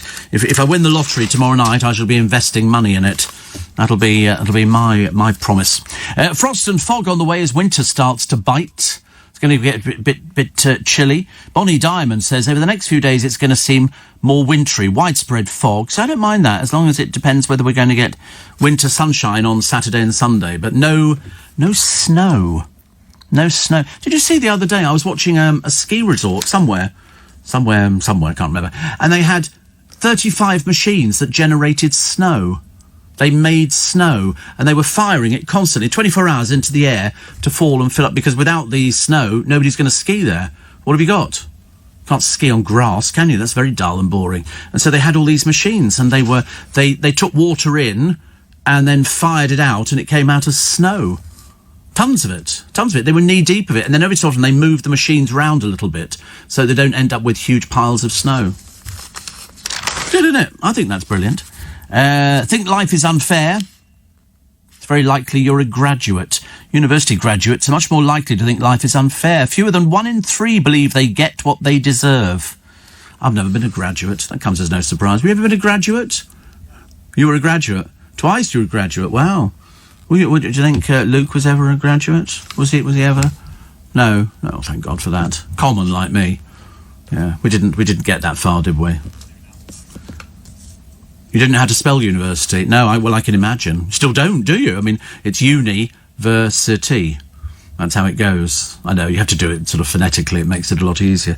But I didn't want to stay at school. I didn't like school. And the idea of going to big boys' school was a bit depressing, really. You know, I can remember going that first agonising thing. You go, the school bus is going to be coming. Please God, it's empty, not full of ruffians.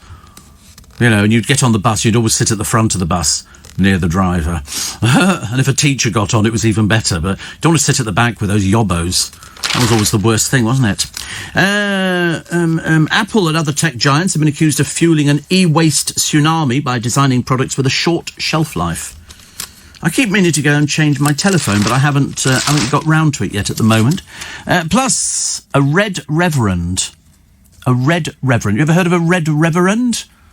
I could tell you who they are. Selected as a Labour parliamentary candidate, has been defrocked. Defrocked, do you know what that means? Whoosh, out. For cheating twice on his wife, including with a church organist. He was a hard-left, cassock-wearing ally of Jeremy Corbyn, ran for the key seat of cities of London and Westminster. But unfortunately, it all went a bit pear-shaped. So no more. No more. I don't know why people would think that anybody, just because they wear the cloth, doesn't make them any different from anybody. They're exactly the same as everybody else. Exactly the same. Police have launched a race hate probe into a video showing boys attacking a Sikh pupil. One of them should be very easy to identify. He's wearing a hat that looks as though he probably wears it quite a lot to school, so that'll be quite easy to find. And this is in West Mercia.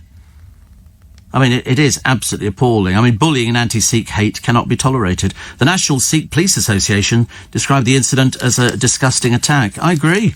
shows the boy in uniform being set upon by two others of a similar age as he walked home after class. Well, as I say, they'll identify this other person. Very easy. If I was the mother of that boy, you know what I'd be saying? Get down your police station before they come knocking on the door and embarrassing you, because your son has embarrassed you. Guilty, the Eton master who fondled boys in the dark. Do you know 580 years that school's been going? Have you ever been to Eton? I keep saying Corey apparently wanted to go to Eton, but, have to put you down at birth. And they didn't. But it's lovely. 42,000 a year, starting price. Starting price, 42,000. And then you've got to buy all your uniforms. Can't just buy one shirt and expect it to last a year. You know, you've got to have lots of different shirts, and they would all be washed by matron. Mind you, probably the boys do it themselves now, but everybody boards. But you can cross over the bridge from Windsor into Eton, and there you are in another world. And during the school holidays, you can wander about Eton. I used to wander about the courtyard, just thinking it's been here 500 and whatever it is years. I thought it looked quite good, actually. Very impressed by it. Very impressed. So, happy birthday, John Amici. John Amici? You know who John Amici is? Who do you think he is? Who is he? No, he's not an actor. No, not an actor. Totally useless on that one. I can tell you now, he was once the highest paid British basketball star in America. He was the first what in 2007? The first? Come on. With what? Winner? No, not winner of anything. Although, probably. I mean, he was 6'9" as a teenager. He was the first openly gay person. Don't know anything, do you, really? I have to tell this to you. So the next time it comes up, John Amici, and you'll go, Morning, nice to have your company. It's 4 minutes past 6. It's Steve Allen's Early Breakfast. It's Thursday, the 26th of November, and for millions of you tomorrow, you'll be taking apparently a few hours off to go and buy stuff for Black Friday. Why? I've got no idea. The amount that you'll be saving is almost minimal in many of the occasions. Plus, why we'll all be playing at Compare the Meerkat this Christmas. Fans of Sir David Attenborough put out by a delay to his next series have a simple solution. He's hosting a festive one-off on meerkats. Did you remember seeing that? I mean, I have a picture of me sitting at London Zoo with meerkats sitting on me. They love they'll climb up you and sit on your shoulder because they like to see a bit further in the distance if there's any danger for them. And so they sit there. And if you've got little meal grubs in your pocket, they'll put their hands into your pocket. They're so cute. They really are cute. And I thought they were absolutely delightful. More stories from the papers for today. Families are revealing their festive plans because millions will learn today what sort of Christmas you're going to be allowed to have. Students could get payouts. They could be compensated for lost teaching time during the first lockdown after the University Complaints Watchdog told an institution, pay up. Lockdown tears will be over by Easter, the PM has promised Tory MPs. And in our darkest hours, science has come to the rescue of humanity. I mean, we are at the forefront of the COVID fight. We are at the forefront. I mean, how brilliant are we? How brilliant. I was talking to my driver actually this morning and saying it's the most interesting thing that's ever happened. Be like Marie Curie. It's that all over again, isn't it? And my friend Warren says Bonnie's a bit like a meerkat, isn't she? I don't think so. No, she's a bit bigger than a meerkat. Although they are cute, aren't they? It's their little paws, but it's the way that they balance and they sit and they sort of, because they have to be literally looking all around and up in the air because most of their predators come from up in the air and these eagle hawks come down, grab them, and not nice. Diego Maradona, I mean, that really was a bit of a shock, wasn't it, I suppose? At the age of 60, having only just come out of hospital, you would think coming out of hospital, he would be good for a few years. Probably that's what he thought. Shane Ritchie's son has hit back and claims his dad is playing a game. Shane has been criticised on social media for moaning, with some viewers suggesting he's acting for the cameras to win votes. So, it's a game show. Why would anybody be so naive as to think that he wouldn't be acting to try and win the public's vote? Of course he is. You know, he's done all sorts of things there, and of course he's acting for they're all acting for the cameras. Every single one of them. The whole idea is you want to be noticed, and then you can win. He's not doing it to lose, he's a winner.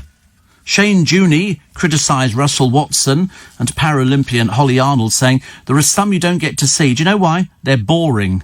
Oh, honestly, Shane Jr., what do you do for a living? Also not as hard working as your dad is, because he's still working at 56. A city turned out to pay its respects to travel tycoon John Hayes. Hundreds applauded on the streets of Sunderland. He founded Hayes Travel, and he died at 71 earlier this month. The employees held orange and blue balloons. That's nice, isn't it? I like a balloon. Orange. You never find two coloured balloons, do you? You either get, red, blue, green, pink, yellow, vermilion, black, silver, gold, all sorts of different things. But you never get a two-tone balloon. You never get sort of black and red. Have you ever seen a two-tone balloon? No, of course you haven't, because they don't exist. They don't exist. Sorry? Yeah, you find a two-tone balloon. Let me know when you found it, okay? I'll come out of hibernation. It's like, I'll fight Mike Tyson if you find a two-coloured balloon. I mean, if it is, it'll be a fake, I should imagine. Plus. Everybody's offering television. There's one here, a 49-inch television, 379. Normally 518, but you never know when the 518 was. Was that, some years ago? I really don't know. And you can get headphones. The amount of people who walk around with headphones. I've got a producer who walks around with the headphones on. Oh, no, these aren't multicoloured balloons. These are balloons that have been dipped. What I'm looking for is a two-coloured balloon. Red and black, red and yellow, red and green, so that half the balloon is red and half is green, or any one of a number of other colours. Not a multicoloured balloon. That would be easy to do. You just blow it up, dip it into one of those paint things, and then let it dry, and then let the air out of it. Not even I saw through that one. Yeah, sort of something like that, if they were real. But they're fake, aren't they? They're fake balloons. You just made those up. Yeah, there you go. No longer available. Of course not, because they're fake. So he's found these balloons that look like they've wandered out of E.T.'s spaceship. Green, red and yellow, and then the bottom bit is white. They've been dipped, but they're not available at the moment, so you obviously can't find them, which is good news. Steve, the Christmas lights in Eton are brilliant this year. It's a real must-see if you're in the area. Oh, wow. And might have to tune into LBC for the first time in a year, says Jimmy. Here's Simon Marks. Spin the Fraud unveiled in Pennsylvania. Oh, listen, people who want to believe things like that are people who sit there in front of a computer and discover all sorts of dreadful things about them. You stand corrected. You can actually ski on grass, says Stuart. When I was young, I went to a PGL kids' adventure holiday. One activity was grass skiing, achieved by basically clipping your boots into what were essentially tank tracks on the feet. Rather dangerous, if I remember. It's not the same as snow, is it? It's not the same as snow. I mean, I appreciate the fact that you could ski on a road that was covered in oil. So I don't find grass skiing covering the problem. Thank you very much indeed. You can put all sorts of things down, Go to an old people's home and get them all to lie down and do a jump over the top of them. Couldn't you? Something like that. But that's, heavens above, why not? Steve, last Black Friday, I bought 4 vacuum cleaners I didn't need. Now they're just picking up dust. Da-da-da-da-da-da-da. Thanksgiving Day in America, Steve, for the first time in my life. I'll be spending this day without extended family around, says Bernie Egan. He says it'll just be the wife and me. We're following the rules imposed by the virus. I wish so many more people in this country would do the same. I won't complain, though, because she's excellent company, just like you. Such a nice man, Bert. Send him the money. Send him the money. Send it to both of them. I hope you're well. But no, you should be, looking after yourselves, definitely. Definitely. Another one here. Somebody says, as a police officer who's just had his pay frozen, it's frustrating that you hear that we sent £10 billion in foreign aid. Don't explain it to me. Somebody's resigned over that, can you believe? Baroness, whatever his face is, because she said we should keep sending this money. And we're going, what for? We've got police officers out there who put their lives on the line. You've got NHS staff. They're having pay frozen. And then we send money to India to teach them how to grow rice. Am I living in the real world, or have I wandered in from somewhere that's completely doolally and mad? We don't need to send money to China or to India. They've got loads of money. At one point, they were taking our money and using it for the space race. Well, the very idea that we could be involved in the space race is absolutely unique, I think. There's also the medals of an airman who nearly froze to death in his plane, which are up for sale. This is Albert Nobby Larkins. Everybody had nicknames, didn't they? What would we call you, Corey? Corey Nobby Larkins. It doesn't quite work the same, does it? But he did 23 missions, and his medals are up for sale, mainly because, as I've told you time and time again, the family have them, they keep them for a long time, and then they've got no more use for them. They've seen them. I think they should always give you two sets, the real set and then a fake set, or a photograph of a fake set, and then people can go out there and do what they want with them. And most people sell them because they could be worth, I don't know what they're worth here. Have they got any idea? His daughter, who's not being named, says he was a very brave man. I'm only selling the medals because I have no children. He told me before he died I should sell them. Oh, right. So you're only selling them because I've got no children. Oh, right, okay. That's it. But it doesn't say what they can go for. He was only 69 when he died in 92. But we've got also... People keep things like that. People keep things because it's your family. It's your family. I appreciate the fact that, you know, the money is useful to some people, but I always think, no, it's family. We have to keep it. I couldn't think of getting rid of anything that was my parents. Steve, and blah, blah, blah, blah. Have you heard from Kevin the Milkman lately, says Roger. We hear from him every so often. Every so often. He's out there trying to make people buy milk. Goodness sake. And I was driving out the other day, spotted 2 packets of cheese and onion crisps walking down the road. I said, do you want a lift? No, thanks, they said. We're walkers. Dear me. Yeah, banned. And a dog walks into a pub, takes a seat, says to the barman, can I have a pint of lager and a packet of crisps? The barman says, that's amazing, you should join the circus. And the dog says, why? Do they need electricians? You're definitely banned. Yeah, a friend has a talking biscuit, but he can never understand it. That's the way the cookie mumbles. Oh, you're definitely barred. I mean, I tell you, not only are you barred, we're going to HR. Guess what, Steve? It really is Joseph, and I'm really from Bethlehem. No, I know you're fake. I know you're fake. I know you're fake. I can always tell a fake from a real person. So many fakes, aren't there, really? It's terrible. Really. Do you think that's fake or real, Corey? That, yeah, because he doesn't write like that. He doesn't write like that at all. He does it differently. That's how I know it's fake. Because he doesn't need to say to me, guess what? It really is Joseph and I'm really from Bethlehem. Because we've done this over the past God knows how long. So, you think it is him? Oh, you've got the history? All right, it is you, but you're barred. OK? You're barred.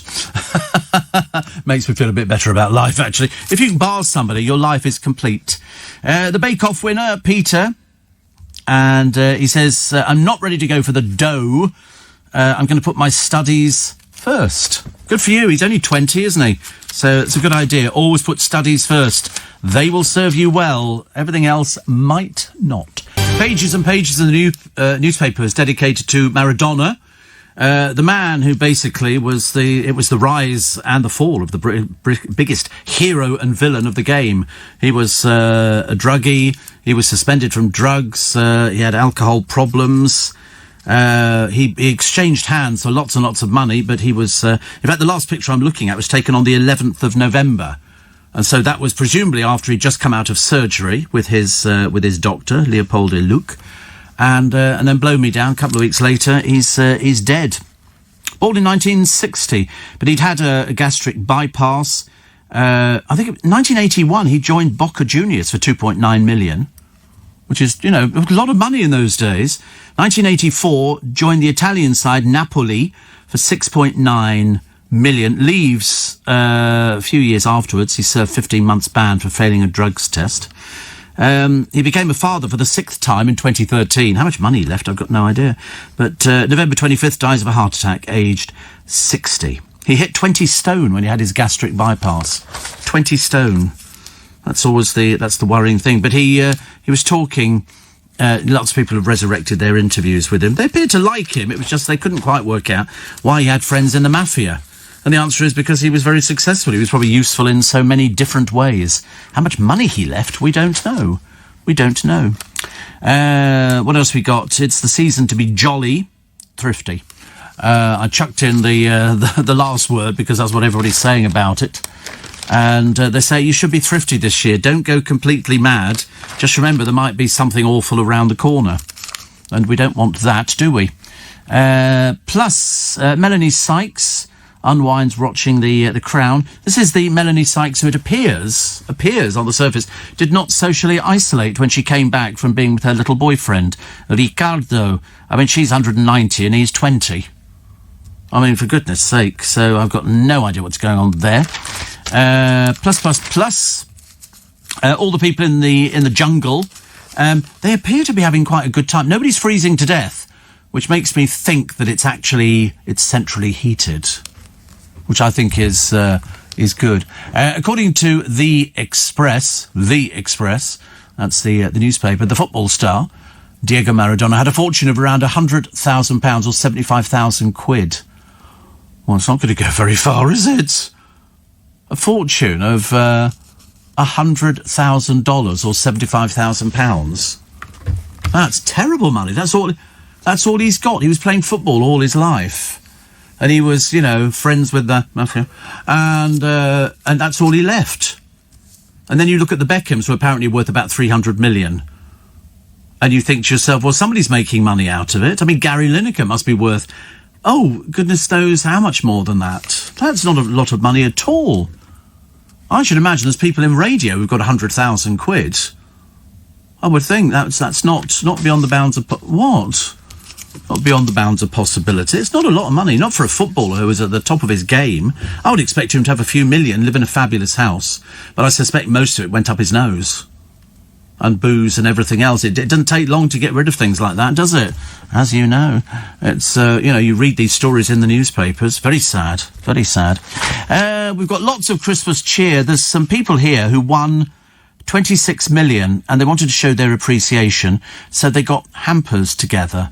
They've given 100 luxury hampers away. I'd do that. If I won the lottery tomorrow night, I'd be giving away luxury hampers next year and stuff like that. I'd buy the producer things, like a car so he can deliver the luxury hampers to people.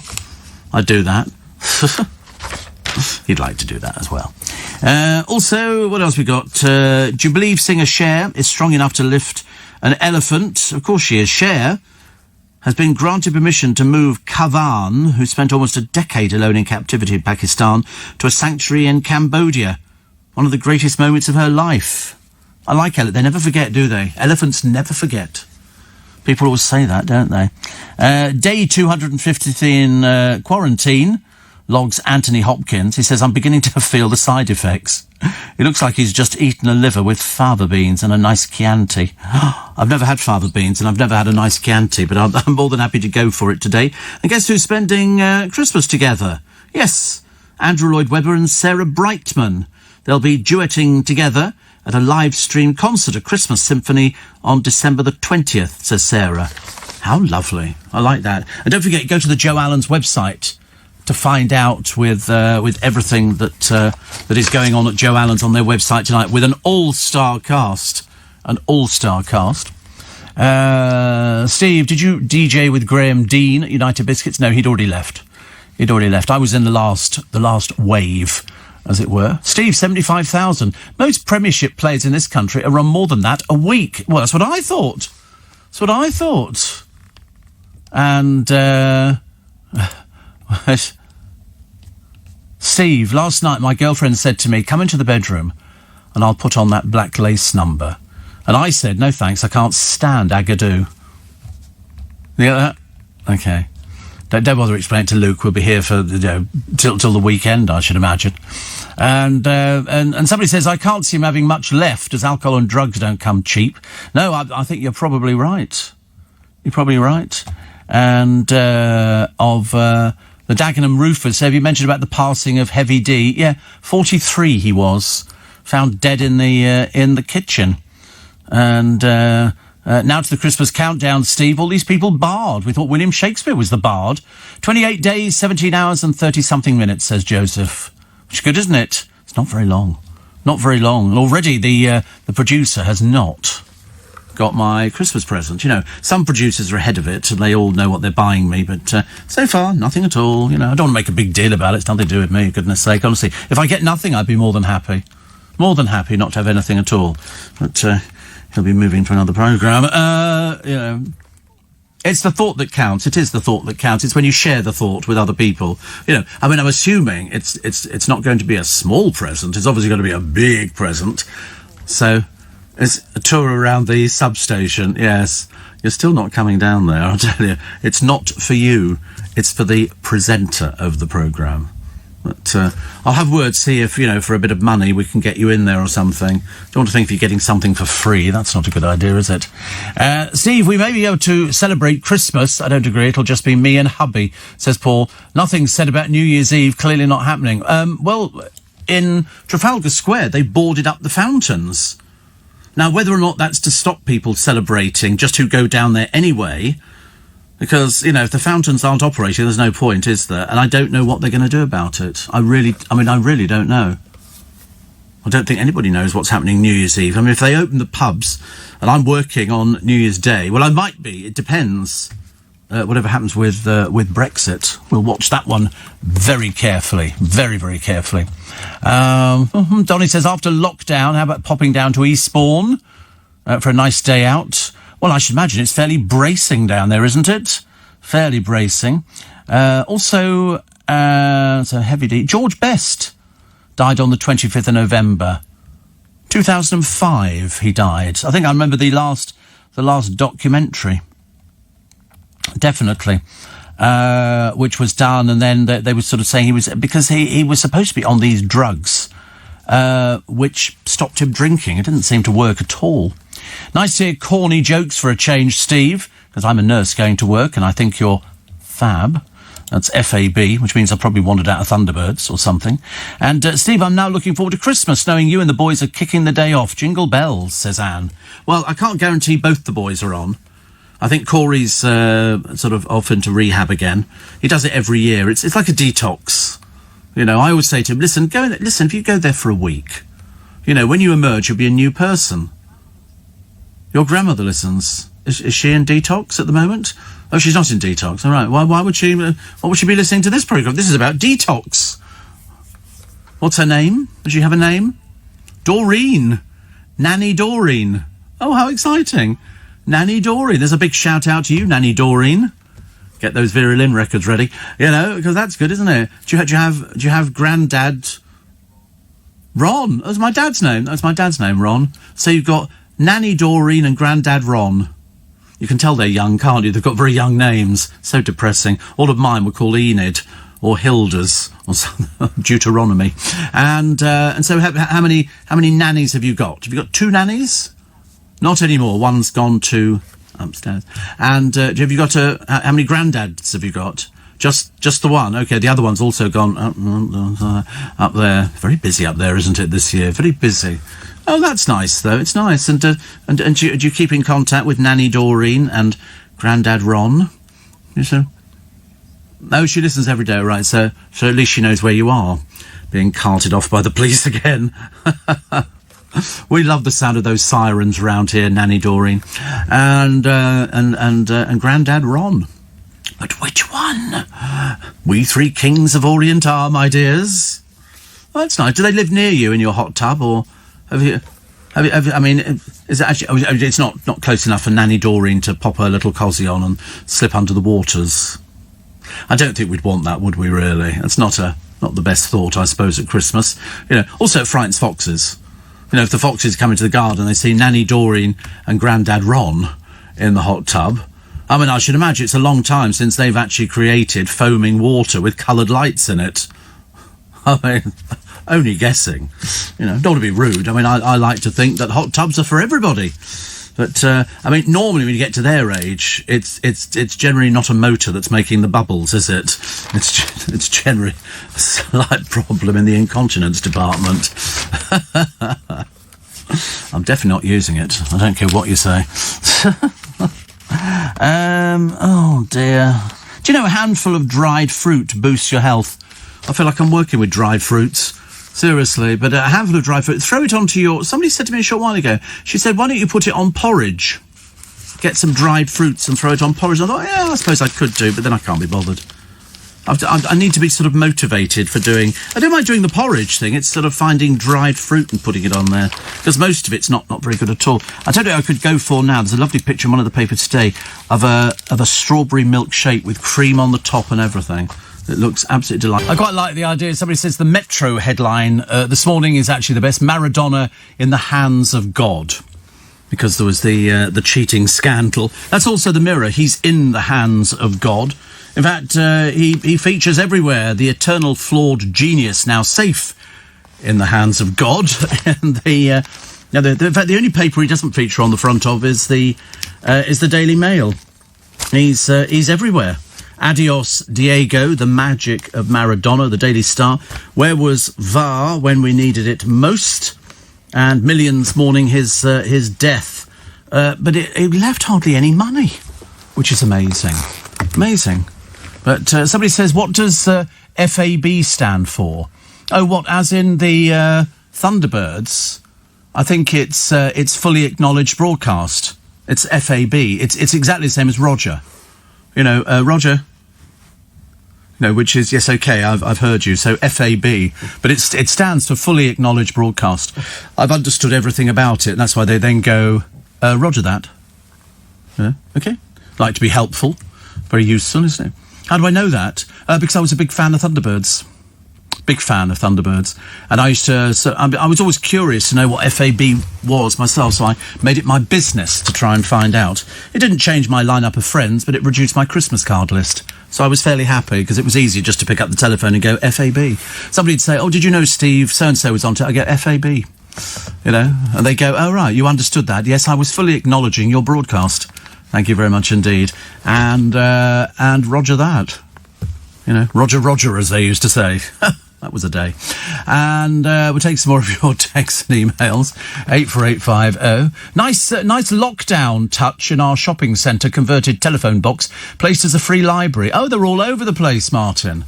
All over the place. You can find little villages. Somebody has turned the local phone box into a library and people borrow books. You know, decent place. If you've got a few sort of chavvy families, it's not going to work out like that. And it says, oh yeah, they're already asking you already on LBC, what would you like Nick Ferrari to ask Rishi Sunak? Because the Chancellor joins LBC this morning, which is very good. So let's wait and see. What time do you eat porridge, says Jess or Jeff? I don't know, actually. I don't have any porridge at the moment. I don't have any, but if I was going to eat it, it would be probably, I can't work out, because I'm pretty certain I've got the doctors today, but I don't know at what time it is, so I'll have to phone the doctors this morning to find out what time it is. I'm booked in for a haircut. That's good, isn't it? On the morning. So they release everything at the midnight or whatever it is, and then the following morning I've got a haircut booked. And it's just about lasted. Corey needs a haircut, and I think you'll find that... No, you do need a haircut now. And I think Luke definitely needs a haircut. Yes, you do. You said so the other day, and I'm just reinforcing the fact that you will be having a haircut. Okay? Try and find somewhere cheap. You know, there are cheap places to do haircuts. You shouldn't need to spend very much on your mops. Honestly, they look like a tribute band to the Rolling Stones or Mott the Hoople. I'm trying to work out how Mott the Hoople is now. Steve, the Pap stole the headlines from Gary Lineker. And he did a tweet from yesterday afternoon. Oh, listen, always pinch. You know, if it's sort of better. And somebody says here, we're all going for jokes, actually, at the moment, which is a shame. And Ollie says, thank you all listeners who sent in those terrible jokes. Yeah, but the worst thing is, they don't think they were terrible jokes. They actually thought they were really good jokes, which is a great shame. But Diego, so yesterday... Diego Maradona. In the last few days, we've lost Edwina Curry's husband, John, and Heavy D, who is a minor celebrity, liked by scaffolders, apparently. Also, Rishi Sunak, he reckons he can turn around the economy. That's what he says. He says the economic crisis has only just begun, as he's injecting billions into health and the infrastructure to combat ravages of the pandemic. And I think it's senior Tories have condemned the wrong decision to take $4 billion from overseas budgets that was pledged to help the world's poorest. It's a load of old codswallop. Don't be fooled by this. This money doesn't go to the world's poorest at all. These countries are hugely rich. Hugely rich. You don't think that India and China are really poor countries? You know, come on. Blimey, you've got people here. What did we have yesterday in the papers? We had a family where, you know, the father lived over the road. He didn't work, so he didn't contribute to the family. And the poor kids were on every kind of benefit you could think of, so that people don't end up with loads and loads of children, and then they don't have the means to pay for them. I mean, to actually read a headline yesterday is ridiculous. That there are children who can't afford to actually buy food in this country. They have to give up certain things to get the food in. That is just ridiculous. Netflix in a £750 million boost for Britain as it doubles its budget. And the BBC is falling out of favour with older middle-class viewers. Satisfaction levels for the over 55s and the well-off is waning for the first time. Well, there's nothing for people like that. Who's it for? What is it for on the BBC? I've got no idea. I love the idea of chorus girls dancing down the bar top. Not at the moment at Joe Allen's, because the bar top is in mothballs, and also it's half the size of the last one. So I always thought that was a good place to sit, actually. If you were in there by yourself, you'd sit at the bar, and everybody'd look after you, which was much, much, much nicer. Mum gets 3 tiny sachets in 3 huge packages. This is when a delivery driver turned up at Kaz Wharton Casey's door with 3 huge boxes.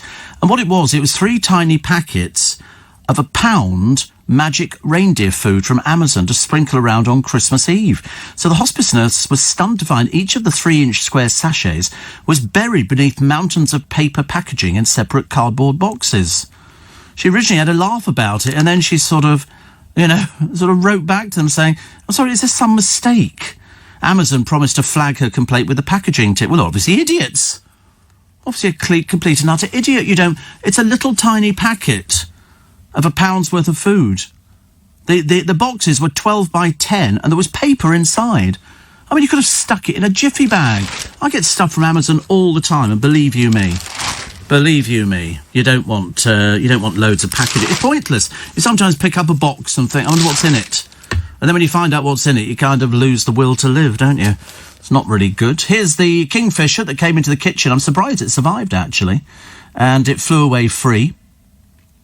Because they're very nervous, very fragile. They generally have, if you pick them up, they generally have heart attacks. So the advice is not to pick them up. And my wife says, "Come upstairs, give me a good time." I said, at my age, it'll have to be one or the other. Thank you. Steve, we have to borrow the money we give to foreign aid. Did you ever have a CB radio? Yes. And do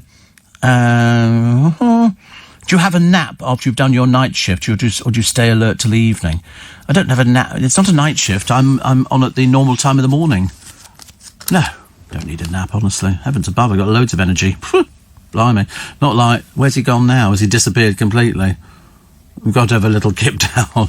But no, I don't do night time. I'm early breakfast, which is not called night time. Honestly, you have to explain to people all the time, don't you? Steve, I've come this far, and with the vaccine around the corner, I'm not going to jeopardise my life for a few drinks at Christmas. Just my son and daughter over the period. I agree with you. Listen, if you've got this far, you don't want to ruin it now, do you? You want to make sure that you're going to get through the rest of it. Thank you. Hydrogen balloons have different colours, says Jackie. Well, we've not found any. Every time you mention Rishi saying it's only just begun, it triggers the Carpenters song, which loved the Carpenters. And another one here says, saw 3 charity trolleys in a supermarket. That should make us hang our heads in shame. Getting worse. Well, I think the reason they have charity trolleys is what they say is if you're going around doing your shopping and you feel that you could add an extra box of sort of tea bags or chocolate biscuits or something like that, you put it in there. I did that. I specifically picked up 3 items, which I had every intention of putting into there. It's like a box, and it's to help the people who don't have enough. So I did tea bags, which I thought were very good, coffee and chocolate biscuits. You know, big packet of chocolate biscuits. That goes a long way. Jackie says, Bruce Forsyth used to put blueberries on his porridge. Yeah, well, they're very good for you. Very, very good for you. Very, very, very good for you. Plus, thank you, I'm your Aussie favourite for years, says Shane. And somebody else saying hydrogen balloons have different colours. Yes, I mean, I've not seen the ones that we're looking for. We're looking for something particularly different. Thursday, 26th of November. We tend to forget, actually, that there's still people sort of slowly getting up, except in London, because we are this 24-hour city. I mean, there's people bombing about the city in delivery vans and getting the trains out of the sidings and people queuing up at the stations and people getting all ready to go and sit on a train and then trying to work out if we're going to have snow. Do we buy the Christmas tree at the moment? I've bought 2 real ones and we've got I'm not sure I like the word fake. I think the word imitation tree sounds much better, actually, and I shall let you know what it looks like. I'm sure it looks absolutely fine, but we haven't, neither Lynn nor I, so I'm the guinea pig today. Then I've got to find out about the doctors. It's only Thursday, honestly, and already I'm getting stressed out with the whole thing. So nice that they give Maradona, some coverage in the papers today. Also, Rishi Sunak, who's going to be with Nick Ferrari, as you know, is vowing to invest in recovery. He's pledged billions of pounds to help the country bounce back from coronavirus. Yeah, we're not through that one yet, are we? Definitely not through coronavirus, although I'm keeping my fingers crossed. We seem to be leading the world. This Oxford laboratory that's come up with this. I mean, they are our saving grace, definitely. Diego Maradona, they say, was shaking the hand of God last night. It's interesting, isn't it? He wasn't exactly the best person with his drugs and his connections and all sorts of other disasters. Best player of my generation. So footballers forget everything else. They sort of go, oh, well, don't worry, the fact he was not a very pleasant person, and he did drugs and everything else, and he died with not much money. He was a good footballer. So that apparently exonerates people nowadays. The Panto fans can click their fingers instead of shouting is really naff, says Biggins. I agree with him. I've never heard of anything so stupid. You won't hear people clicking their fingers. Little children can't click their fingers, but they can stamp their feet. And stamping their feet is going to be the best thing, I think. So Marcus Rashford is going to make a documentary charting his campaign against child food poverty. He's now become basically a sort of the Mother Teresa of the footballing world, isn't he? He's sort of popping up all over the place. Shops will receive more stock of the new PlayStation 5 before the end of this year. Sony's pledged after its next generation console sold out. Don't they think about these things? I mean, they're obviously not very clever, are they? You get all this publicity for it, and then they go, oh, we didn't realise we had to order so many of them. Well, we're obviously not expecting to sell them, or do you have to do this because it makes you sound a bit better that, we've sold loads of them, but we've still got, some way to go. McDonald's have been accused of cultural appropriation over its jerk chicken sandwich. Snowflake critics have blasted the firm for cashing in on a minority culture. Somebody says, the more I think about it, the more I'm bothered by the McDonald's jerk chicken attempt. They don't care to respect the culture. Another said, disrespect to the fullest. McDonald's slapped a dead sauce on top of a crispy chicken and called it a jerk chicken sandwich. Unreal. And somebody says here, how is it jerk? Well, because of the seasoning they put on it. Surely, A McDonald's spokesman said, our jerk chicken sandwich uses jerk seasoning in its spicy sauce. We make it clear that the sauce is the jerk component of the sandwich. I mean, honestly, people get funny about all sorts of things, don't they? I can't believe it. Culturally appropriate. Oh, dear, please not. Please not. Also, you've got to work out what tier you think you are in. Whether we're all going to change next time round. I do hope not. I do hope not. Steve goes Rod Liddle in his column today. Well, he doesn't say Steve. I said Steve, which makes it sound more interesting. 3 stories in the newspapers to let you know Christmas is fast approaching. Every year they happen. 1, a lefty Church of England vicar announces he's banning O Little Town of Bethlehem because it's not lying still, is it? Not while it's under the jackboot of oppression. Another C of E vicar makes a lot of toddlers cry by telling them Santa doesn't exist, and also that Santa is an anagram of Satan. And if they see him climb down the chimney, they should pour boiling water on his head. That's what Rod Liddle's writing. The BBC get its knickers in a twist over Fairy Tale of New York by the Pogues and Kirsty MacColl. On the last issue, the BBC are playing different versions. Older people who listen to Radio 2 can hear the proper version. Sensitive young souls, though, get to hear the one with the word removed.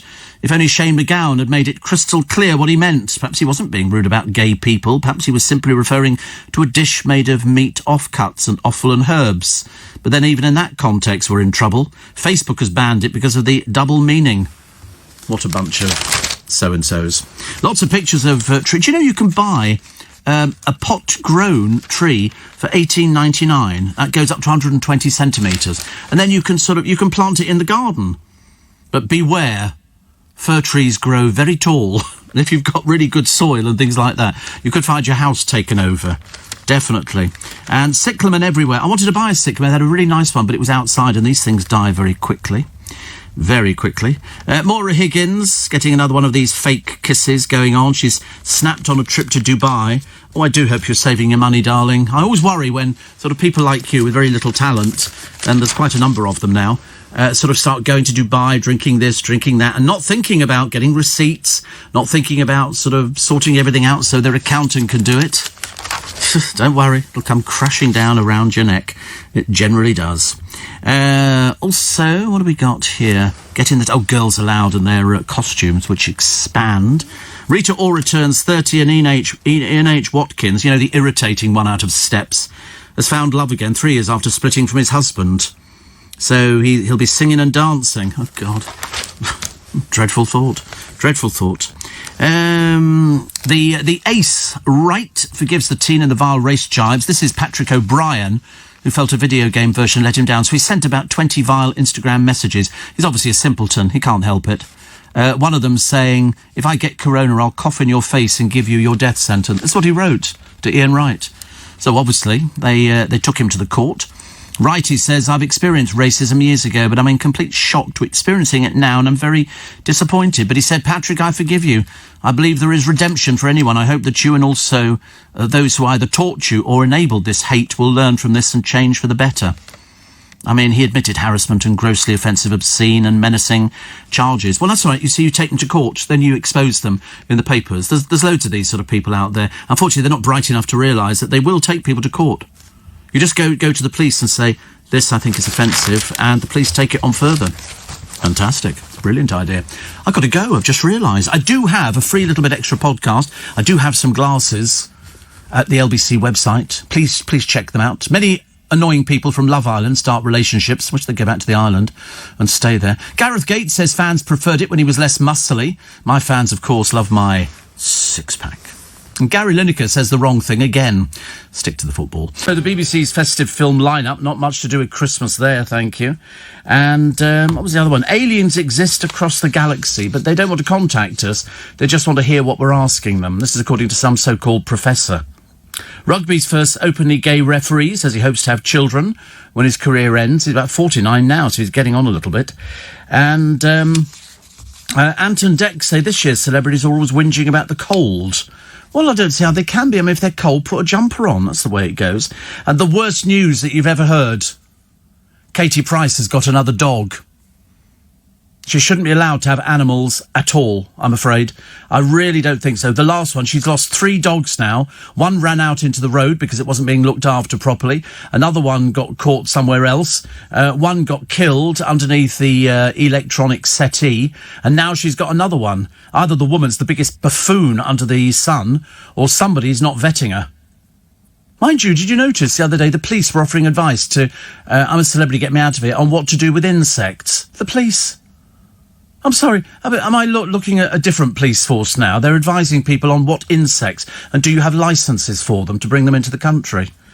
You give up, don't you, really? You really give up. Also, the man who lost his wife to cancer gets £1 million home. He entered a lottery thing, bought a tenner ticket and won the £1 million home, which is good. Very pleased for him. Very pleased for him. And lots of people are going to be having steak and chips for Christmas. Why? They can't be bothered to cook a turkey. But you just go and buy Turkey Crown. It comes in the tin that you cook it in. You literally take the cardboard lid off, you put it in the oven, and that's it. And then you take it out and carve it. It's not difficult.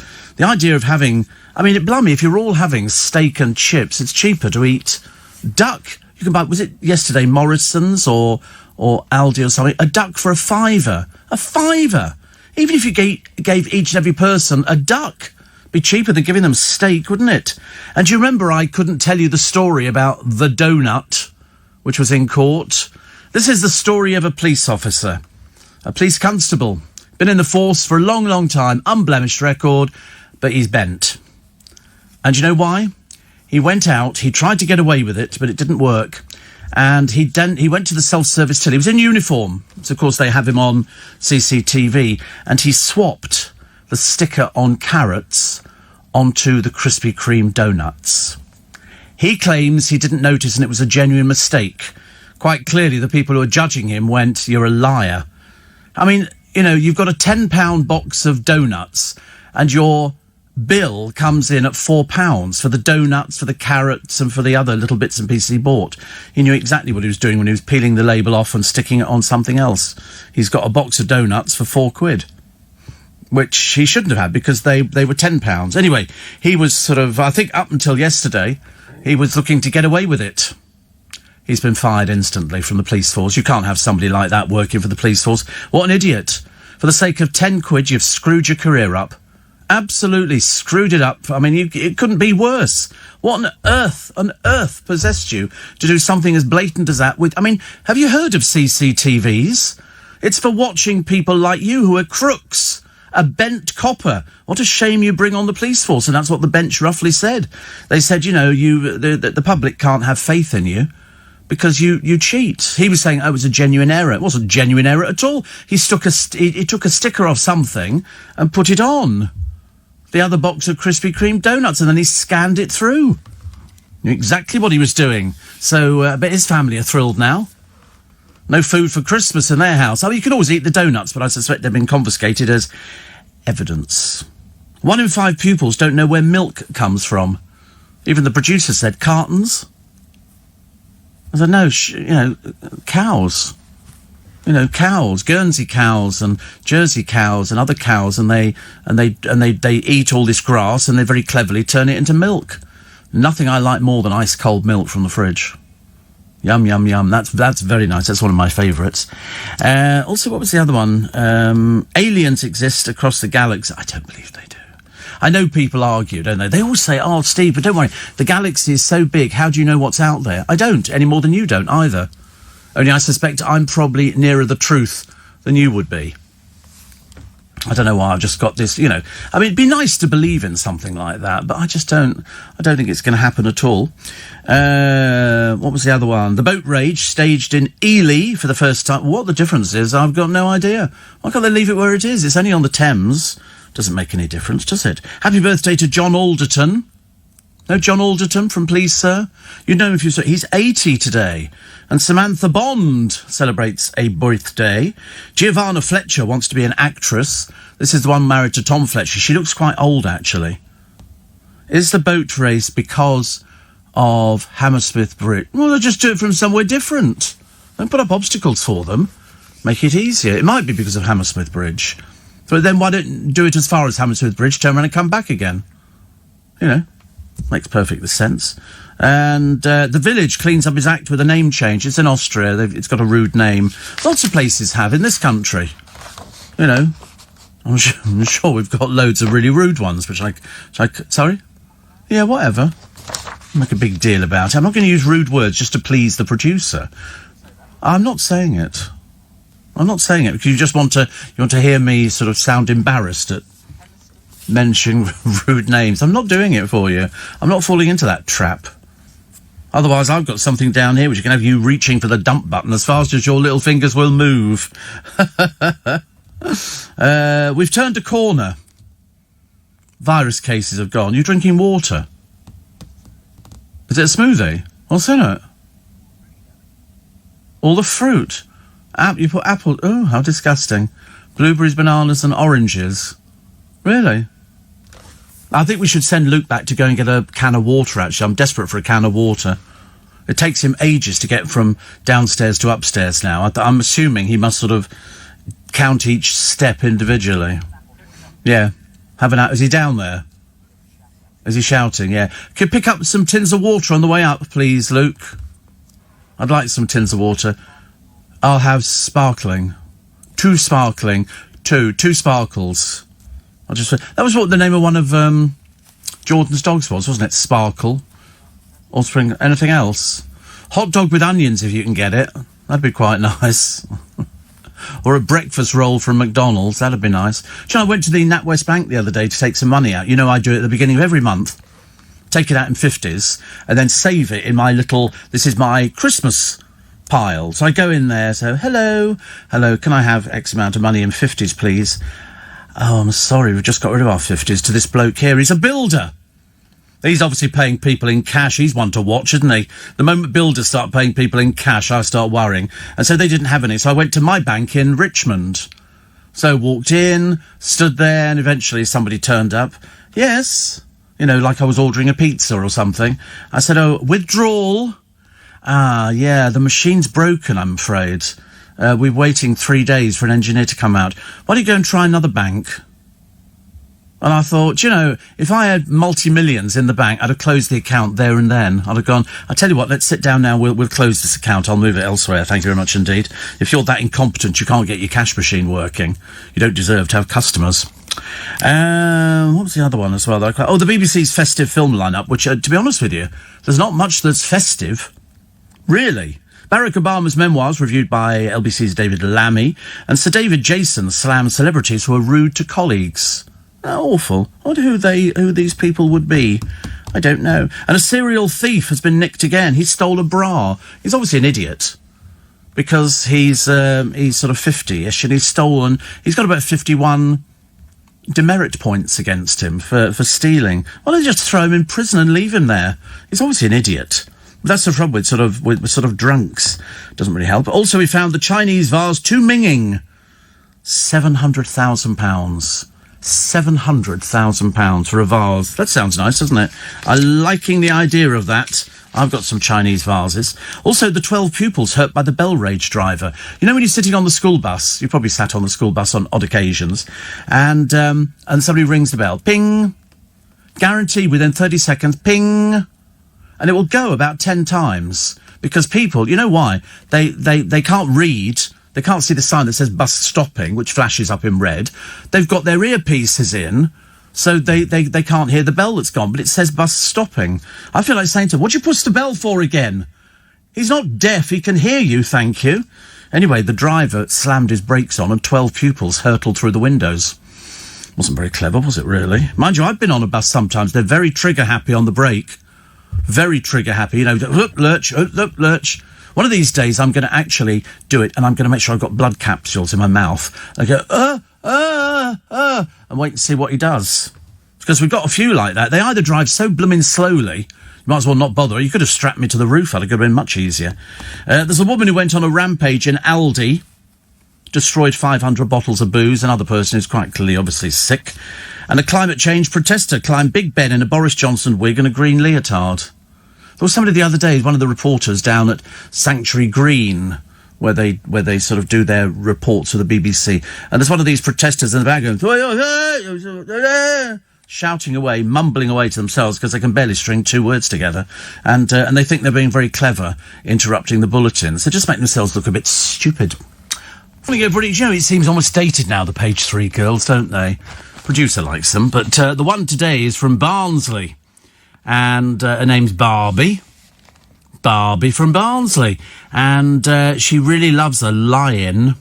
And the reason is that on Sundays, she loves to reward herself for a week's hard work by staying in bed all day. She says, when I was young, I liked bouncing on my bed so much that once my mum threatened to swap it for a trampoline. But she never did. I think she knew I'd hit the roof. But here's Barbie from Barnsley. So her idea of a hard week's work is getting her boobs out. That's apparently the extent of her trying to find a job. What will I do? I'll get my boobs out. Has he worked it out? Has he worked it out? No. No. Does he know what it is? No, I know what it is. I can't tell you. I thought you'd have worked it out by now. It's a child of 3 could work that out. It's all right, I've shown them a little thing. You know, you used to get sort of things, puzzles that you could do years ago. And so I've tried him on a puzzle. It's quite. You won't see anything by looking at it. I mean, it's as straightforward as it is. It's as simple as that. It's as simple as that. Even if I told you the answer, you wouldn't believe it.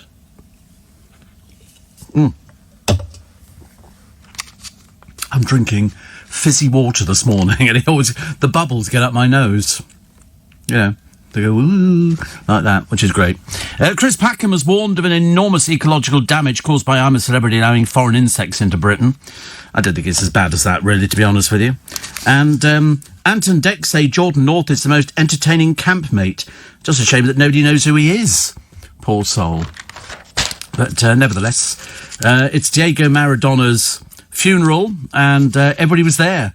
The crowds turned out in force, which is fantastic. The David Beckham story. Remember I told you the other day, he could have been named sports minister if only he could string two words together. But, of course, he can't, so he isn't. And a tourist took home a souvenir of his trip to the beach. It was an unexploded First World War bomb. Just the kind of thing you need, isn't it, really? What do you got there, sir? It's a bomb. A bomb? Yes, I found it on the beach. It's a bomb. Everybody off. Everybody off. Steps. Oh, every time you open up the paper, it's another story of steps. Ian H. Watkins, the irritating one, says, we love Britney Spears. It's taking us a long time to get control of our career. It's sad that Britney doesn't have the same chance. No, she has been committed on a few occasions. I mean, for goodness sake. Also, a 48-hour snow bomb next week. Temperature plunging to -5 degrees. -5 degrees. So it's going to be very cold next week. So you have to wear a vest. Okay. Do I have any chocolates? No. Why? You didn't see anything at all. You didn't see a big bag of chocolates. And if you were ferreting through my stuff. And I thought you were on a fast. You'd given up the fast. Well, I might have some chocolate things in here today. But not for you. Not for you. No, because you mustn't keep eating all this chocolate. It's very bad for you. I mean, I'm trying to look after your health. I've got some... But you did bring me some fizzy water, didn't you? There's something... It's very good, actually. It's also because it's ice cold. And it's sourced from natural springs. But I don't believe it comes out the ground fizzy. I think they actually put the fizz into it. But, I mean, I don't mind. I don't mind. I work on the assumption it's aerating my blood. Which is good, isn't it? I think you're supposed to aerate your blood. Do you get gassy? No. I sometimes choke on it a little bit. No, I haven't. No, I've got Sky. I've only got one television in here. I've only got the one television and it shows Sky all the time. Why? Oh, the text system's broken. No, it can't be, because I've got one here. Or is that an email? These are tweets. Oh, okay. Oh, that was broken. Oh, the texts are broken. Okay. Argumentative this morning. Somebody was late. But, I do have some chocolate. Steve, cows don't turn grass into milk. They're forcibly impregnated, and as soon as the calf is born, they're taken away. So humans... Well, none of these have calves. They're just milk cows. Milk cows. And they turn grass into milk. That's what it... Where do you think it comes from? I mean, good Lord, that's why cows are out there eating all the time. Eat. And then they turn it into milk. They go in there and they milk them every day. They have to. They have to, because otherwise they'd explode. But I do love milk. Fresh milk. We used to get fresh milk at the farm years ago. You could go down there and they would... Before we knew what, different milks were. Now I just have it cold. Ice cold milk. I love it. Okay. No, I don't do almond milk, no. Ponzi. Soya, Ponzi. No, I don't do stuff like that. I'm just ordinary milk boy. Do you have almond milk? Oh, God, how pretentious. Or what? McMilk? Nut milk? What's that? Cashews? Don't be so ridiculous. Milk from cashews? What does that look like? It's not better than my milk, mate. Mine comes from proper animals. Proper milk cows. Moo, moo. They make the milk. Yours comes from nuts. What do? Nothing. I mean, I've had nuts before, but never had nuts turned into milk. And soya milk and all this kind of thing. It's all just pretentious, isn't it? Why can't people just be normal?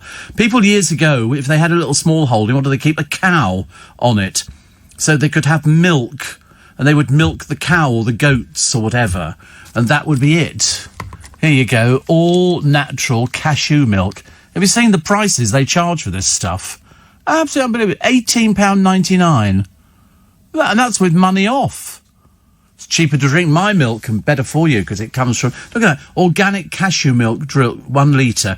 £3.49. A refreshing alternative to milk. No, the only refreshing alternative to milk is Prosecco. That's the alternative. Sorry? No, I don't. Not particularly. They're very bad for you. They're very fattening, as Luke will testify to. He's eating... It's not healthier for you. Don't give me this rubbish. Just because it's got the letter V on to stand for vulnerable. And, because you go, oh, Steve, it's much healthier. Look, rude health. Rude health. That should say it all to you. There's not enough of you to make a difference. I'm sorry. Meat eaters and milk drinkers, we lead the world. OK? We lead the world. It's as simple as that. We don't do any of this rude health, milk made out of cashew nuts. It must be a very odd colour, or do they add colouring to it? Do they put colouring in? Usual, so it's milk colour, is it? Yes, it would be a nut colour, wouldn't it, really? Just say. Mind you, I do like coconut milk. Coconut milk's very nice, but that bears no resemblance to milk either, and would probably turn your tea or coffee sour. But it doesn't matter, listen to each his own. I mean, do you know what I could drink at this precise moment? Strawberry milkshake. Made with real strawberries. Made with real strawberry. I could definitely do that. A strawberry milkshake, or a banana milkshake with real bananas. Proper sort of chopped up and everything else. That'd be nice.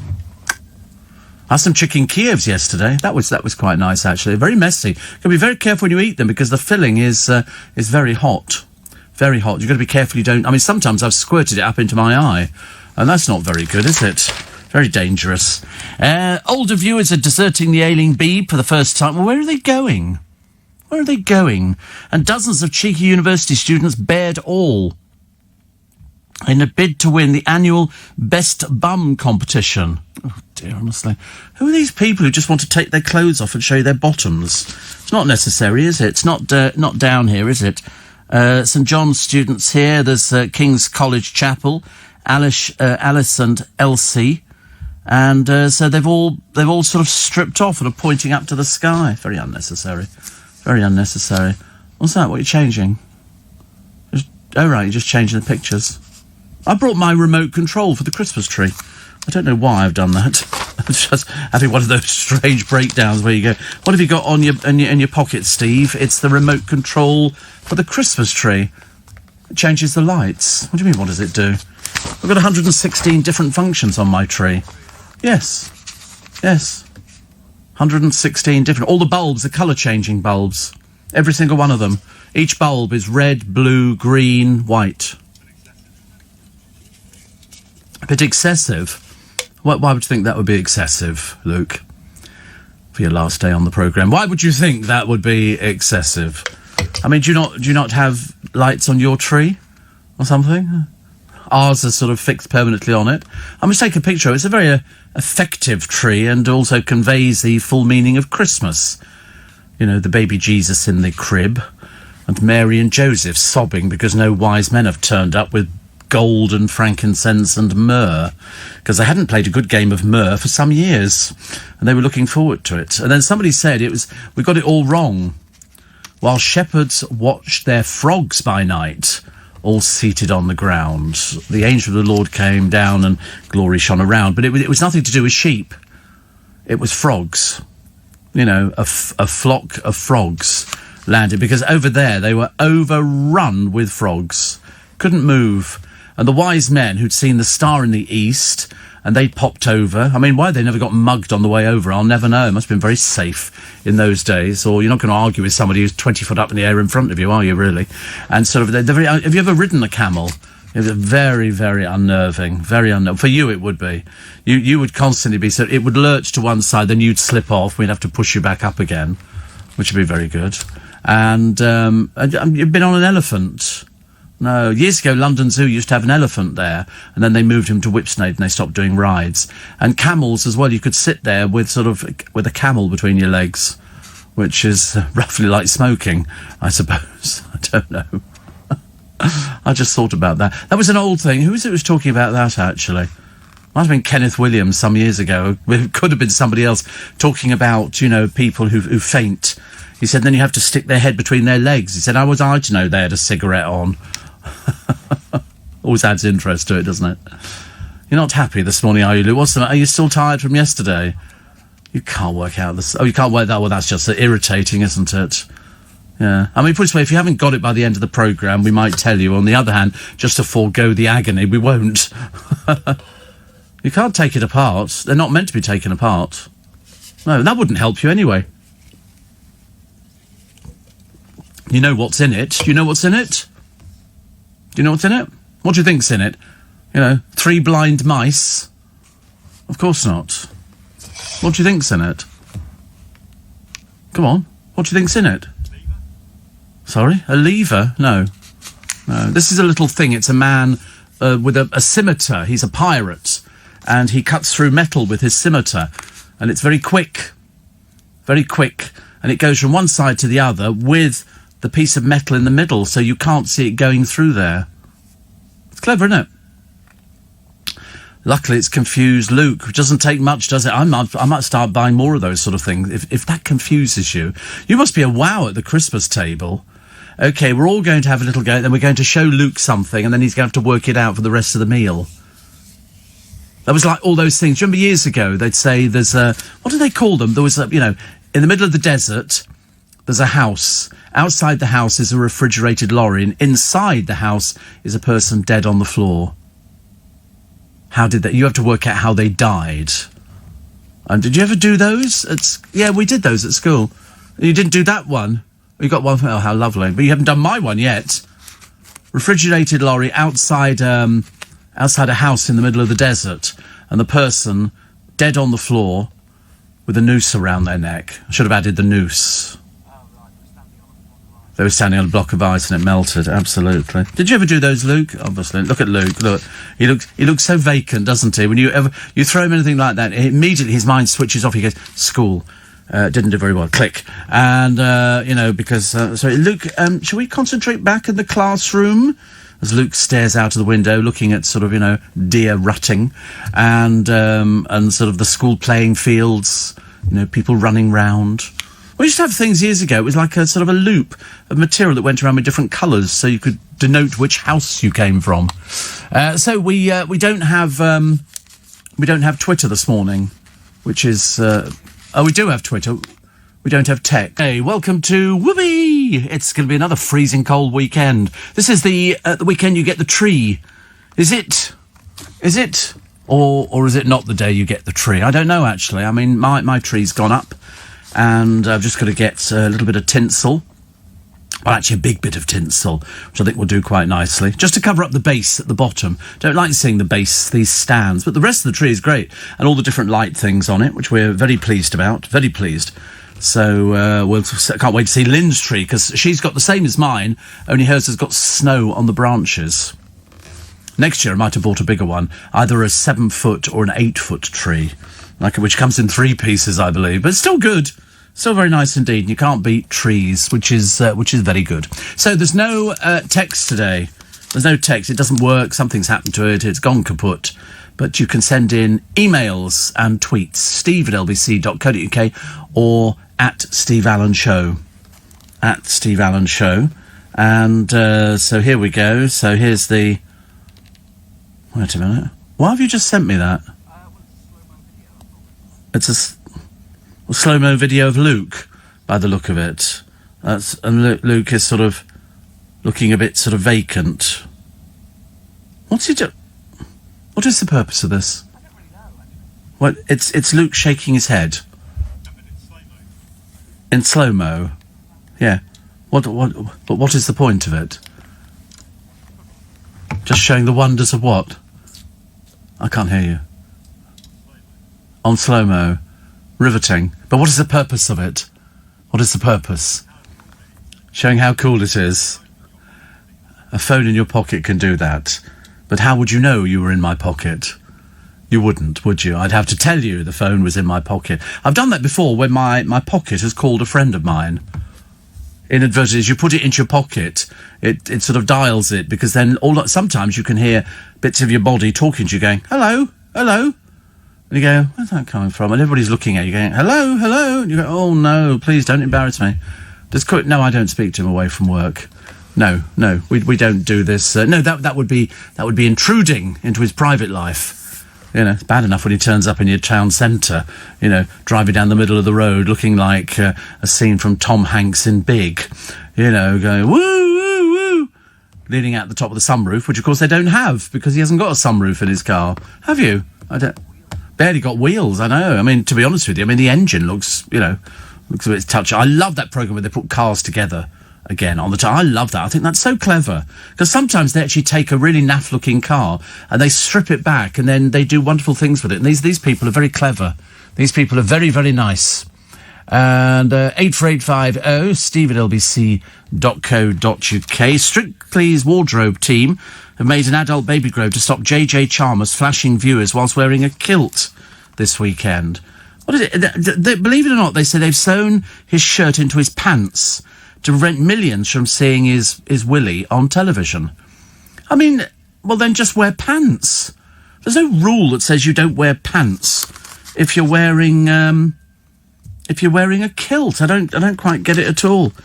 But wardrobe have sewn underwear into the bottom of my shirt. Well, who knows? But anyway, JJ, who won gold at the Invictus Games, is second favourite to be eliminated after reality star Jamie Lang. Poor old Jamie, who was it the other week? He said, I'll go naked if it means I'm going to stay in the programme. He has no intention of ever going naked. Not that, you know, you can't see him naked on the internet at the moment. Also, Dancing on Ice star Joe Warren Plant's relationship is on the rocks amid rows over his time spent training with pro skater Vanessa Bauer. Is it my imagination, or are all these pro dancers just sort of gagging for it? Because that's the way it seems to go, isn't it, nowadays? The amount of them that seem to go on there and have affairs with people who are in relationships. I shan't be going ice skating anytime soon. Don't want to do things like that. It's a bit unnecessary. You wouldn't, I mean, why would you want to do it? You've been ice skating? I thought you might have been. Yes, of course, yes, I'm sure you are. The skating backwards. Have you been ice skating, Luke? Have you done the ice skating bit? Yeah, you have. Are you any good? You're not a speed skater. You can't do. No, I thought I saw you as a clinging to the edges kind of person. You're just not rhythmic, are you? Enough, really. It's just not. I mean, the idea of coordinating the actual dancing and trying to remain upright is, of course, I should imagine, a challenge for most of us that we would probably regret attempting. Corey can do it. He could do things like that. It's nice, isn't it, really? Show off. Nothing worse than a show off, is there? So we should really not go together ice skating. You're doing this thing again, which is you're pretending we're friends, you know, and it's very embarrassing because I don't want to have to be rude, you know, and then, you know, next time I see you cruising down Twickenham High Street with your music blaring out, we'll know it's him because he'd be playing, you know, there's a kind of hush all over the world tonight, sung by the Carpenters. He's got their greatest hits. He doesn't have... I've got Christmas carols in my car. You can always tell it's me, because I'm blaring out Hark the Herald Angels Sing and all the rest of it. I love it. It gives an air of calmness. I'm not bothered about people who don't like Christmas. I don't care. I'm only doing it for myself, which is okay. Holly and the Slimy...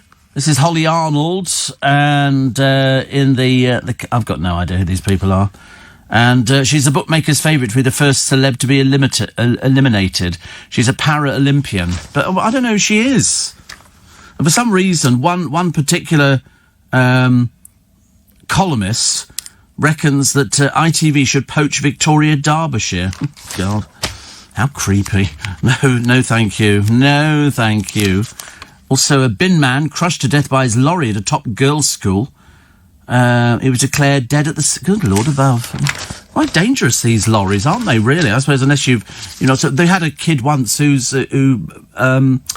suffocated themselves. They put their head out the window, but they were leaning on the button to close the window. And nobody thought, get your hand off the button. Get your hand off the button. It didn't work, actually. Jason Manford has been targeted by thieves, telling his fans it seems burglars haven't been furloughed. So he woke up to discover a storage unit outside his house had been broken into, which is quite normal. You will find at this time of the year, people will break in. People will break in. Now a good time to maybe get a guard dog. I would think. The school bus driver hurt 12 kids by slamming the brakes on because they kept pressing the stop bell. I mean, I would have to do that. I'd be doing naming and shaming. I'm sorry, you just pushed the bell. I know you did, because it comes up on my thing. Off the bus. OK? Don't push the bell again unless you're very stupid. Roger Wells allegedly hit the pedal so hard he flung one boy into the upstairs windscreen with such force it cracked. He's said to have started swearing on the bus. This is the 98. This is an East. I knew it wasn't ours. We don't have a 98 bus. We have a 176, 70, 68, 490. We've got quite a few. H22. Isn't it funny how I know these things? I also know what medication I take at the same time. But it was a place called Wallcrouch. And he'd yelled, "Effing stop ringing that bell." I can imagine, actually, what he should do is be able to flick it off. So after it's been rung once, so it can stop, you flick it off so you don't have to hear it again. And then when you sort of, poor soul, honestly.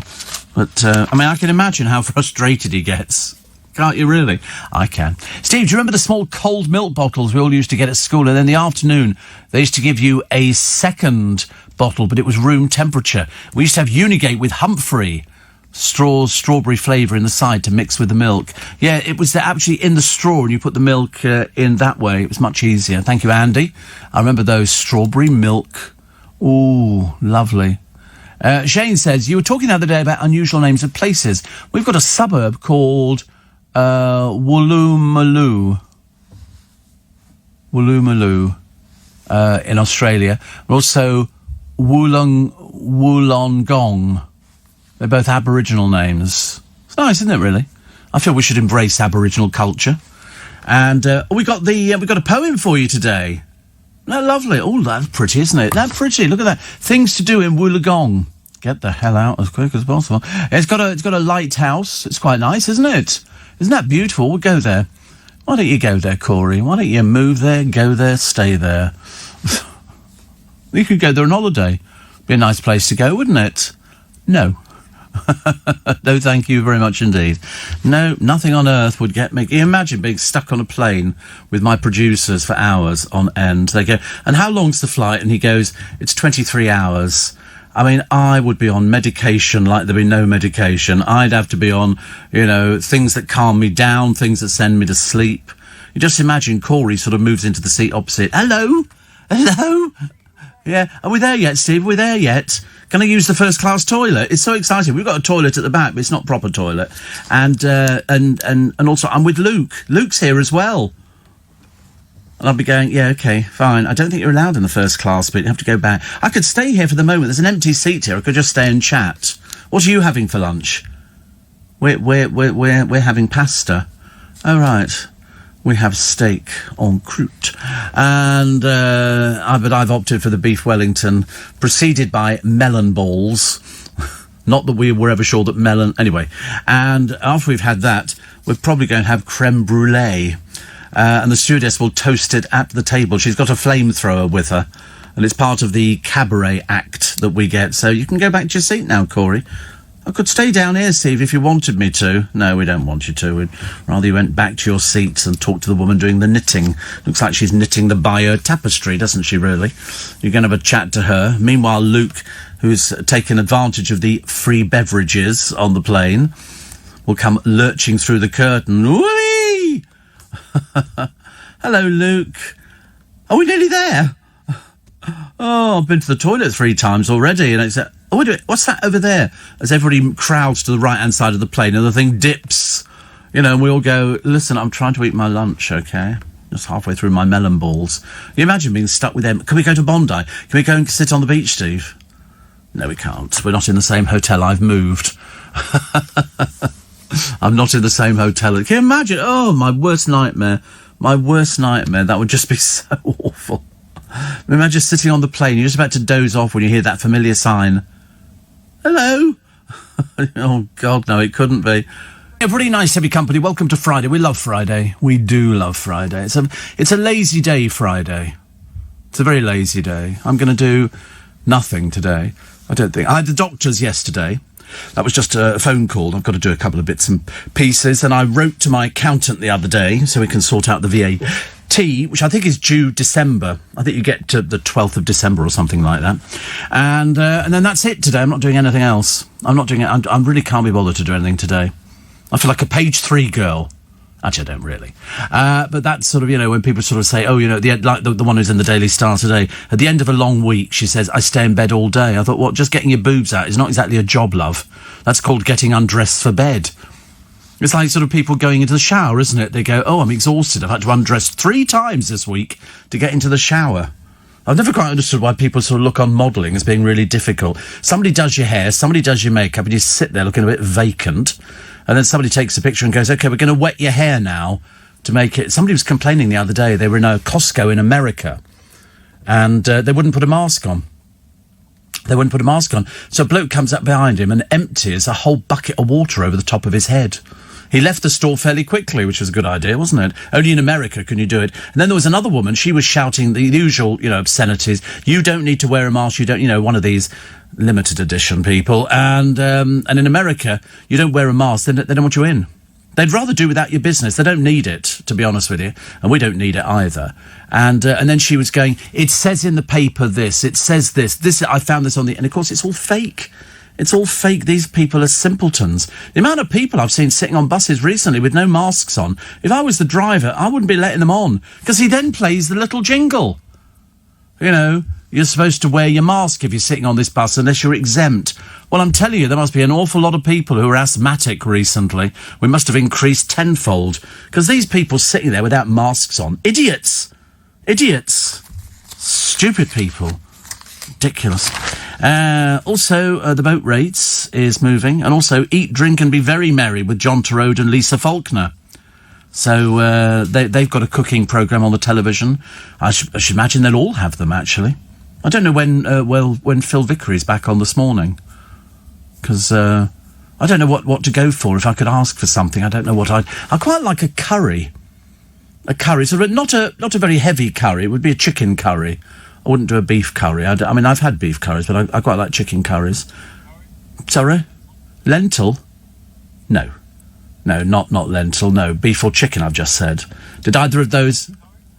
Chickpea? I think not. No, I think not. No, I've just said chicken or beef. But probably chicken, because I've had beef before now. And you can buy this powder that you sprinkle on it, which you get from Iceland, and it turns it into a curry.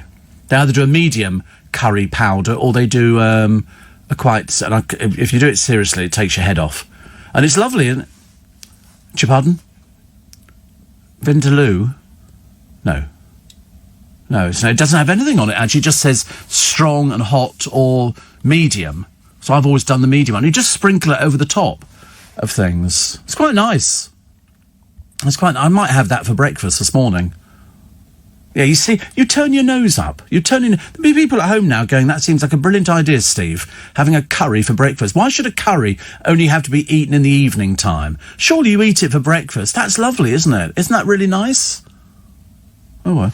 I'm going to recommend it to my friend, the one who's been in hospital. She came out yesterday. She's still suffering from the effects of anaesthetic, because she had a general. And it made her sound a bit woozy yesterday. I'm all right. I said, oh, you sure?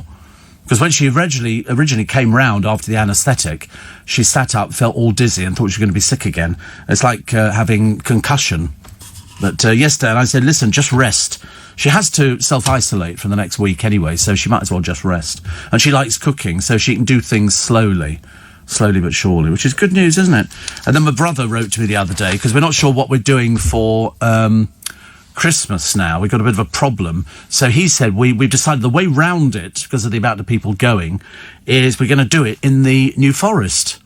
Go and have a picnic in the New Forest. They've got a gazebo which they can take and put up.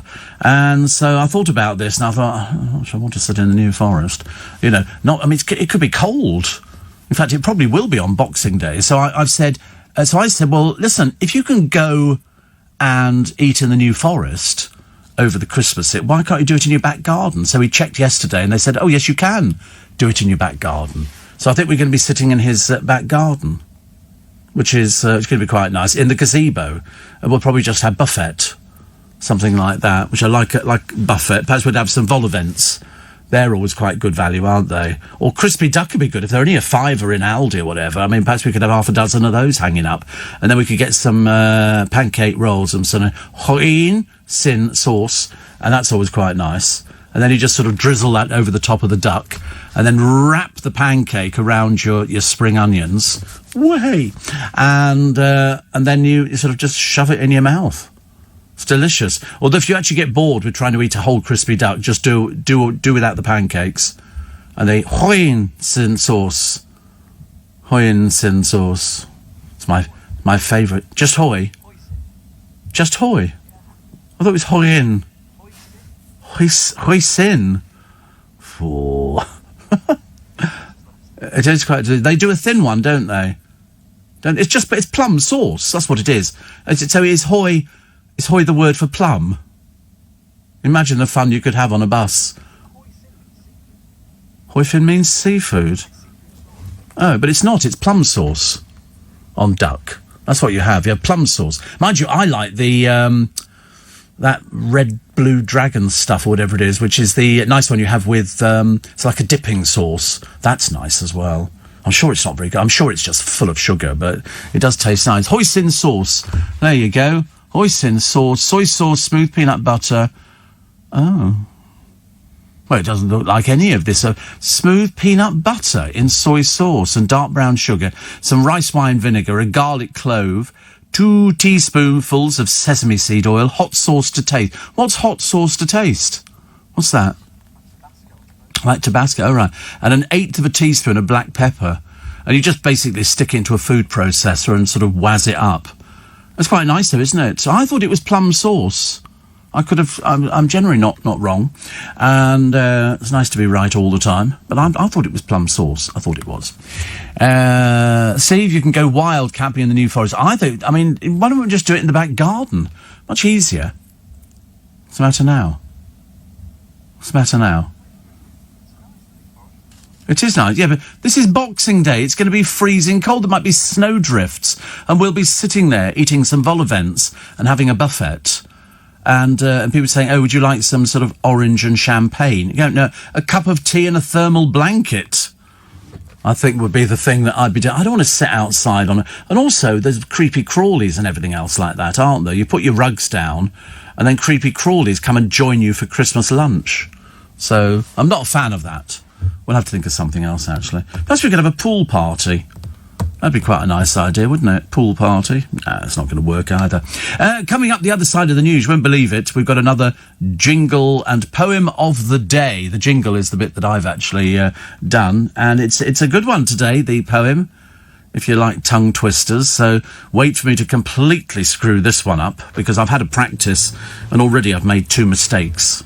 So, I mean, I don't like to make mistakes. I like to be perfect about the things that I do. So we'll see how we do the other side of the news. So you've got a chance now to nip out, go and get a cup of tea, cup of coffee, and then pop back in again. All of your, not text today, but we've got tweets and emails. Tweet at Steve Allen Show or email steve@lbc.co.uk. Have you seen the list? Have you seen seriously, I mean, it's getting embarrassingly long. Nice to have your company. Welcome along to Steve Allen's Early Breakfast. My friend Jordan says curry for breakfast. Danny Milo eats chili on toast for his. Chili on toast. Mind you, I knew somebody I used to work with. She was the secretary at a place I worked at, and she used to eat raw garlic. You know, the actual, not sort of garlic pearls or anything like that. She chewed garlic cloves. Seriously, I mean, it was awful, full stop. That's the only thing the Queen bans, garlic. They won't have garlic in any of their food in any of the royal households. But, you see, I don't think there's anything the matter with curry for breakfast. I think that's perfectly normal. Why not? Why not? You know, you could have something quite nice, actually. Curry over mashed potato would be quite good, wouldn't it? That'd be very... I mean, there's no rules that says you can't have this, but I'm not sure about chili on toast. I think chili on toast might be pushing it a little bit, although Danny does have some of the some of the oddest practices. Which I love it. And so curry for breakfast. Yeah, because I was watching the 4 in a Bed programme the other day, and there was some bloke and some bloke didn't like the bacon. It was too thin. He liked thicker bacon. I thought, oh, honestly, these people are so... They're playing a game. And whilst I don't mind, I mean, some of the places you wouldn't want to live in because they're mad as broomsticks, these people. But it's interesting to see what's on offer for about 70 quid a night. I mean, some of them, if you go to Blackpool, a place like that, you can still get rooms for like 35 quid a night. But mind you, you're only borrowing the bed. You're not taking it with you, are you? You're just borrowing a bed, and you're probably having some hot water. And that's about the extent of it. But 35 quid a night's good. I mean, some of them, in some of these posh bed and breakfast in this country, it's like sort of £300-400 a night. But these are in almost like stately homes. I always want to live in a stately home, but I should imagine this time of year it must be freezing, unless you've got a big log fire in the hall. They were showing you the other day in a place in... It's this programme called How Do They Do That? Or as far as I'm concerned, it's a case of why do they do that? But they had a place in Denmark, I think, in Holland, where they make clogs. People still wear clogs, and they make them out of wood, and they're made automatically on a machine. It makes them, and then it hollows out the inside, then they spray them and all the rest of it. And I quite fancy a pair of clogs, actually. What? How do you know? Have you ever worn clogs? Make your feet very strong, and also you can get clog dancing. You've seen them doing it on, you know, daddy dun dun daddy dun dun clum clum clum clum, daddy dun dun daddy dun dun. It's like I've been sort of taken watching the Russian ballet at the moment on YouTube, because you look at these people, you think, God, every day they have a workout. Every day they have a sort of a good workout, so they're all terribly fit. Every day I don't have a workout, and I'm not terribly fit at all. Steve, although I do have normal milk, I love Rude Health products, Steve. Do you know you can make a vegan mac cheese with cashew nuts? Oh, can you really? I don't like mac and cheese. It's a bit naff, isn't it? They showed you making Cornish pasties the other day. I wish I could do something like that. If I had a big kitchen table, you know, where you could make cakes and pasties and stuff and then freeze them. We have a poem for you, written by Carolyn Wells. Carolyn Wells was born in 1862. Isn't it funny? The name itself suggests to me that she's much... You know, she's born in this time, because I didn't know many people in the 1860s who were called Carolyn. She died in 1942, and it's called Betty Botter. Okay, have you heard it before? Okay. Because you expressed interest in the poem. Yeah, I said Betty Botter, and your eyes lit up. You know, which is good, isn't it? Betty Botter bought some butter, but she said, the butter's bitter. If I put it in my batter, it will make my batter bitter. But a bit of better butter will make my batter better. So 'twas better Betty Botter bought a bit of better butter.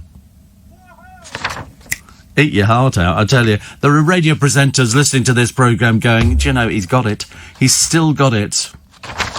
Not bad. You must take notes on that one. I only read it once before, actually. I'm generally a very good sight reader, but I mean, if I'd made a mistake on it, I'd have just had to hang my head in shame and go out of the building and go, please don't talk to me, I'm very embarrassed. I'll go straight down to the substation in the middle, which is very much looking forward to doing that. That's very exciting. Probably do that next week. I'll have to give them a ring. So, are you buying anything for Black Friday? Oh, you are. What are you buying? Oh, you don't know what you're buying. You're going on Amazon and see what happens. You can buy your halogen oven, can't you? Yeah. I offered to buy the halogen oven the other day. I said, send me your address, and back comes a very terse thing. No. You know, so I said, okay, fair enough, you know. If you don't want it. Is it on offer? Yeah. How much on offer is it for? Oh, get it. Yeah, for 25 quid, it's worth it. And when it gets dirty, just throw it away. That's what I do. I'm terrible. I never keep things. They go, oh, but you could clean it, Steve. No, just throw it away. Throw it away. It's, you know, and then people say, what about vacuum cleaners? When they get dirty, throw them away. Bring in another one. That's why I've got so many vacuum cleaners. I don't like to see a dirty vacuum cleaner. And they just get dirty. But I'm looking at all the bargains you can get today. There's an Ultimate Ears Boom 3 Bluetooth waterproof portable speaker. Was £129, now it's £99. But they're obviously still making a profit at £99. That's the way I look at it. Excuse me, a little bit of... little bit of fizzy water. Somewhere, do you know, I never used to drink fizzy water. Never in a million years would I drink fizzy water. And then my friend to me, she said the other day, I said, I've got to nip out and get some water from Costco. She said, don't you have taps anymore? I said, yes. And she went, why don't you drink out of it? Put the phone down immediately. Don't speak to me like that. And so I said, oh, so you drink out of the tap? She said, yes. I said, good Lord, what a rarity. I drink bottled water. I've only ever drunk bottled water. Do you drink out of the taps? With a filter? Oh, okay. What, over you or the tap? Oh, Brita. Brita. Yeah, it's not Brighter, it's Brita. Brighter would be Brighter. But this is Brita, Britta. Brita. That's in the British Empire. Yeah, it's from up north. It doesn't. Well, they don't have things like that. A filter to them would be getting sort of an old sheep bladder and holding it over the mouth of the river, you know, so that you could sort of, you know, filter the water through there. Aunties Bloomers. I told you, when we had Christmas, when we were younger, we did have, you know, stockings at the end of our bed. They weren't my mother's stockings. They'd just been cut. Once they got ladders in, they were totally useless. And so we used to get satsumas, apples, nuts, always nuts, toothbrush, bar of soap, flannel, coloured pens, things like that. And the moment it gave you something to open when you woke up on Christmas morning if you were a bit overexcitable, which I was always overexcitable for Christmas morning. And then you sort of, and then the fruit goes back in the bowl again. You don't even get to eat the fruit. Oh, there might be some chocolate Father Christmases, but the rest of the time, it's straight back in the bowl again. You know, it did look pretty. My parents always used to creep in at night with the help of Father Christmas and put the stocking at the bottom of my bed. I thought it was good anyway. Was it red? No, they're my mother's tights. They were tight coloured. What do you mean, really? Of course. Just what? Just nylon tights, yeah. What's the matter with that? I don't understand what the problem is. What's the problem? Does it look a bit weird? No, of course it doesn't look a bit weird. Well, weird to whom? Didn't look weird to us. They were my mother's tights. 1 minute they've been on her legs, the next minute they're propping up the end of the bed with odd-shaped parcels in them. Not for the first time, but it was... No, it didn't look odd at all. In fact, we thought it looked very festive. I mean, she wasn't going to wear them again after we'd emptied them of presents. They were throw-out tights. I don't know why you don't know this sort of thing. And then were they red? Oh, you on about? No, we didn't have things like that. We just had normal presents. In fact, at one point, in Hong Kong... Oh, right. Pulling a rickshaw. Because when we first went to Hong Kong, my father decided to pay... one of the rickshaw people. Do you know they run bare feet in China, in Hong Kong? And he said to the rickshaw man, who didn't understand a word of English, he said, can you just run all the way up to the end of the building, turn round and run back again with me and my brother in the rickshaw? Have you ever been in a rickshaw? They're quite nice. I quite like them. Quite big enough. But we were only little. And so he said, literally, just go up, turn around and come back. So he had no idea what all my father was doing was filming it on his cine camera, and he sort of filmed, and you've got the picture of us in Hong Kong in a rickshaw with this guy who was one of they were all over the place. And my dad used to make things. Yeah, he was very good. Fort, anything like that. I used to have a thing when I was littler, which was sort of like a basket with wheels on it. So, you know, it was like, you could pull it around and things like that. But it's funny because we actually found the flat a short while ago. They've messed it around. They messed it around inside our flat. But at least it was there. Steve, bottled water comes out of underground rivers through limestone. Does it? Where does this one come from? I don't know. I was looking at this bottled water today, and it's clean driving analysis. They just tell you what's in it, but they don't tell you where it comes from. They just say sourced from natural springs. It's got to be good, isn't it? Very good. We like that. We like a bit of... I'm sure it's good for you. Somebody says, I'm sure I heard a ho-ho in the background. You didn't. Yeah. Joseph says, way ahead of Black Friday this year, I bought all my Christmas gifts by Halloween. Well, that's good. It shows you're very organised. But they don't know what they're buying. They've got no idea what they're buying. They just feel that they should buy it because, because you can save money. But then Which magazine proved that they weren't necessarily the best bargains that you could get. I mean, I quite fancy, there's a big television here, which is 60 plus. No, it's not. It's 55 plus, and it's £1,000. That's a lot of money for I think you can get a bigger television for cheaper. But they've all got things on, haven't they? They've all got sort of different prices. Apart from the fact a third of us will snub a traditional roast turkey dinner at Christmas. Instead, steak and chips, curry, or even a salad. Some are looking forward to a sandwich pizza or pie and mash. Lovely, very nice. And 20 million people across the country will swerve the stuff. Sainsbury's says, we know this year has been different. Steak and chips is number 1. Fish and chips is number 10. I can't see many of you cooking fish and chips, can you? Here's the police officer, PC Simon Reed. He's been sacked. He deliberately underpaid on a 10-quid box of Krispy Kreme donuts. The board ruled he'd breached professional standards of behaviour and should be dismissed without notice. And the panel chairman said, had this been a genuine mistake, they could have understood it, but they said it was definitely not a genuine mistake. He was in uniform. So what he did, he scanned a barcode from 2 carrots he was buying as a joke for a colleague and had stuck on the box. The panel was told it beggared belief he'd failed to notice he was charged just 4 quid when the donuts cost nearly £10. So what he did was he scanned and then sort of walked out the store, which is called theft. And as a police officer, a serving police officer, 20 years, I believe, so he paid 7p for the box of the donuts. I mean, ridiculous. He's an ex-soldier, served in Iraq, was on duty and in uniform. This is in Wisbech in Cambridge.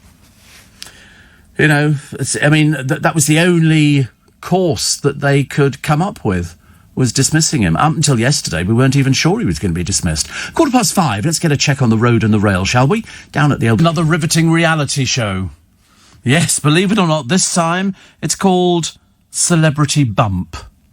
Okay, yes, it's an MTV programme, and popular reality stars, although most of these you've never heard of, who are either pregnant or recently gave birth, will open their homes for camera crews to document each tear and tantrum. I mean, it's about one of the saddest programmes you could ever discover, next to Celebs Go Dating. I mean, if ever there was something that sort of literally threw out of the television, I'm sad and depressed and lonely because I need somebody, but I'd rather be earning money. So in this one, X Factor's Jake Quickenden and girlfriend Sophie Church, Shelby Tribble and boyfriend Sam Mucklow, none of these people are married, and Love Island's Marcel Somerville and fiancée Rebecca Vieira, as well as Perry Shakes Drayton and her husband Mike Edwards. God in heaven, honestly. Imagine throwing these programmes into the mix from years ago and going, and by the way, this, and they're all talking about pregnancy or getting pregnant or they've had a baby or something, but by the way, they're not married, okay?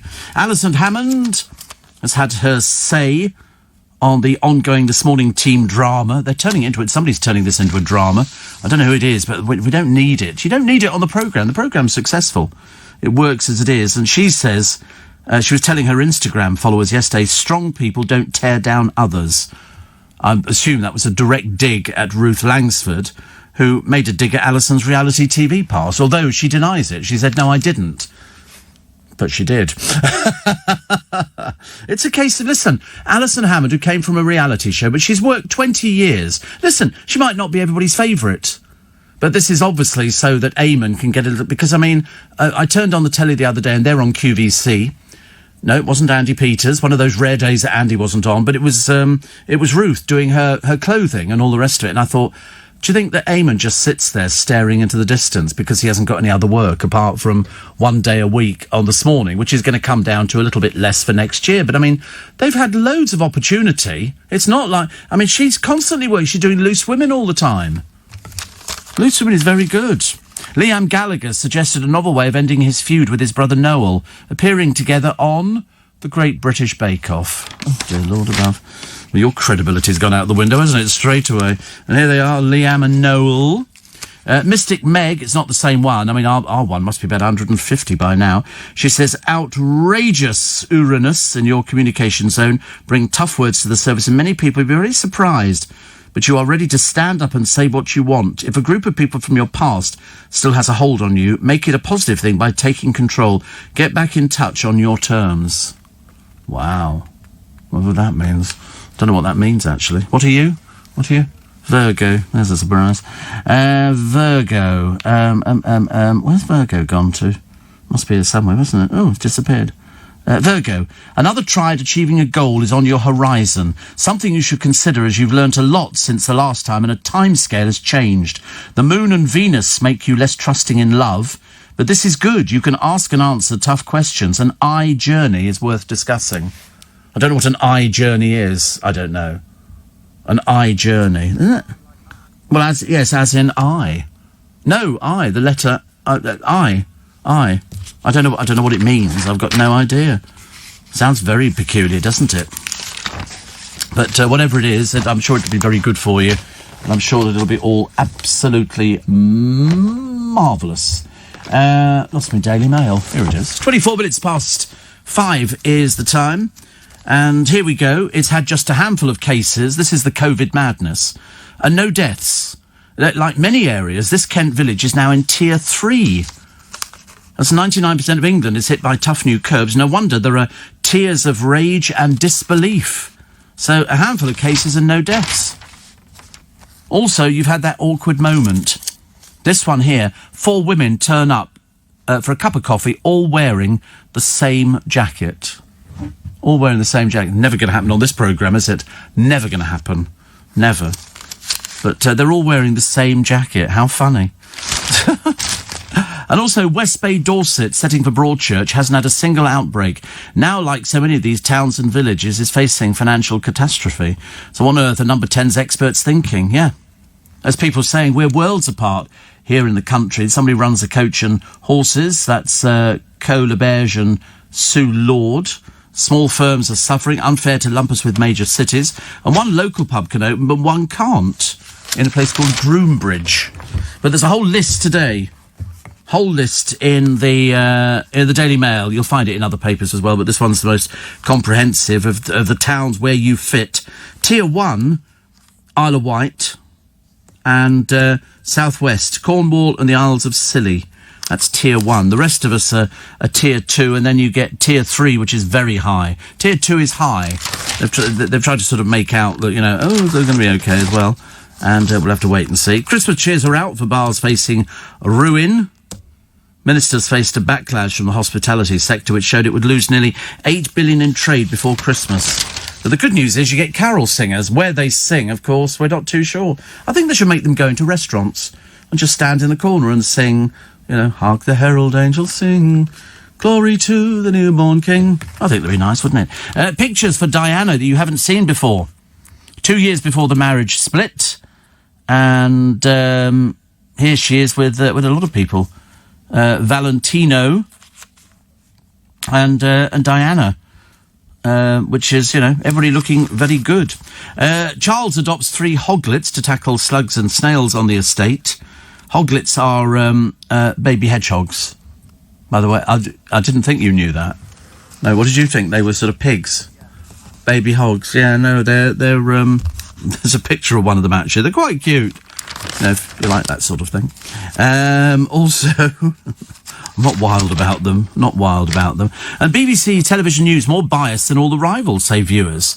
They are the least impartial. They lag behind, they said, Channel 5, Channel 4 and ITV for its coverage, according to research by Ofcom, who know these things. They would know all of this, which is good, isn't it, for them? Plus, the village cleaning up its act with a name change. An Austrian village will ring in the new year with a slightly different name. Apparently the rude original became too much for the locals to bear. Residents of endured decades of sniggers from English visitors and the frequent theft of its signs by visitors. Tourists made a point of stopping to snap themselves by the signpost at the village entrance. Finally, 100 villagers decided enough was enough. Council minutes published yesterday showed that after existing for nearly 1,000 years, the village will be named Fudging from January the 1st. Municipal Mayor Andrea Holzner said, I am confirming it has in fact been decided by the local council. I will not say any more about it. Imagine, and we've got them in this country. I've got a book at home with all funny names of places, you know, which were sort of designed to make you smile, and they do make you smile. Why not? They're sort of we're still not above the old naughty knicker jokes, are we? We like things like that because it makes us laugh, because it's funny. £7.5 billion Black Friday beleaguered shop set for sales boost, but some offers are best avoided. And because some of them, as Which have suggested, aren't really genuine. They were lower than this 6 months ago. They've changed it a little bit. So you can buy all sorts of things. Buy all sorts of things. House of Fraser have got a sort of dress, normally 65, now it's 33. Curry's World are doing an LED TV, $499 down from $549. But you could probably get these things. You know, if you search around, you can really you can shop for bargains. I've never been able to do it. I've got friends who are very good. They'll go in and they'll go, "That's £600. Well, can I get it cheaper than that? What's your best sort of price on it?" And they go, £600. And they'll stand there and argue the toss until eventually they get it down. But you can save anything up to 50%, 54%. 54%. So it's worth doing, you know, if you think you can. But I mean, only if you need something. If you don't need anything, don't bother. Don't bother. The producer's sort of trying to work out what he doesn't need. The answer is he doesn't need anything at all. Christmas shopping. Christmas shopping, really? Oh, is that what it's for? Is that what it's done for? Oh, right, okay. Oh, well, I don't mind so much now because it could be my present. But there again, see, the trouble is I'm now thinking about it. I'm going to get some cheap thing that's on the way out. So it's a case of I'm not even getting a proper thing. Steve, Tier 1, so going for a pint next week. I'm booked in for a haircut next week. I'm booked in on Thursday.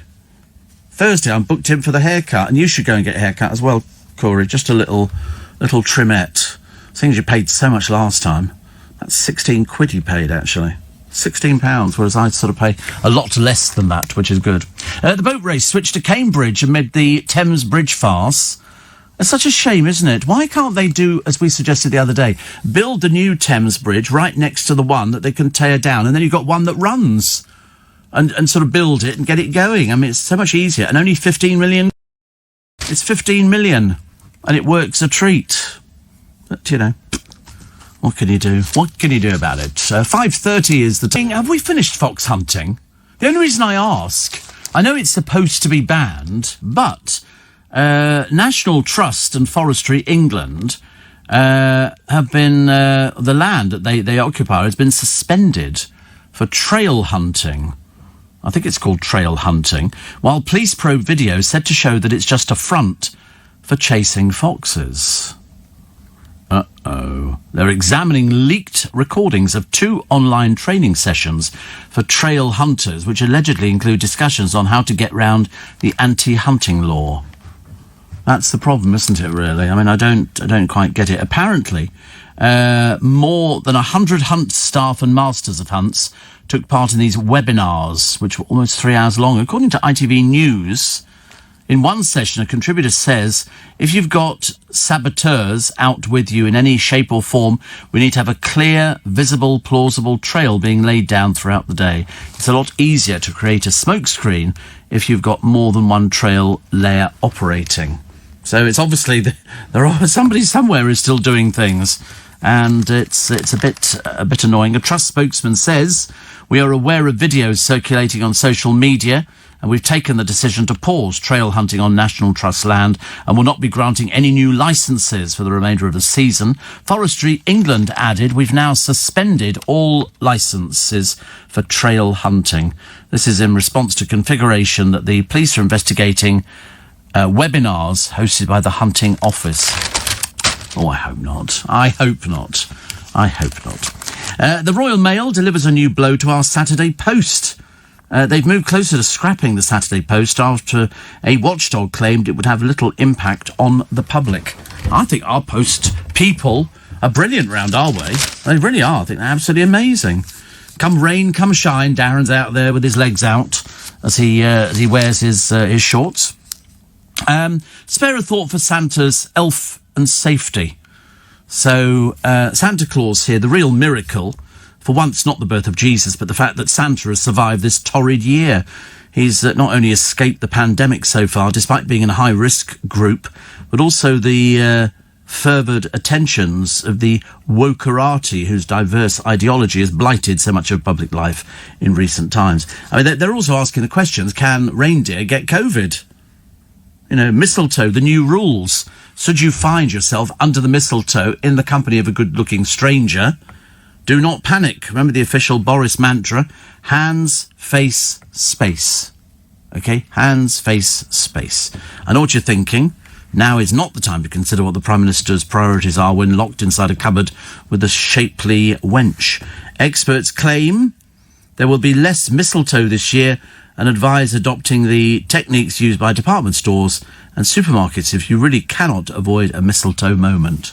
I love it. Mind you, you do tend to move, don't you, a little bit if you see a piece of mistletoe hanging up. You go, whoa, maybe not.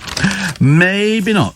Maybe not. Also, robots joining the Royal Navy to rid the sea of mines in a deal worth about £184 million. They were talking about, I've always fancied a little mini submarine. I don't know how comfy they are or where you'd get them from, but they sound quite nice. So John Alderton, the actor from Lincolnshire, starred in Upstairs, Downstairs and Calendar Girls and played, of course, the hapless teacher Bernard Hedges in Please Sir. He also narrated the original series of Fireman Sam. Husband to the actress Pauline Collins, he's waged planning battles with his neighbours in Hampstead, London, and says he's proud to be a NIMBY. He's 80.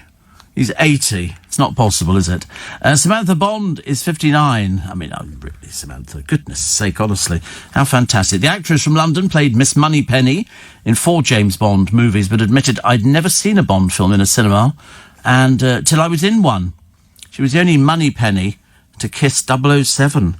Oh, how lovely. Husband, wait a minute. Sorry, I asked if she preferred mooching Piers Brosnan or Sean Bean on stage in Macbeth. She said, some people like a bit of rough, but I like my gentleman. Good for her. Buster Merrifield died. He was Uncle Albert in Only Fools and Horses, known for his catchphrase, during the war.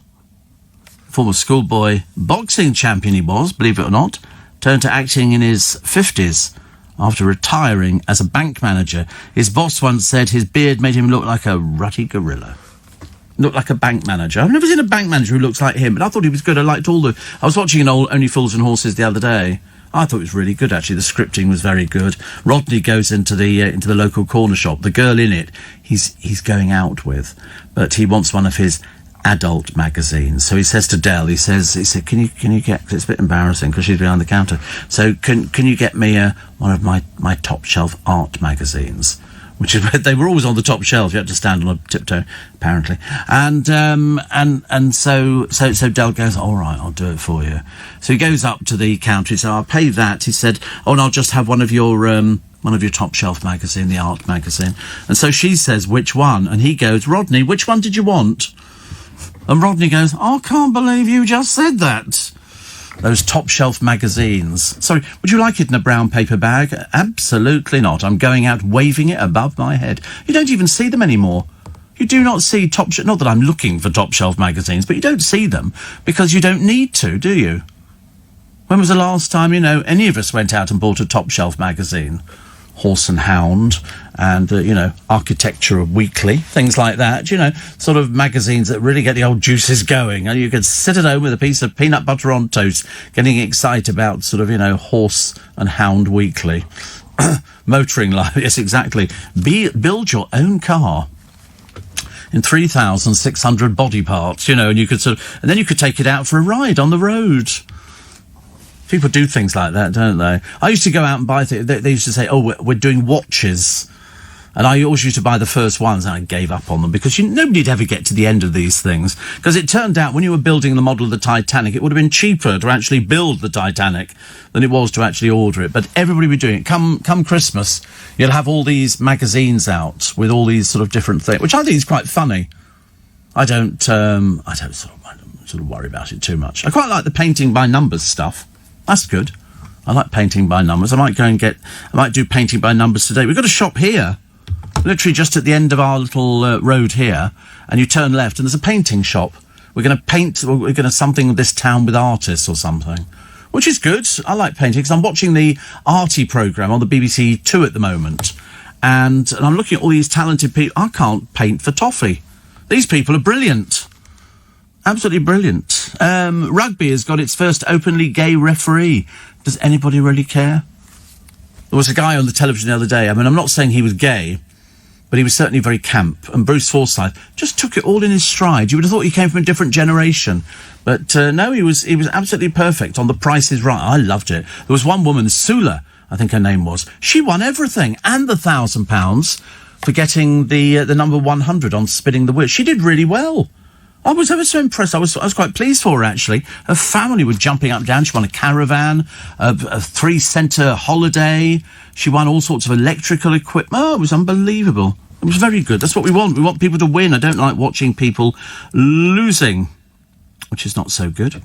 More than 330 former fighter pilots, army chiefs, and other suspects jailed for life the other day for trying to overthrow Turkey's government. Oh dear. Not very good, is it? You're not going to get treated very well inside there.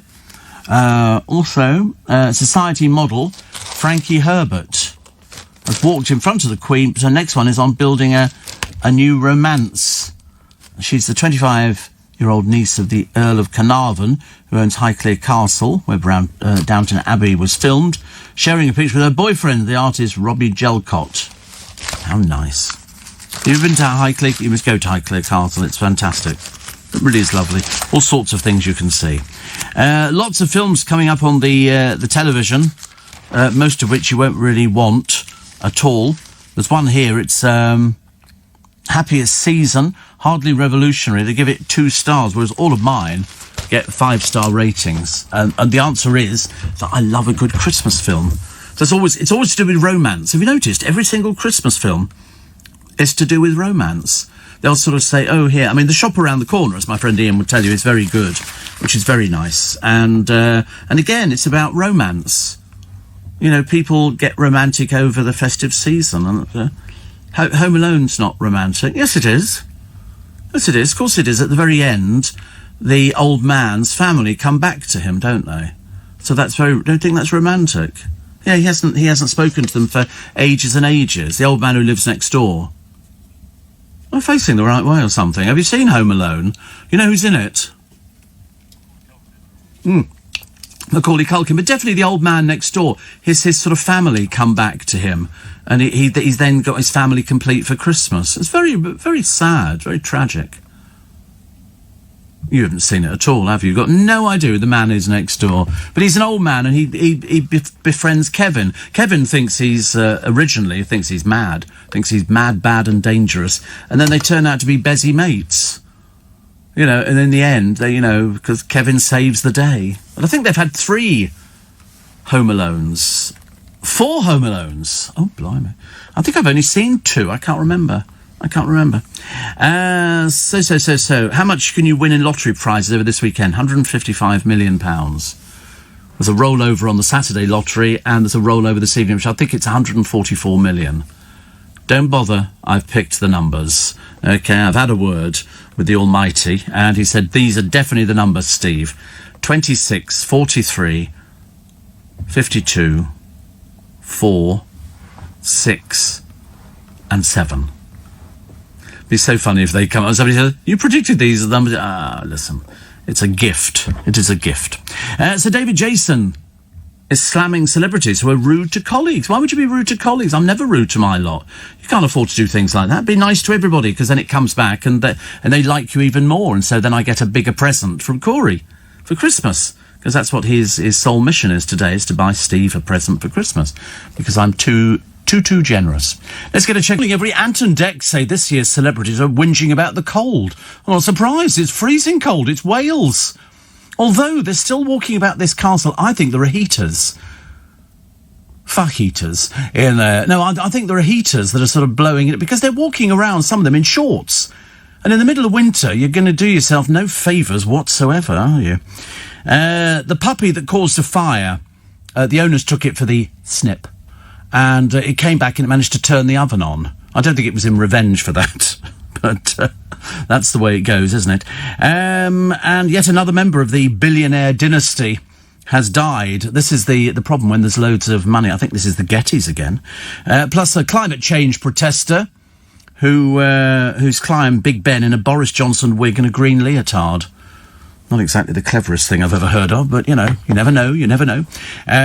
Dawn says, has the gazebo got a heater? Yes. Well, it will have by the time we get to Christmas. I have no intention of sitting in the back garden, thank you very much indeed. Definitely not. And Dawn is in Auckland, New Zealand. And another one here, which is John in Hamwell. He says, lovely Hamwell, how are you health-wise? I'm still shielding until God knows when, waiting for a kidney. Good grief, honestly. Yes, because lots of these things they've put on hold, haven't they? But we wish you well with that one. Steve, substitute pancakes with large crispy iceberg lettuce leaves. Delicious. Oh, is this for the crispy duck? Have you ever had crispy lamb? We had crispy lamb once in a Chinese restaurant, and that was nice. And that came, you wrapped it in lettuce leaves. So you sort of, I suppose you got the benefit of the lettuce and everything else, which is very nice. And in Scotland, been listening since 4, awake due to the pain in my hip. It was a case of lying in agony or sitting up and listening to you. Oh dear, a gazebo sounds awful, she says. And too cold and damp. What tier is your brother in? I think they're in 2. We're in 2 here. So we're okay. We've sort of checked it all out, actually. I live in Scotland. Son and girlfriend live in Cardiff. He's got to work this Christmas. He works in a warehouse for Aldi, so I'll miss him. I also, my daughter lives in Cardiff. Her and her partner, Abby, are going to see Abby's family in Reading instead of coming up here, which is my other daughter, her hubby, and my 3 grandkids, who thankfully live 10 minutes away. So round there's for Christmas Day, but I am on strong painkillers, so no drinky poos for me. Well, I haven't had any drink at all, actually. I'm 63, says Anne. I remember clogs being trendy with bell-bottoms. Me too. I had a pair of white clogs, although I did keep falling off the bloom. We thought they were fashionable at the time. Little realise until you look back on them that they don't look fashionable at all, do they? But, you know, we've done our best. We've done our best. And there's so many different things. I turn on the television every day. There's something else I feel I need to buy on television. But I'm sort of cutting back because the poor postman... Poor Darren, I mean, he turns it every day. Parcels, then the van turns up, then a bigger van, then it's, you've got Hermes that turn up, then you've got the DF, whatever they are, and then all the time it's deliveries. Non-stop deliveries, and it's Christmas party food, and all sorts of exciting things. They're all doing it. Everybody's doing party food, you know, beef Wellingtons or, you know, wraps of duck and things. It's always very exciting, and we quite like it as well. Actually, quite like it. So rugby's first openly gay referee says he hopes to have children when his career ends. He's about 40, late 40s, I think. So he's fairly ancient for things like that. According to the expert, there is an expert. Aliens exist across the galaxy, but are just listening to our broadcast rather than replying. Carol singing gets the all clear. You can go out and do carol singing and raise money for different charities. I like carol singing, yes. I mean, I don't want to go out in this weather. It's a bit chilly. And I've disconnected the doorbell, so there's no chance that they could start singing down the intercom system. Thank you very much indeed. Christmas cheers are out for bars facing a ruin. And the BBC's festive film lineup. There's hardly anything that's festive. There's nothing that you go, oh, that's a Christmas film. Whereas I've got a channel at the moment. I think it might be Hallmark. And it's Christmas films every day. Channel 5 as well, I think, in the afternoon. Christmas films all the time. So I quite like that. It makes me feel a bit more sort of in touch with sort of the festive season. Because it's going to be over and done with. So, I mean, next week we're into December. And then we're going to race through it so fast. You won't have a chance to think about what to buy Steve and whether to gift wrap it or just to sort of send the money in an envelope. You know, it's difficult. You know, if you need any help with it, just ask. Makes it so much easier. I can come to the showroom and pick out the model I want. There's no point in having a colour you don't need. You know, something's got to go in with sort of beige, and that'll be quite nice. But very exciting. But I mean, don't go to too much. Seriously, don't go to too much trouble, boys. Professor Chris Whitty says, "Don't hug your gran at Christmas." It sounds like a comedy song, doesn't it? We never hugged our gran at Christmas. Oh, somebody sent me in a poem. Somebody sent me in a poem earlier on. It came through on the emails. I remember reading it at the beginning of the show, but I haven't read it on the programme. I thought if I mention it now, you might be able to find it, which would be quite nice. It's about COVID and stuff like that. It's got highs and lows. You found it? It's not that long. I didn't think it looked that. You can print it off. I'll have a look at it. How many verses is it? 2, 3, 4, 5, 8, 72. You're fibbing. Why'd you fib? There's not 72 verses, are there? It's not 3 pages. Yeah, because you've printed it in big lettering, 1 word on each page. It's a programme that's very appropriate for today, isn't it? Well, that's what I'm selling them. You know what they like? They go, oh, it's got too many verses, Steve. So we have to go with Betty Botter. Another rivetingly exciting poem from the archives of the Steve Allen Early Morning Show.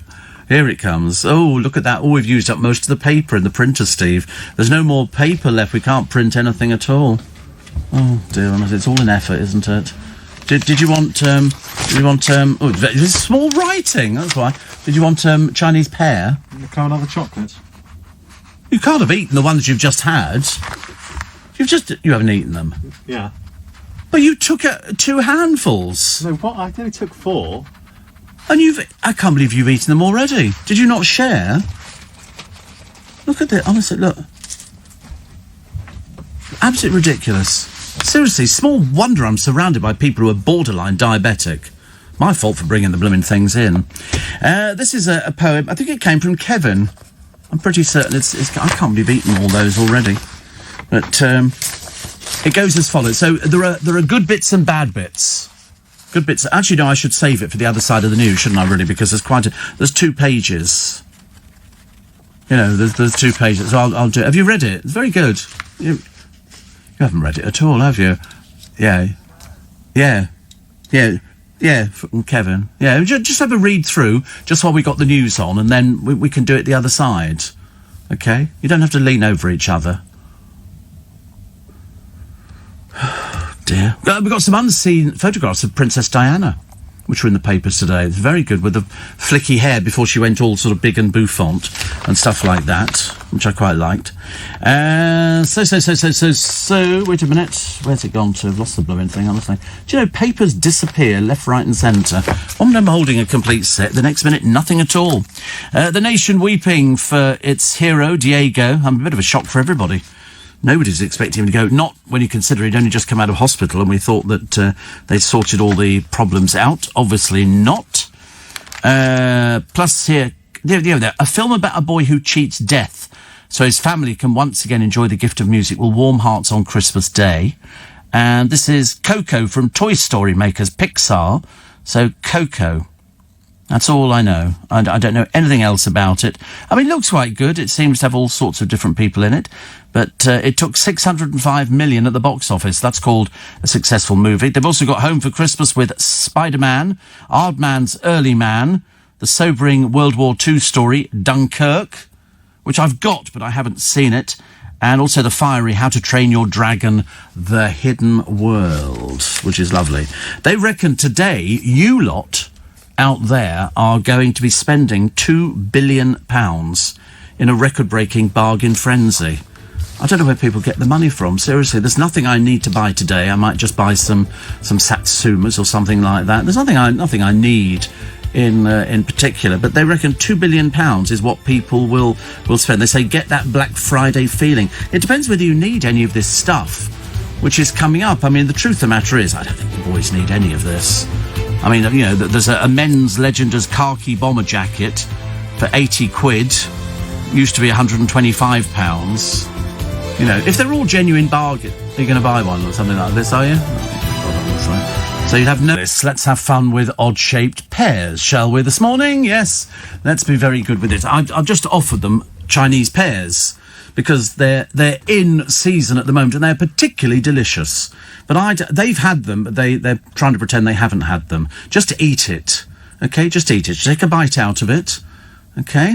Take a bite out of it, and then tell me, is that not the best Chinese pear you've ever eaten in your entire life? Thank you. It is like an apple, but it tastes like a pear. That's why it's called a Chinese pear. It's unbelievable, isn't it? And very good for you. Very good for you. So we've got a poem. So I'm assuming the boys have sort of checked it and gone all the way through it, but I suspect they probably haven't. So we'll just have to wait and see what goes with it. You vetted it, okay. It's called 'Twas a Month Before Christmas 2020, so it's got all sorts of bits in it. Okay, 'twas a month before Christmas, and all through the town, people wore masks that covered their frown. The frown had begun way back in the spring when a global pandemic changed everything. They called it Corona, but unlike the beer, it didn't bring good times, it didn't bring cheer. Contagious and deadly, this virus spread fast, like a wildfire that starts when fueled by gas. Airlines were grounded, travel was banned, borders were closed across air, sea and land. As the world entered lockdown to flatten the curve, the economy halted and folks lost their nerve. From March to July, we rode the first wave. People stayed at home, they tried to behave. When summer emerged, the lockdown was lifted. But away from caution, many folks drifted. Now it's November, and cases are spiking. Wave 2 has arrived, much to our disliking. Frontline workers, doctors and nurses try to save people from riding in hearses. This virus is awful, this COVID-19. There isn't a cure, there is no vaccine. It's true that this year has had sadness aplenty. We'll never forget the year 2020. And just round the corner, the holiday season. But why be merry? Is there even one reason to decorate the house and put up the tree when no one will see it, no one but me? But outside my window the snow gently falls, and I think to myself, let's deck the halls. So I gather the ribbon, the garland and bows. As I play those old carols, my happiness grows. Christmas ain't cancelled, and neither is hope. If we lean on each other, I know we can cope. There you go. Well done, Kevin. Thank you very much indeed. You watch people writing in. You'll have to download the programme now to hear the poem all over again, because it's a good one. Because we have to lean on each other. We have to sort of, take advantage of things and make sure you get all the medicine that's due to you, and make sure that we don't start being silly with the stockpiling of the toilet paper and stuff like that, because they've got tons of it. Literally tons of it. The only person who's sort of making yourself look a bit daft is you, and you're piling it up, and your granny's been shunted out to the shed in the garden so you can fill up her bedroom with toilet rolls. But people are still doing it. But of course, when they took the pictures of people in Costco, you can buy multiple toilet rolls. That's the whole idea. You don't just buy a packet of 4. You would buy sort of a huge thing, and they would go, there's a discount on buying toilet rolls. But if we all keep our heads calm and cool, we shall all get through it, okay? We will emerge the other side. It doesn't matter whether this Christmas is going to be chronically awful or it's going to be as good as you're about to get. But whatever it is, let's just be careful, shall we? And if we're all careful, then we'll have a nice time. All right, so you might not have the proper Christmas that you've looked forward to. But, we will eventually get round to it. Eventually we'll get round with all the injections. We'll all have them, and then we can go back to the hugging and the kissing and the snogging under the mistletoe. Raise your eyebrows, honestly. I'm going to go and buy some mistletoe today. I think. I don't know. I don't know anybody I can use it for. And am I watching the knights and the knaves over in I'm a Celebrity, Get Me Out of Here? Not really, because I don't know who some of them are. I really don't know who some of them are. I mean, I'm quite happy with most of them, but some of them. I mean, AJ doesn't really seem to be saying anything, and we're desperately waiting for him to say. They say another day and he fails to get airtime. Now, why is this? Good-looking boy. Not sure this is the big break he expected. The trouble is, he's up against some big personalities. If you're up against somebody like Shane Ritchie, unless you are literally whoopsie-doo, you're going to get trampled on, because he's got a big personality. Vernon Kay, is sort of got big personality. Beverly Callard, Russell Watson. Very quiet for a singer, though, Russell, but he is a quiet person. He has had all sorts of problems, as we all know about. Ruthie Henschel. She's quite quiet too. I think people think all these people are like the characters that they play. But Jessica Plummer, after a busy start, she ends the week quietly. So who's going to win it? Well, I mean, I think you'd be hard pushed to sort of find anybody better than Shane Ritchie. I mean, he does do gags all the time, and sometimes they end up talking over them, so they miss the gags, but I always hear them. I always hear them. Steve, been listening since 4. Not unusual to have, in Italy, a nice bowl of spaghetti for breakfast, says Angela. I love my Prosecco glasses. Thank you. Thank you very much indeed. I think the boys do as well. But also, you see, why not have a bowl of spaghetti for breakfast? Why does somebody say to you, you have to have that evening or lunchtime? Why can't it be for breakfast? Because they go, people have sausages and bacon and hash browns and stuff like that. Whereas I'd be quite happy. I'd have a bowl of spaghetti for breakfast. It's quite fattening, so maybe you'd feel a bit bloated, wouldn't you, when you sort of... what's the most unusual thing? You see, for breakfast for me, I've had mashed potato on numerous occasions with a tin of beans over the top and some little cocktail sausages. That's actually quite nice. And great. You've had pizza? If you've been hungover? See, I don't get that effect. I don't do the hanging over bit, you know. I've seen pizza in here when you come in and it's been cold. You don't eat cold pizza, do you? No. I've heard of... Oh, right, put it in the oven. All right. I've heard of people eating cold pizza and cold beans. People opening a tin of beans and eating them. Oh, we could eat cold beans. That's the oddest thing ever, isn't it, really? Also, Anton Deck have given their verdicts on the campmates, saying brilliant Jordan North is one of their favourites. They say, from the moment he started up and he was sick on the edge of the cliff, he's amused us every day. He said, Bev's good, but Jordan's been brilliant. We've laughed a lot at Jordan. So there goes... Who knows? He might win. He might win. I could be wrong. Everything. Oh, Play-Doh. Don't you just love the smell of Play-Doh? Oh, I could happily sit and sort of exist in a bath of Play-Doh. That'd be quite nice. And here we go. Climate change could cut almost a week off the summer. Have we had summer? I'm not even sure we've had summer. It's a bit miserable, isn't it? We need a bit more... You know, I did say actually to the driver the other day, I said I can't wait for a bit of sunshine, but of course we've had all this other stuff now, and I'm not particularly bothered about whether we get snow or not. We might get snow, but I suspect it's going to be for the poor souls up in the north of England who always get it. It doesn't tend to drift down to us as much as we would probably want it to. Which I do like snow. I like looking at it, but I've got to drive over Christmas, and I don't want to have to go down the motorways because I've got to use some of the little back roads. And if the snow comes down heavy, I'm going to be completely up a gum tree. So I don't mind it snowing in January. I don't mind that. I don't really want it to snow, you know, whilst I'm about... And for anybody else driving around at Christmas. You know, I don't... Luke doesn't drive. You don't drive, do you? No, how wise.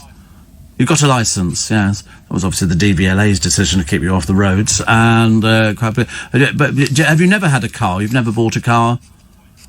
Well, there's no point in London, you're quite right, absolutely. And the more people think like that, the more happy I become when we don't need to worry about people like you. So stop, because you get some people, they stop in the middle of the road, practically get the A to Z out, trying to work out where they are in London. Because unless you have got a rough idea, and luckily I have always a rough idea of where I'm going. I mean, you know, Corey's car barely makes it round roundabouts.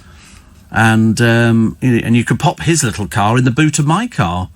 It would fit in there quite nicely, wouldn't it? Could be like an added extra to my car. Comes with its own Mini, they could say. Yeah, I could have towed you home, but I wouldn't. There's no point in trying to sort of think on these things. I mean, I've done that before. I said to somebody, listen, don't forget, if ever you're sort of, you know, you're coming back from the airport or you've just arrived in the country, you need a lift, don't call me, okay? Don't ever call me. I'll never speak to you ever again. I don't want people sort of finding out, because they do that, don't they?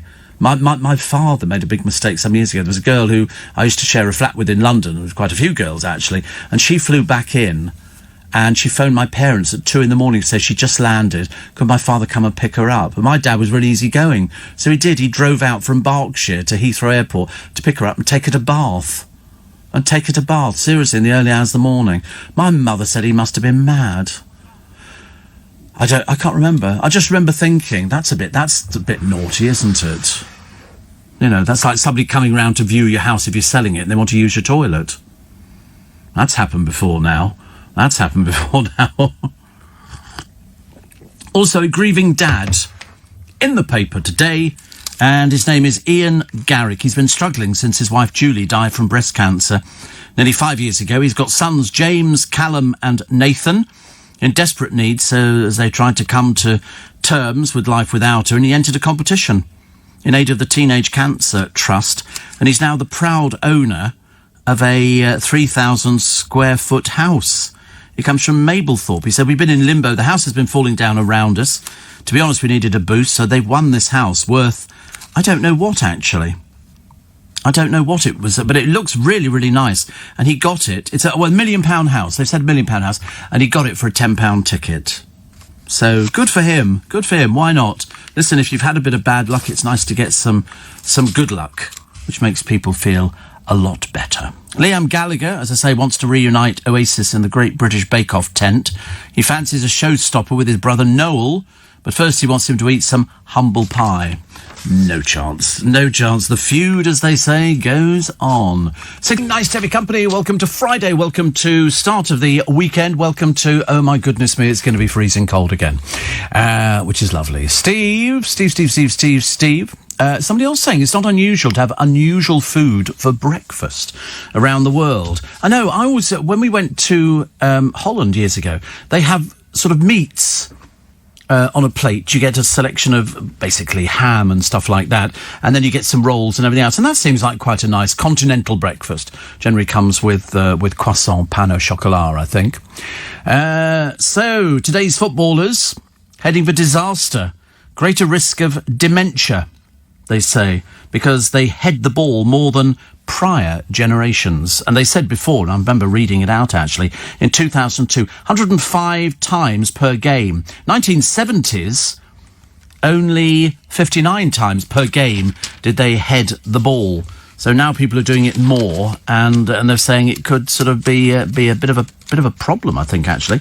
Also, they had the other day the Macy's Thanksgiving Day Parade. I've forgotten. I always imagine it was a Christmas Day Parade, but they have a Thanksgiving Day Parade.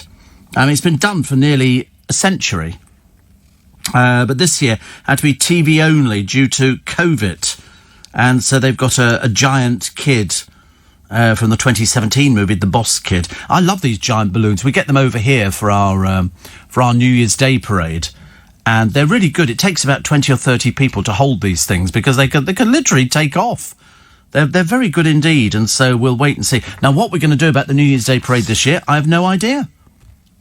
I've got no idea. We're slightly disturbed about what we're going to be doing for New Year's Eve. And here is keeping up with the neighbours is going to cost you a whole lot more than you think. How many of these have you got? This determines your status in the world. This determines the way people look at you. Do you have manicured nails? Okay. Do you have a weekly blow dry? Do you have an iPad or a tablet? Okay, if you've said yes to all of these so far, you're doing very well. Do you have a double-barrelled surname? Well, that's not middle class, that's chav. Total chav. Unless it's Walkington Smythe, in which case it's something completely different. Do you have a coffee machine at home? You have a coffee machine, okay. Do you have a dog walker? No, you don't have a dog walker. Okay. Do you have a rare breed of pet dog? No. Do you have a Peloton bike? No, not looking promising now, is it? We notice we've turned up. Do you use taxis instead of the bus, the train, or the tube? Do you? Wow, I wouldn't. I'll get it free. So, do you have a season ticket for a Premiership football club? No, they're very expensive, aren't they? Very expensive. Do you drink champagne regularly? You don't. So, when was the last bottle of champagne you bought? Ages ago. Do you have a good knowledge of wine? Yeah, you open it, you drink it. That's the knowledge. Do you have a home yoga studio? No. Well, some people do. Some people do. Do you have a walk-in wardrobe? Yeah, provided it's outside the window. Do you have a wine cellar?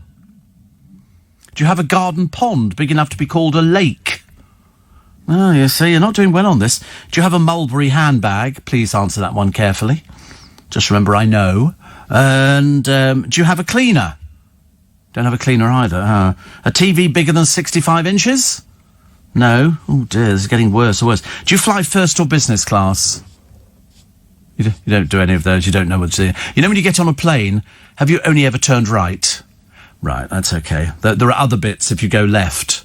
There's more seating down there, and the swimming pool, and the jacuzzi. Well, the cocktail's in there somewhere, cockpit. Do you have a swimming pool at home? No, you don't. No, you don't. Do you have a Rolex or a Cartier watch? No. And failing this, how many of these things have you got? You need all of them, basically. Do you have, top of the list, a high-performance car like a Porsche or a Ferrari? You don't have that at all. You really don't. Do you have any Louis Vuitton luggage? Do you have a personal trainer? Do you have an iPhone 12? You've got that trainer, yeah. Do you have an iPhone 12? Does your home have electric gates on it? You're just out of the loop. You're not even in the loop, actually. I mean, to be honest with you, I mean, also, when it says here, do you have a second home? Do you have a holiday home abroad? No. I've got all of these so far, every single one of them, except I don't like Porsches or Ferraris. So I shall stick to what I've got. But, yeah, I mean, I drink champagne regularly. Not. In fact, I don't drink anything at the moment, which is even more bizarre. Do you have a personal number plate on your car? No. Oh, it's tacky, is it? Oh, okay. No. No. Do you have membership to an exclusive gym? Think before you answer that one, because your gym is A, not very exclusive, and B, it's not open. So it doesn't really matter. Do you have an Arga cooker? I'd give up now. I mean, seriously. But you did go to, and you did get a good education, didn't you? See, I think that covers for everything. If you got a good education, you got letters after your name. I just thought of something quite rude, actually, which goes along with letters after your name, and then I changed my mind. Do you have an ice cube maker in the kitchen? You've got a tray that goes in the fridge. No, you can get ice cube makers. They look quite nice, actually. They're now down to 150 quid. 150 quid, and it's an automatic ice maker. And the ice making cycle lasts 6 to 13 minutes, depending on the ice cube size and the room temperature. Looks lovely, doesn't it? I quite fancy the idea of eating, because we used to suck ice cubes as children. That was the one thing people say, you don't suck ice cubes. You say, yeah, you bite them and everything else. I mean, you get most fun out of an ice cube. Really, very good. 84850. Oh no, don't use the text, actually. I do beg your pardon. You can either tweet or email. That's all we've got. So you could tweet at Steve Allen Show or email steve@lbc.co.uk. And I will mention again, since we're going into the weekend, that I still have a few single Groovy Gang glasses, the ideal Christmas gift. All the money goes to a very good charity. It goes to Global to Make Some Noise. And the idea being we want to help people out who've had a rotten year. And there's lots of people who need our help. And with your help, we can give our help. So my glasses are available. We've done the tea towel, we've done the tote bag, and now we're onto the glasses. And I think so far we've sold, about 5,500 glasses. About 5,500 glasses, and they've gone around the world. They have gone around the world. So if you would like to be in the loop and be an honorary member of the Groovy Gang, then if you go to the LBC website, which is lbc.co.uk, if you click on my pictures, if you go all the way to the bottom of the page and it's got presenters, click on Steve Allen and that will take you directly to the page. Then you can have a look at them and you can decide if you want to give some money to help out with our charity for this year. They've got lots of different things. I've noticed quite a number of other presenters have got... one of the other presenters that I know quite well has got socks, which actually sort of kind of takes it out of the realm of what were we going to do for next year. And somebody said socks. And I thought, I don't know whether we could do socks. They have to appeal to everybody, don't they? Have to appeal to everybody. So please go lbc.co.uk and you'll find out all of the details on there. Daily Star today. A multi-million-pound PPE contract awarded to the ex-landlord of Matt Coco Hancock's local pub. Lord above, how do these things work? A multi-million-pound contract. Friends star Matthew Perry revealed last night he's got engaged. She's about 20-something and he's 50-something. British scientists have defended Oxford University and AstraZeneca over their COVID-19 vaccine trial. In the half-dose regime, it was only given to people under 55. Scientists hoping to protect older people who are most at risk. Chris Packham warning of this enormous ecological damage caused by I'm a Celebrity, allowing foreign insects into Britain. And the Welshman Nigel Owens, who is Britain's first openly gay rugby referee, says he hopes to have children. He said that with his teacher partner, Barry Jones-Davis, I'd like to have kids. Circumstances haven't allowed it until now, particularly with refereeing for the best part of 20 years. 20 years! That's an awful lot of time, isn't it? An awful lot of time. Peter Shilton, still haunted by Diego Maradona's Hand of God goal, but Gaz has told him to move on, because they had the funeral for Diego Maradona the other day, and people were all out on the streets, crowding there and following it all the way through. And he was given a good send-off, because it was a bit of a shock, wasn't it? The David Beckham story runs again in some of the papers today. A bit odd. He could have been named sports minister. It's just that he couldn't have spoken. He'd have to stand up in the House of Commons and actually put two words together, and everybody knows that just wouldn't be something that he could ever do. Michael Jordan will give £1.5 million of his earnings from Netflix show The Last Dance to feeding the poor. I find it difficult to believe that we've still got the poor. A 1966 hero really was Big Jack. Jack Charlton, pictured parading naked in a new documentary on his life. Bizarre thing to do. Jack Charlton, of all people. Right, 6:30. Let's get the news headline. Need to have your company. Nice 25 minutes to 7 is the time, so we're bracing ourselves. Not here in the studio. Well, actually, we do sometimes. For a 48-hour snow bomb with the... I don't even know what a snow bomb is. Is that where it sort of just go... and then you get it instantly, I suppose. Temperatures will nosedive this weekend to an icy blast, and the Met Office have raised its severe cold weather alert to level 2. Oh, it's all level 2, isn't it? Everywhere you go now. But they reckon here it could go to -5 next week. Freezing fog, disrupting travel, and frost likely to be widespread. God, I haven't seen frost on the windscreen of the car for ages. You get that a lot, Dave. It's the fog I don't like. I can remember driving near Skye one morning, years and years ago, and the fog was so bad I couldn't see if there were other cars crossing the road. It was that bad. I mean, literally, you had your windscreen wipers on to try and make it as easy as possible. Most frightening experience of my life. Terrible.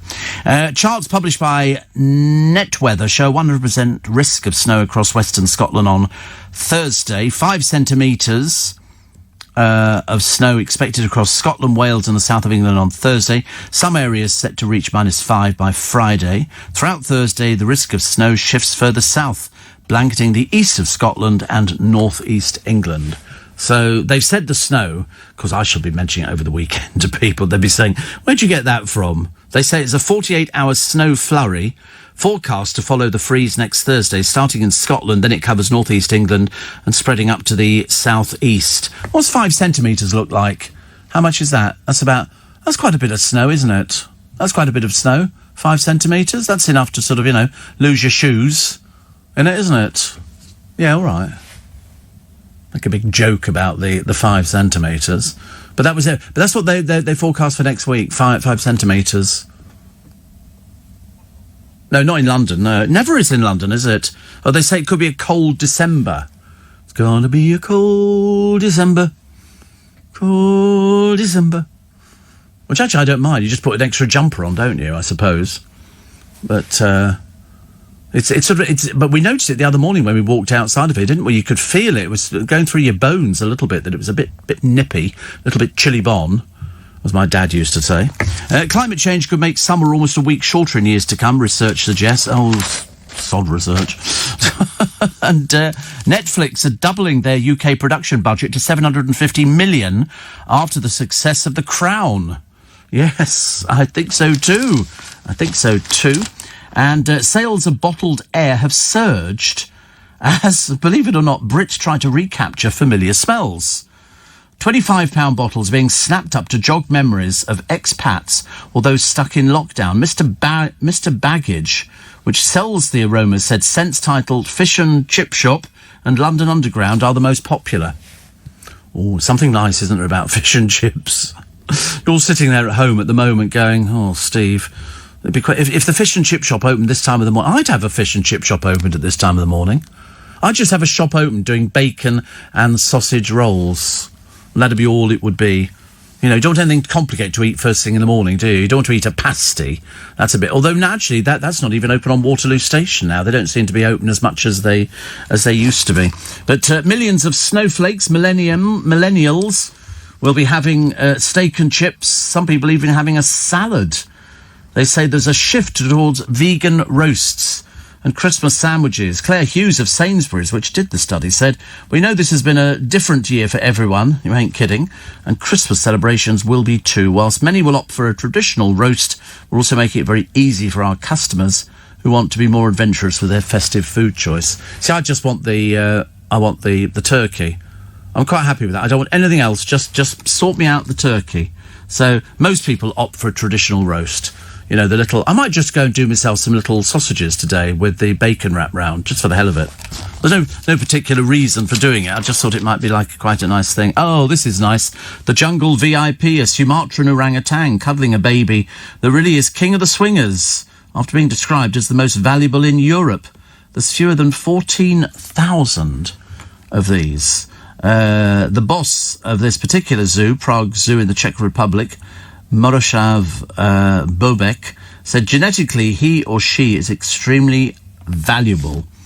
Orangutans have babies every 7 to 9 years, the longest interval in mammals. They've got such cute faces. They really have. They've got the cutest faces. And of course, many of them don't get abandoned by their mothers. Their mothers get shot by people who are doing logging. And so they don't care about them. And so sometimes you see, you know, people having to look after little orangutans. They have got the cutest faces ever. Cutest faces.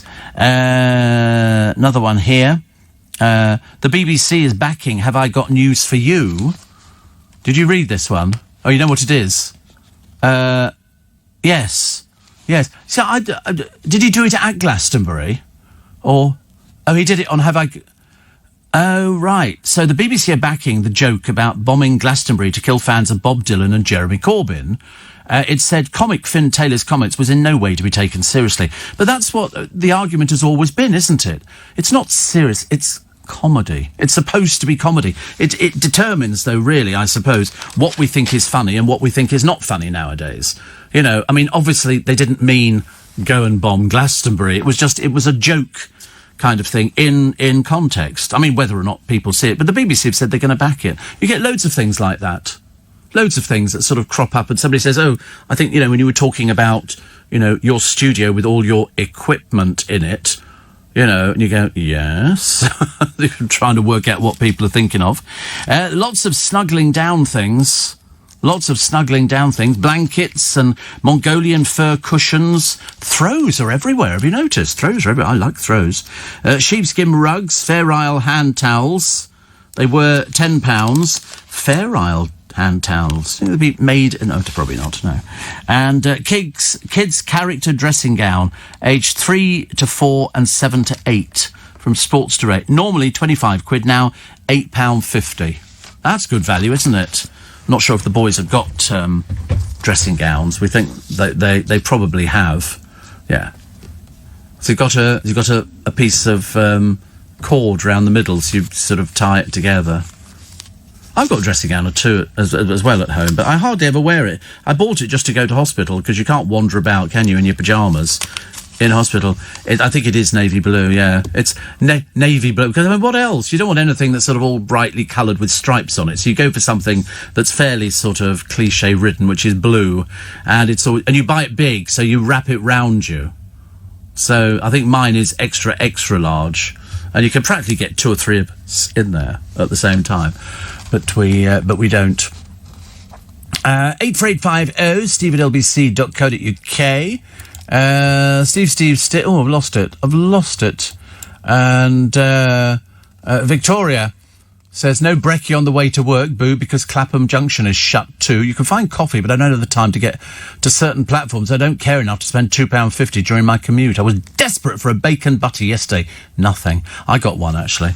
I got a bacon baguette at Greggs, which is about £2.60, I think. And it was very nice. I stand by the bus stop eating it very surreptitiously, because you can't eat anything like that and make it look as though you are eating a huge baguette. So everywhere's... The trouble is, but once places are closed, you know, and I used to call in to Burger King at Waterloo Station to get their hash browns, because you could get a bag of hash browns. And sometimes they'd have 2 or 3 bags of hash browns. They were delicious. You know, I can't eat the hash browns from McDonald's. They're a bit too sort of big, whereas the other ones were like little bite-sized things. It's like sort of KFC. You know, I have to decide, am I going to have KFC today for a Friday? I haven't had it for ages. This is my big treat. This is what I aspire. Is that your wallet? Oh, right. What is it? Oh, you're having a wipe down. Very good. Very good. They're very conscious round here. Everybody's wiping down constantly wiping down, which is good news. Sturgeon hinting at this new Scottish independence vote next year. A lot of people will be talking about that later on today. Plus, does Putin have a love child with a former cleaner? She was a former cleaner, then magically she became head of this, that and all the other, and she earns about $7.5 million a year.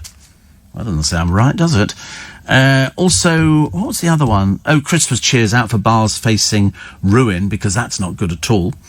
And the police constable who swapped the barcode on some donuts. You know, I mean, it should have been £10 for the box of donuts. 14 quid in all. He just paid 4. So he knew exactly what he was doing.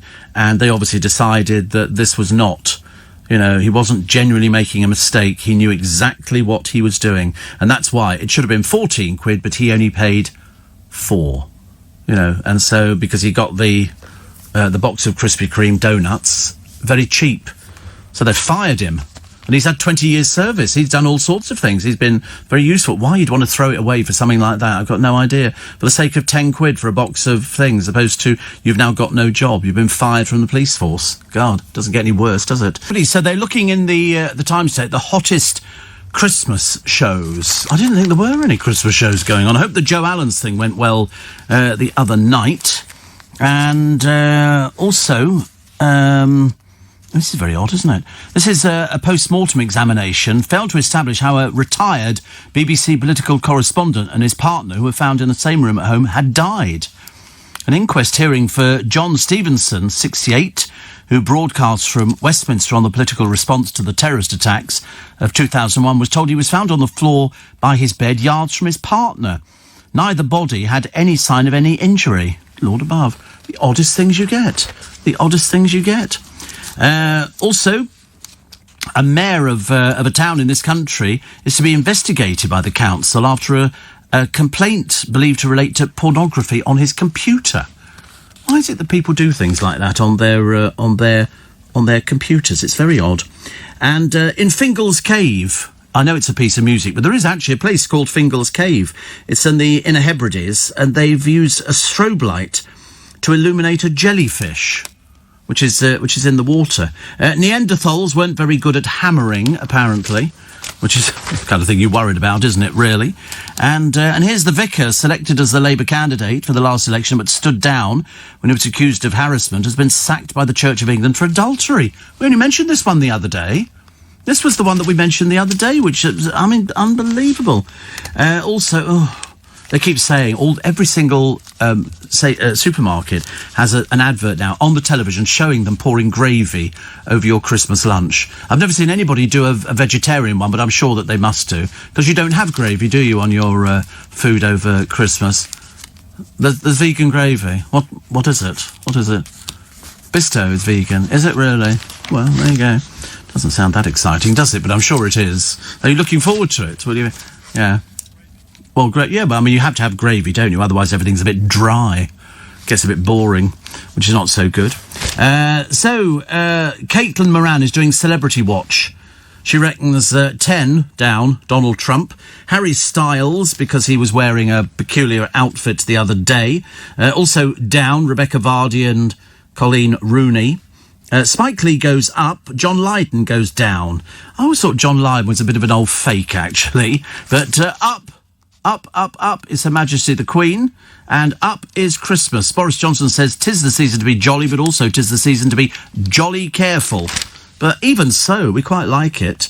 There's also the best live theatre and concerts in the paper today, the Nutcracker at the English National Ballet. Do you know, I've never seen the Nutcracker. I'd quite like to go and see that. And we normally go to watch sort of the Red Shoes or any of the other things that are sort of out as well, which I quite like. And people's style. I'm always fascinated by when you look at somebody's home. They'll do it in country life. They say, oh, this home was done by so-and-so, so-and-so. And you look at it and you think, I bet that cost a fortune. I bet that cost absolute fun. And yet they always look, to me, I mean, I would love to bring somebody in and just go, I tell you what, do whatever you want. And they're then going to go, how big is your budget? And I'm going to go, I don't know. How much would a room cost? It's like buying a kitchen. I can remember years and years ago looking at one particular company and they said kitchens from £40,000. From £40,000. And I thought, wow. Whatever happened to sort of cheaper kitchens? You can go and buy the cabinets yourself and put them up, or just change the doors, which makes it a bit easier. But and then a friend of mine had one done. It was £60,000 for a kitchen, but it came already assembled. All they had to do is fit it. So they come and measure, and then and I quite fancied that idea. The idea of putting together kitchens is not my idea of fun on a Sunday or a Saturday, I'm afraid. I like the idea that it's already done, but you pay a fortune. How to festive dress your house. Is it tacky to put lights all over it? And don't say yes, because I do like lights all over it. And Bill Bailey has done a diary, a Strictly diary. He's doing really well. He's doing really well. I mean, he dances. The Express are talking about JJ, I'll Dance the Pain Away. He was in the forces or something like that. Anyway, and so he's in pain, but because every single paper seems to be running with it today. But I'm assuming if you're a former soldier, well then, yes, you would be suffering with pain for doing certain things. Plus, the voices raised in relief and rage. You know, a lot of people saying, oh, you know, we should be in this tier or we should be in that tier. Is this the right tier to go for?